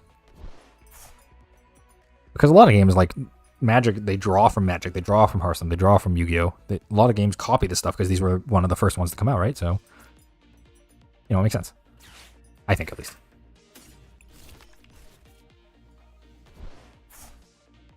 I kind of bungled this one. I think every card game is reasonably catchy and memorable. You can go with every relevant card game to piss people off. The algorithm boosting would go wild. True. I could put more spelling errors in my videos because the amount of comments that I got when I misspelled something, it's really funny how many people are like, did you know you misspelled this? Get those comments. Free content. If you're not familiar with card games, then you'll probably ask, where's Uno? Yeah, I got a lot of people asking where Uno was in the video. Tons of people like that, and I'm like, I don't know what to tell you, man. Although I think it would have been funny to mention Uno in the Draw 2 video. I missed out on that one. An Uno TCG would be wild. True, true. Hey, they were going to make a... I don't know if you guys heard about this. They were planning on making like an Uno movie or something. After the Barbie movie success, all of the... Hasbro's... All of them were like, oh, we got to make a movie about like Uno and about like Hot Wheels and stuff. All these like kids' toys. It would be kind of crazy. Yeah, but I want my videos to be approachable to people who don't just play those 4 card games, you know? I would like my content to be for anyone who plays card games in general. Like, not just if you only play Pokemon or whatever. Because I think a lot of people could benefit a lot from learning about a lot of different card games. And because most people don't have time to learn them all, I think it's good for, you know, me to help. If I can, at least.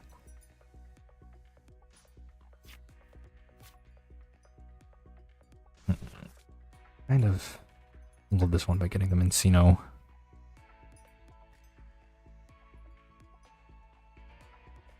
Shoot.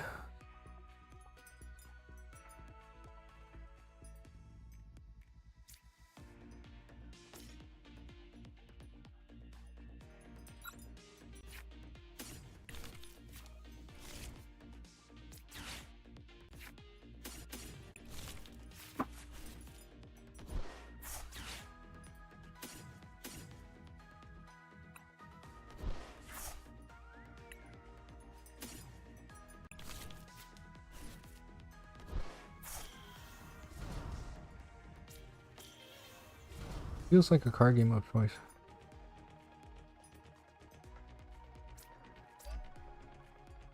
Yeah, a lot of them try to like fix kind of issues that happen with those other systems, right?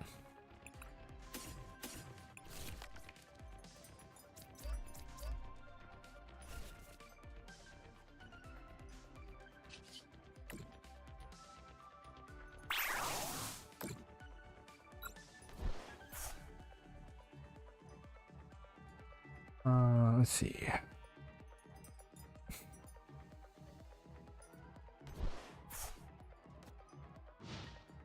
Yeah. I just feel like a lot of the other card games try to fix those systems. I'm not trying to... Munchkin. Oh, big fan of Munchkin.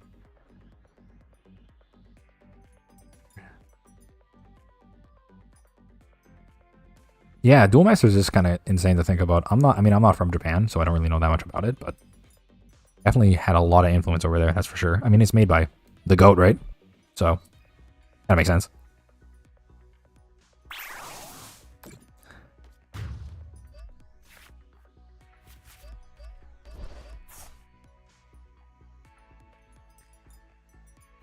Yeah, it's still alive in Japan too.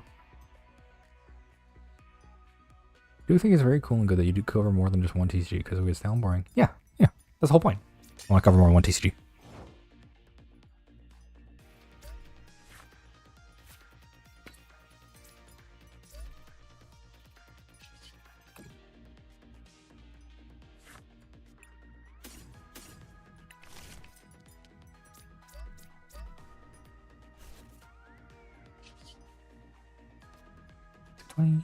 This.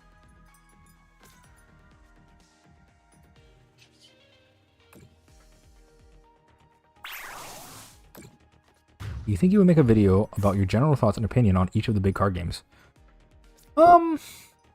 Maybe. Doing like a general thoughts kind of video is somewhat interesting to me. It's more like I like having a specific topic kind of to focus in on when making a video, because talking general thoughts, it's easy to go on tangents and kind of go off the rails there. I love vids. Oh, no problem. Thanks for watching them. It's my pleasure.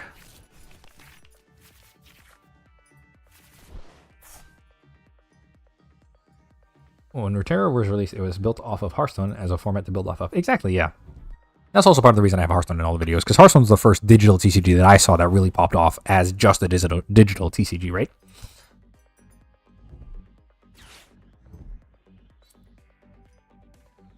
How long does it take to create a full video, especially with juggling a full-time job?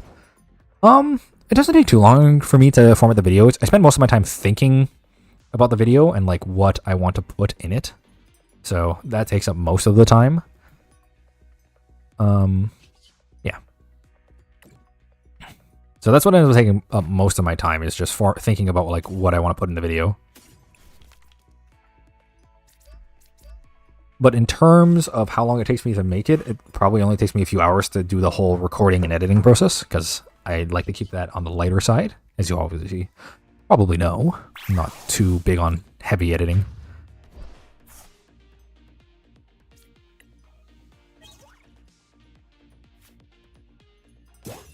Circling back to Media Slop, how do you feel about games where the crossover is the point, like White Schwartz and Union Arena?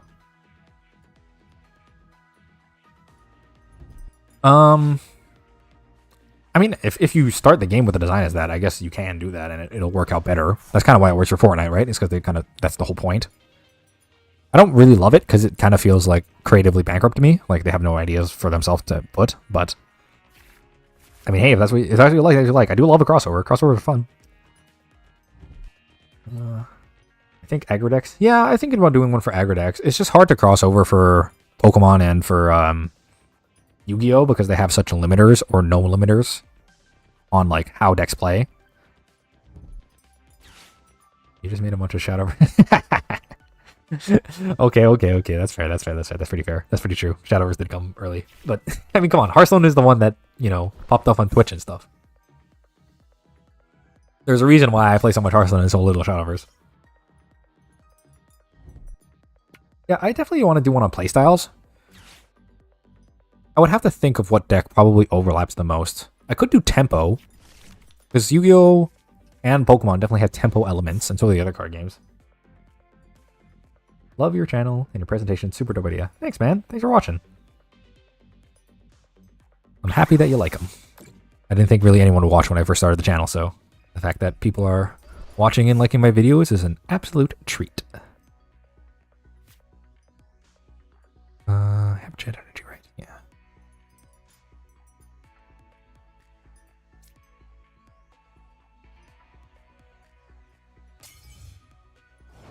Okay. This turn's gonna be hard. Let's see how it goes.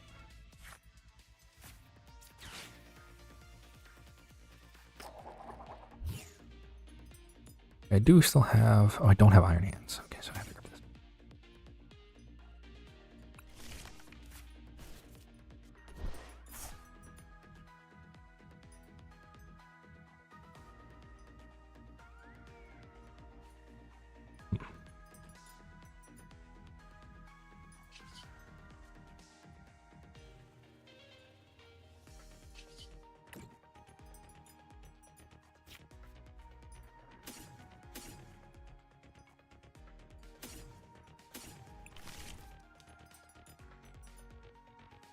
Oh, you share my channel? Thanks, man. Means a lot. Anything helps.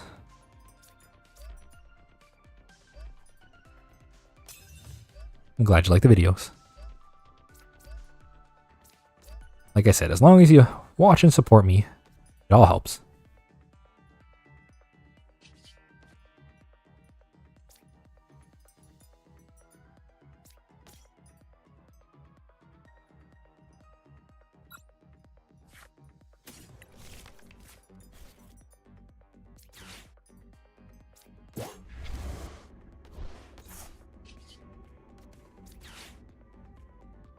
You have any plans to make videos on niche games?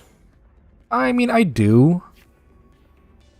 I kind of want to make videos on more niche games a bit later after my channel is a bit bigger and I have a more established audience willing to watch that kind of thing. Because right now, you know, I'm still pretty new to the whole game, right? I want to make sure people will be willing to watch stuff before I make it. What made me choose the name TCG Soda? I don't know. I like soda. There wasn't really tons of thought behind it, to be honest. I'm just, you know, it's just a name. Sounded hard to me. I like your videos, and I saw you streaming, and I was like, he's just like me. Oh, nice. Right, boss. What Yu-Gi-Oh deck do you play? I'm not playing a ton of the actual, like, TCG, online Yu-Gi-Oh TCG that much. Just because of how expensive it is and how, you know, I'm working a full-time job. I'm making videos. I don't really have tons of time to play Yu-Gi-Oh. If I were to play a deck, though, I'd probably just play whatever the top deck is. I was playing Ash before. So, you know, it's whatever the best deck is. Usually, I'll just play whatever that is. On paper, at least. I got a rad A11 defect run going. Bottled static discharge and echo form plus nonsense. Oh, it's so fun to win with defect. I love defect. Some of the cards in defect feel so broken. I love having a good like static discharge combo with defrag and bias cog and all that shit. Oh man, I love Slay Spire. Slay Spire is awesome. Hard to go wrong with Spire. Oh my god, this Noctowl art. Crazy. Oh, he's what? Oh, that's the plan. Okay.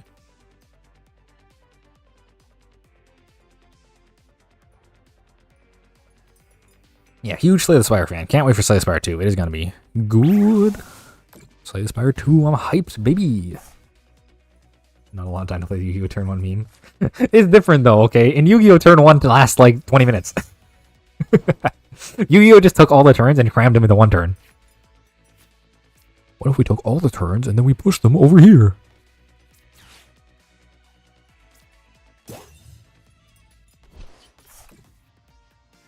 I can seek my seek and then seek the seek. Yes. That's another fun thing about Slay the Spire, is that because it's a single player game, you can put like incredibly broken cards like Seek in there. Or like Adrenaline from Silent or whatever. Like you can have a ton of fun playing super broken cards all the time. Whereas in a normal card game, if you did it to your opponent, you'd probably have them, you know, break the desk. It'd be a little Yu-Gi-Oh-esque, actually. Oh my god, that's a lot of rewards. Holy brush. Maybe later. I want to keep playing the game. I can collect all that stuff later. Unless you guys want to see some pack opening. I know people who like Pokemon, they love their pack openings. It's more popular than regular content for Pokemon. Yeah, it's wild.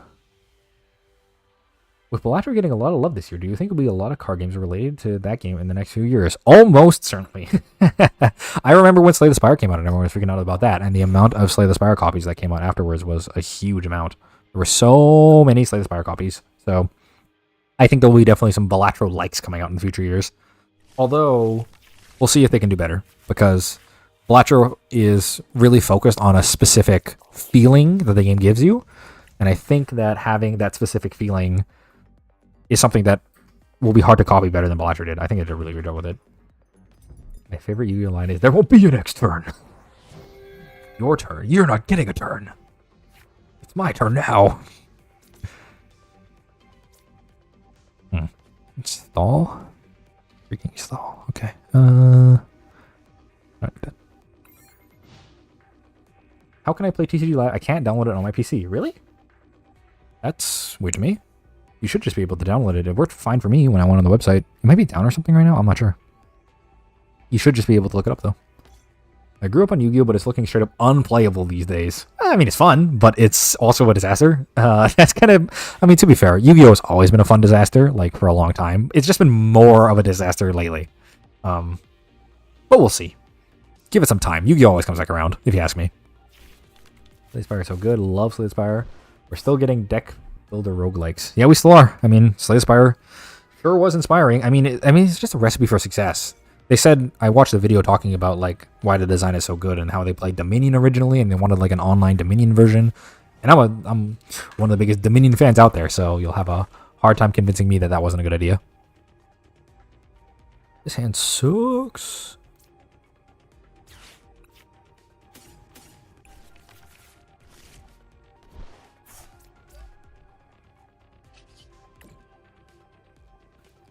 The second favorite Yu-Gi-Oh! I mean, art. There's a game I played prior to Slay the Spire that is basically a light version of it called Dungeon Reels. I should get to the top % of players on it. Interesting. Interesting.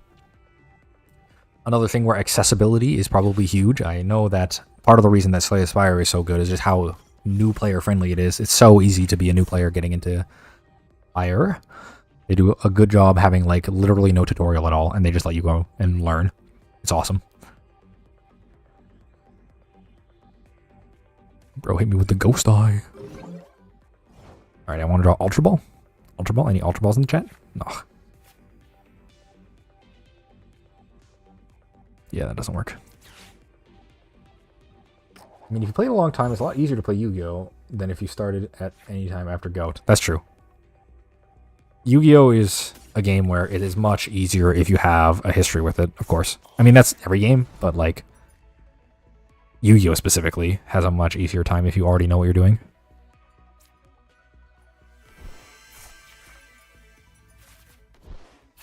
This...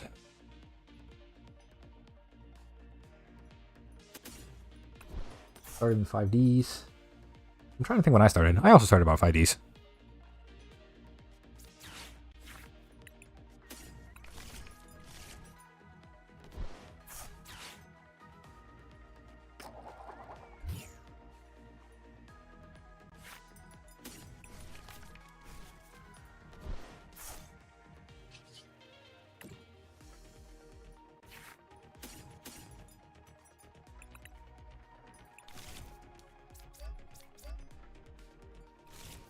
Do you have a business email?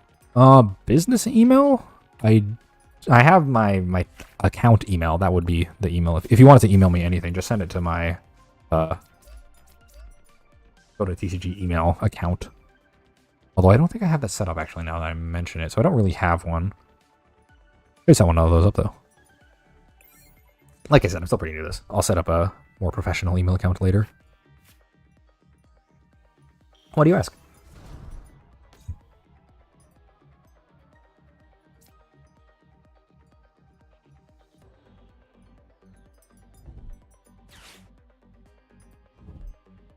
Noise X. What the heck? Oh, this guy's like hardcore stun. 800 hours in the 2010 DS game. That's another thing that Yu-Gi-Oh! And Pokemon had that were like super sick, but they don't have them anymore. I don't know why.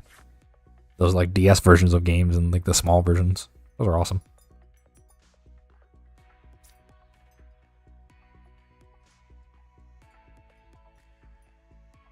I want to take that out right.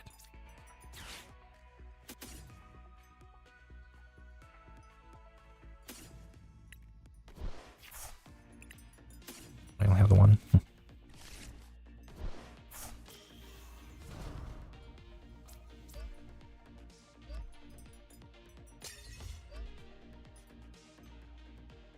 I want a boss.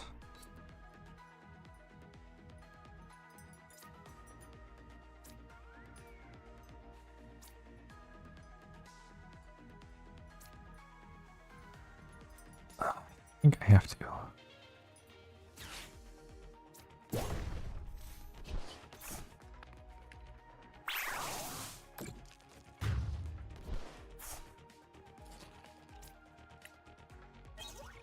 11-year-old me was having a ball. Had plenty of fun with many of those DS games, the Pokemon DS game and stuff. The blast. Up to you for a big You fell in love with pendulums. Wow, you love pendulums? Yeah, I broke the name of the book itself. Loving pendulums is an interesting one, because I remember loving XYZ and Synchroing, and then when they made pendulums, I'm like, what the heck is this? Kind of came out of left field, if you ask me. I don't want to self-promote, but I have a game I want people to try. A game, like a game made by you, or just game in general? Because, I mean, I'm not, like, I'm against, like, don't, like, heavily advertise your thing, but you can just drop the name of your game if you want people to take a look. I'm not going to complain.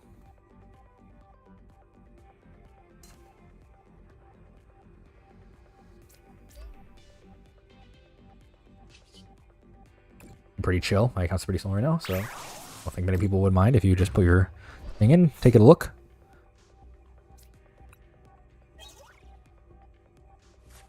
Going first on Pokemon Pocket sucks. It's like going second. Yeah, that's an interesting thing. I would make a video about going first too, because going first in almost every game is a large benefit, but I think Pokemon does it interestingly, where going first you have different limitations that you can't have on if you were going second, so some decks would prefer to go second. But having a game where you always want to go second is probably not the greatest design either. Just like how it's not great that in most games you just always want to go first. Not that it matters a huge amount, because you just go first or second half the time anyway. So, like, unless it feels really bad to go second, it's not a big deal.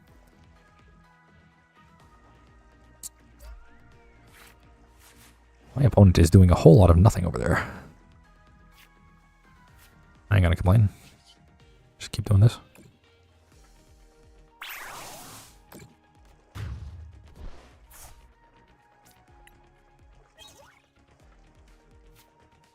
Fight. I feel like I've heard of that before.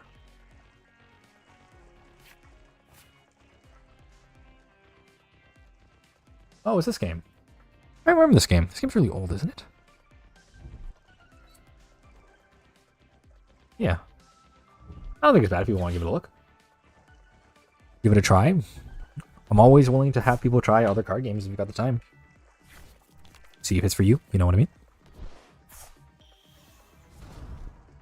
I didn't find out till much later. I'm oddball who actually loves pendulums, and I only making the scales outside the spot traps. One of the first was wild. Yeah, they did a lot of wild stuff like that early on, where they would just like have things that don't make any sense, like having it outside of the thing. The same thing they did with the initial usage of what's it called?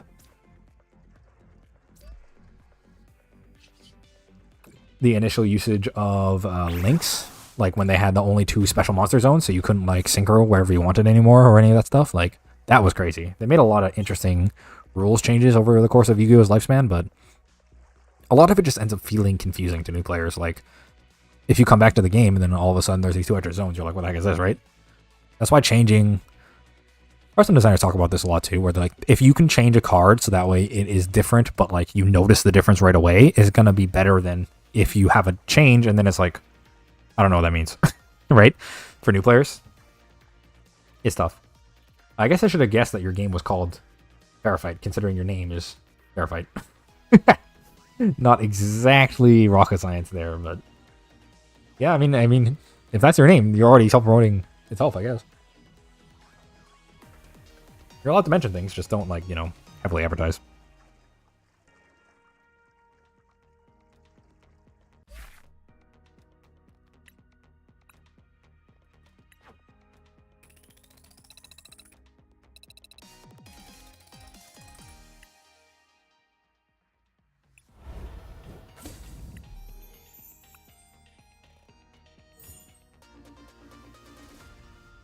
An absolute pleasure streaming to you all today. If anyone else has any questions, feel free. I'm probably going to be logging off soon. I gotta go make some dinner, get ready for work tomorrow. You know how it is. I'm glad to see that this many people showed up to watch me stream and ask questions about my videos. I have a pleasure making them, and I'm happy. I'm planning on making one later this week, so hopefully you guys can tune in for that. Maybe I'll do a stream after. We'll see.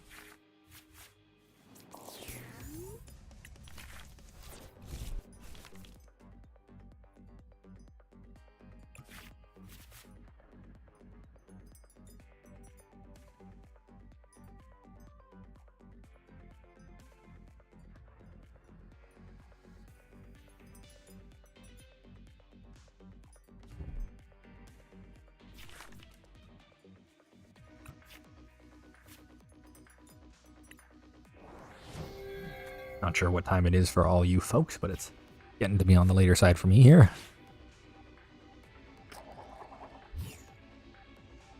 I'm gonna make a Swinub deck. Good old Swinub. One of my favorite little boys. How do I coerce my friends into playing Magic with me? That is the ultimate question, isn't it? How do you coerce your friends into playing Magic with you? If you can try to introduce them in a friendly way, like try to get them into the game using the friendlier formats like Commander or Standard or whatever, or Draft, but for the most part, just, you know, tell them it's a fun thing to do. Try to pull them into such.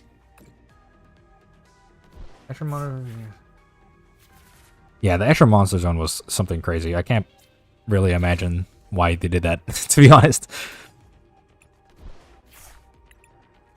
It certainly was an interesting decision for them to make.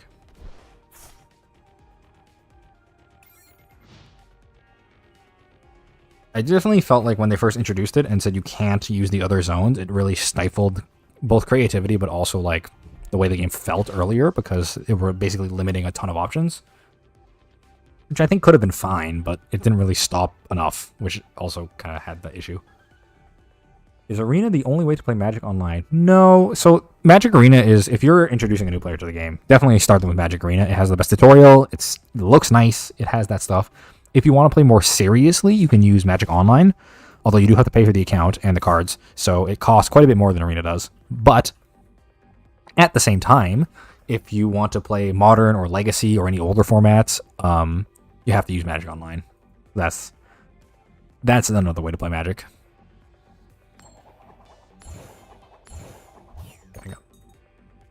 Link 1 monsters were a mistake. True, that's pretty true. Oh, there is also Cockatrice. That's true, you can play on Cockatrice. I don't recommend playing on Cockatrice, though, because Cockatrice is kind of a mess. But you can if you want. It's not the worst program of all time. It just is, like, real ugly. But Cockatrice works, and it's free. It's free. So if you just want to test stuff out with your friends, you can always use Cockatrice for that.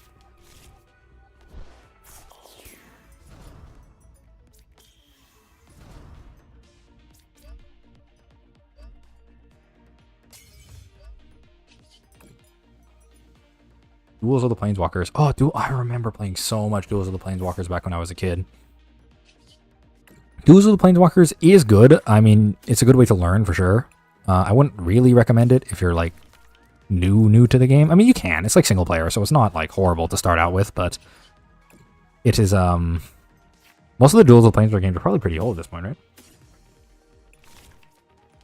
Which TCG player base makes up the largest portion of your viewers? I have no idea. I wish that YouTube would give me that kind of data. It shows me what channels my viewers watch.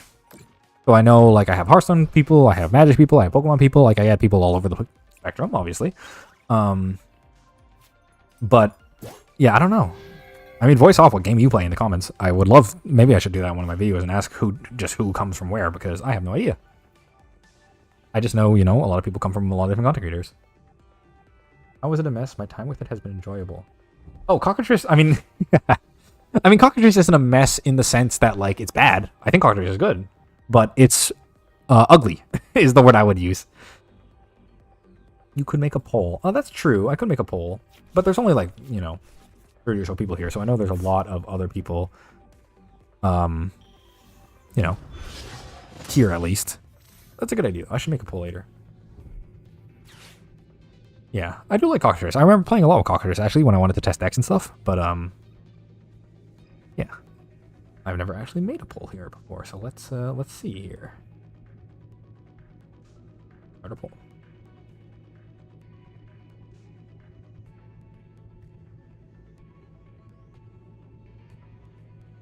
What game do you play most?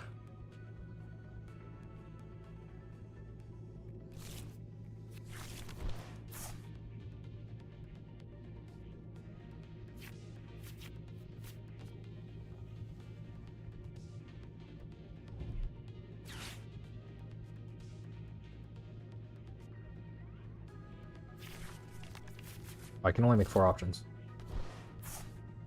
Okay, I won't put that. Alright, drop the poll there for you guys. No matter what I'm playing, I will always be, Yeah, it's very ugly playing it on. It makes me feel like I've time shifted into the 80s. I mean, that's when it came out, right? That's how old Cockatrice is at this point. Definitely feels like you're coming from a different time period. But it's fun. I mean, it's a good way to play Magic. That's for sure. It's not, you know. I mean, I would never recommend you play it if you want to play standard. You just should play Arena probably. But if you're on a tight budget and you want to play with your friends, or if you want to test something out, then it's always open to give it a tester. You gonna one shot my guy here? Wonder how much energy he has. Oh, he is. Look at that.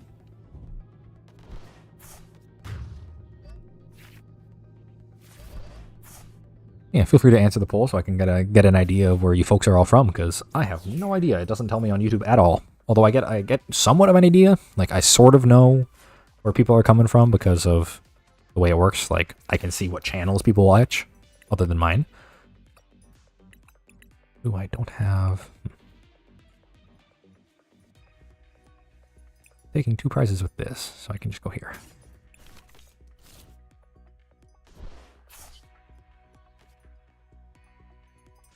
Just...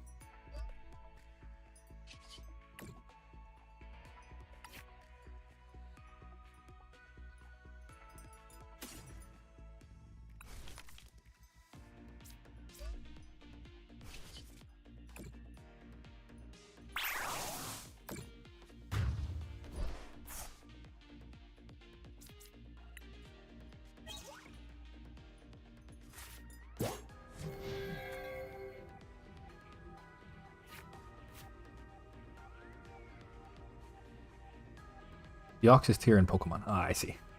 Yeah, Deoxys tier good. That's where you get most of the rewards, although the top reward's pretty hard to get to, from my understanding.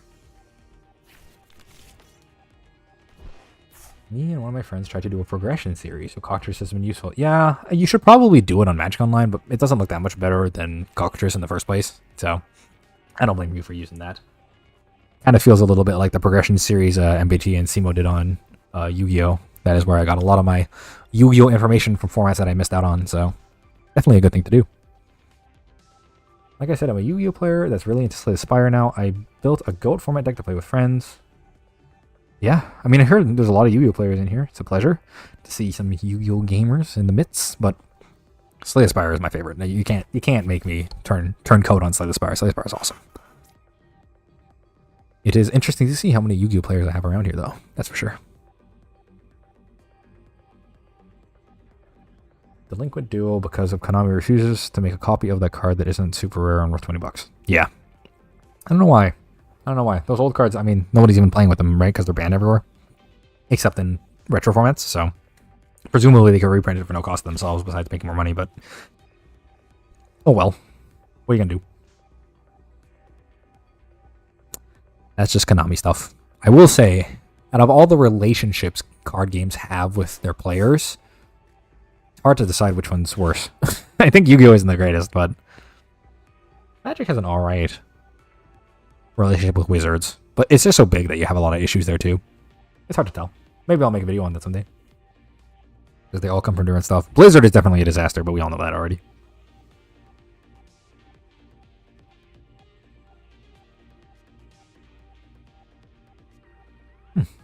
Pokemon, Magic, Yu-Gi-Oh! Other. Yeah. Looking pretty balanced so far. I'll leave the poll up there for new players or new people coming into the chat if they want to put their opinion in. Yeah, I love limited formats. I love draft. I love any cubes or anything. Limited formats are awesome because they give you so much diversity in what you want to do. I think limited is one of the best formats you can play.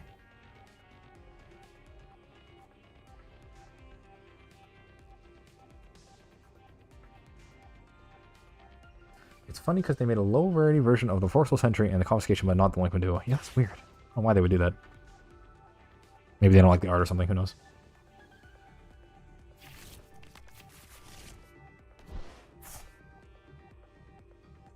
Yeah. Konami definitely should communicate more with the player base, obviously. But, I mean, you know. It's Konami, they don't want to do that. Which is weird because communication is like pretty easy, you think, to do. But you don't want to like give fans false hope, I guess, or something. Beats me.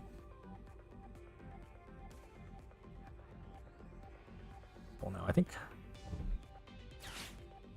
Yeah, interesting though. Looks like I got a good balance, which is kind of what I, to be expected when you're looking at a group of individuals. You're going to have a even balance from all the different people coming in. Like I said, my channel's still pretty small, so I don't think we're going to see large spikes in either direction until later. But that's how I would like it. I want to keep it so that way, it's pretty balanced. Have you played the One Piece card game? No, I haven't actually played it physically yet. I do want to play it though. It looks interesting. I just wish I had an online client. I think if it had an online version, I'd be much, much more willing to give it a try. Had to try. Yeah, where's the time they tried, but they didn't go well, so they decided not to do it again. Yeah, that's the thing. Because when you communicate with your fans and audience and it goes poorly, a lot of people, get mad or whatever. It's easy to be like, well, we're not doing that ever again. But I think that's kind of throwing the baby out with the bathwater. The link would do or 2 cards out of 1. The other 2 are stronger as they grant your opponent's hand knowledge. Yeah, hand knowledge is a big thing. You can go format too, but I don't know why they would only reprint some. I mean, they're all super powerful hand attack cards. Kind of similar, if you ask me.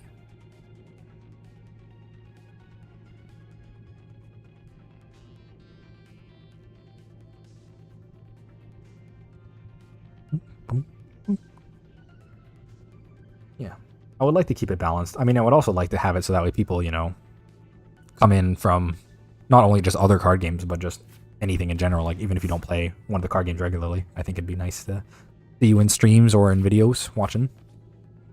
Your video popped up in my feed, and you're high-key really insightful. Always take time to watch your videos. Thanks.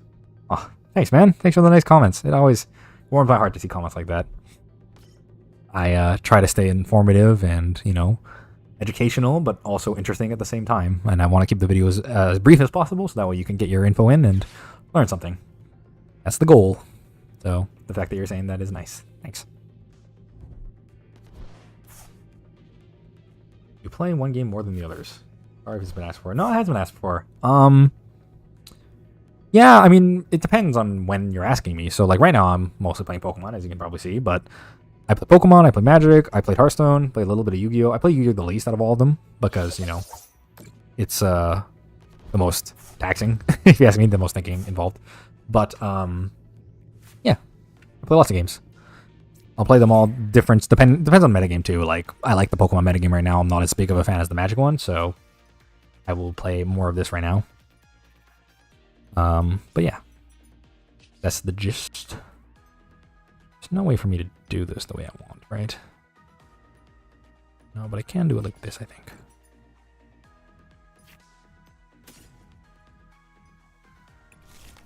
This here. This here. And this.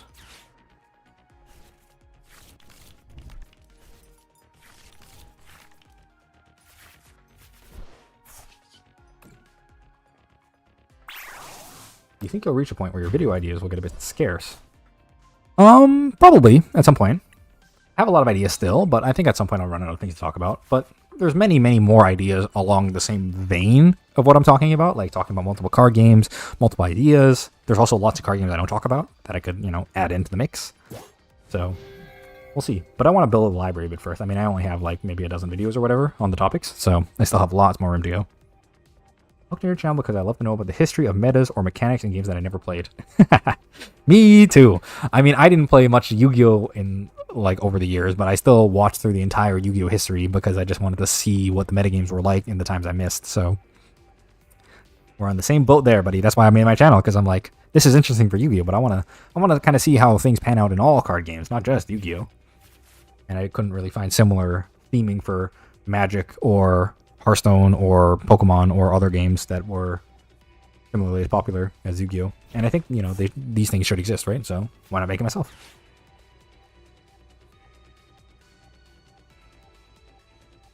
And not just for history too, but ideas in general.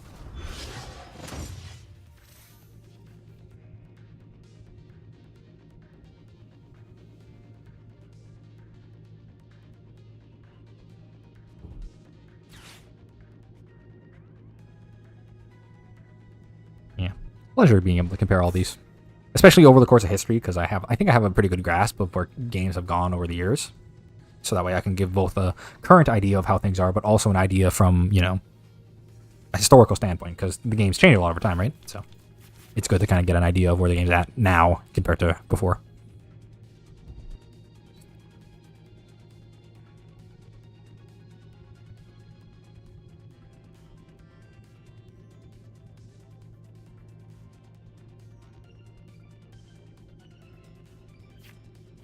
You just kind of win here. I'm still getting the ropes of the game. We'll see. He's probably going to knock out my Cincino here with his Making Rain attack. We'll see. If he has the boss's orders, which is the supporter that lets him put one of my Pokemon from the bench into play, he can knock out my 2 prize worth Ursaluna here, which could make me lose because he's only got 2 left. Pokemon can be a little bit hard to follow if you don't know what's going on. Ah, yes, the Thanos philosophy. Fine, I'll do it myself. Yeah, because I saw that no one else is doing it, so I'm like, I guess I'll do it. If no one else is going to make the content, might as well be me. Why not me? Why shouldn't I do it? Ah, yeah, see, he's got the boss's orders here. He's going to pull up my Ursaluna, and then he's going to knock it out with Make It Rain. Yeah, my opponent played very well this game. Not much I can do about that. GG. Alright, well, it's been a pleasure chatting with you all tonight, folks. I had a great time. Made a lot of ranks. Made it up to high rank, which is pretty nice. It was a pleasure talking to you all. I'll try to do this again so I can answer more of your questions. Thanks for coming to the stream, everyone. I'm going to be logging off. We'll see maybe same time next week. Maybe I'll stream. If not, I'll not do so. I'll put up a little stream card when I'm going to go live next time. So thank you all for watching. And yeah. Thank you all for watching. And hopefully you can catch my next video. Hopefully it'll come out sometime this week. Have a good night, everyone.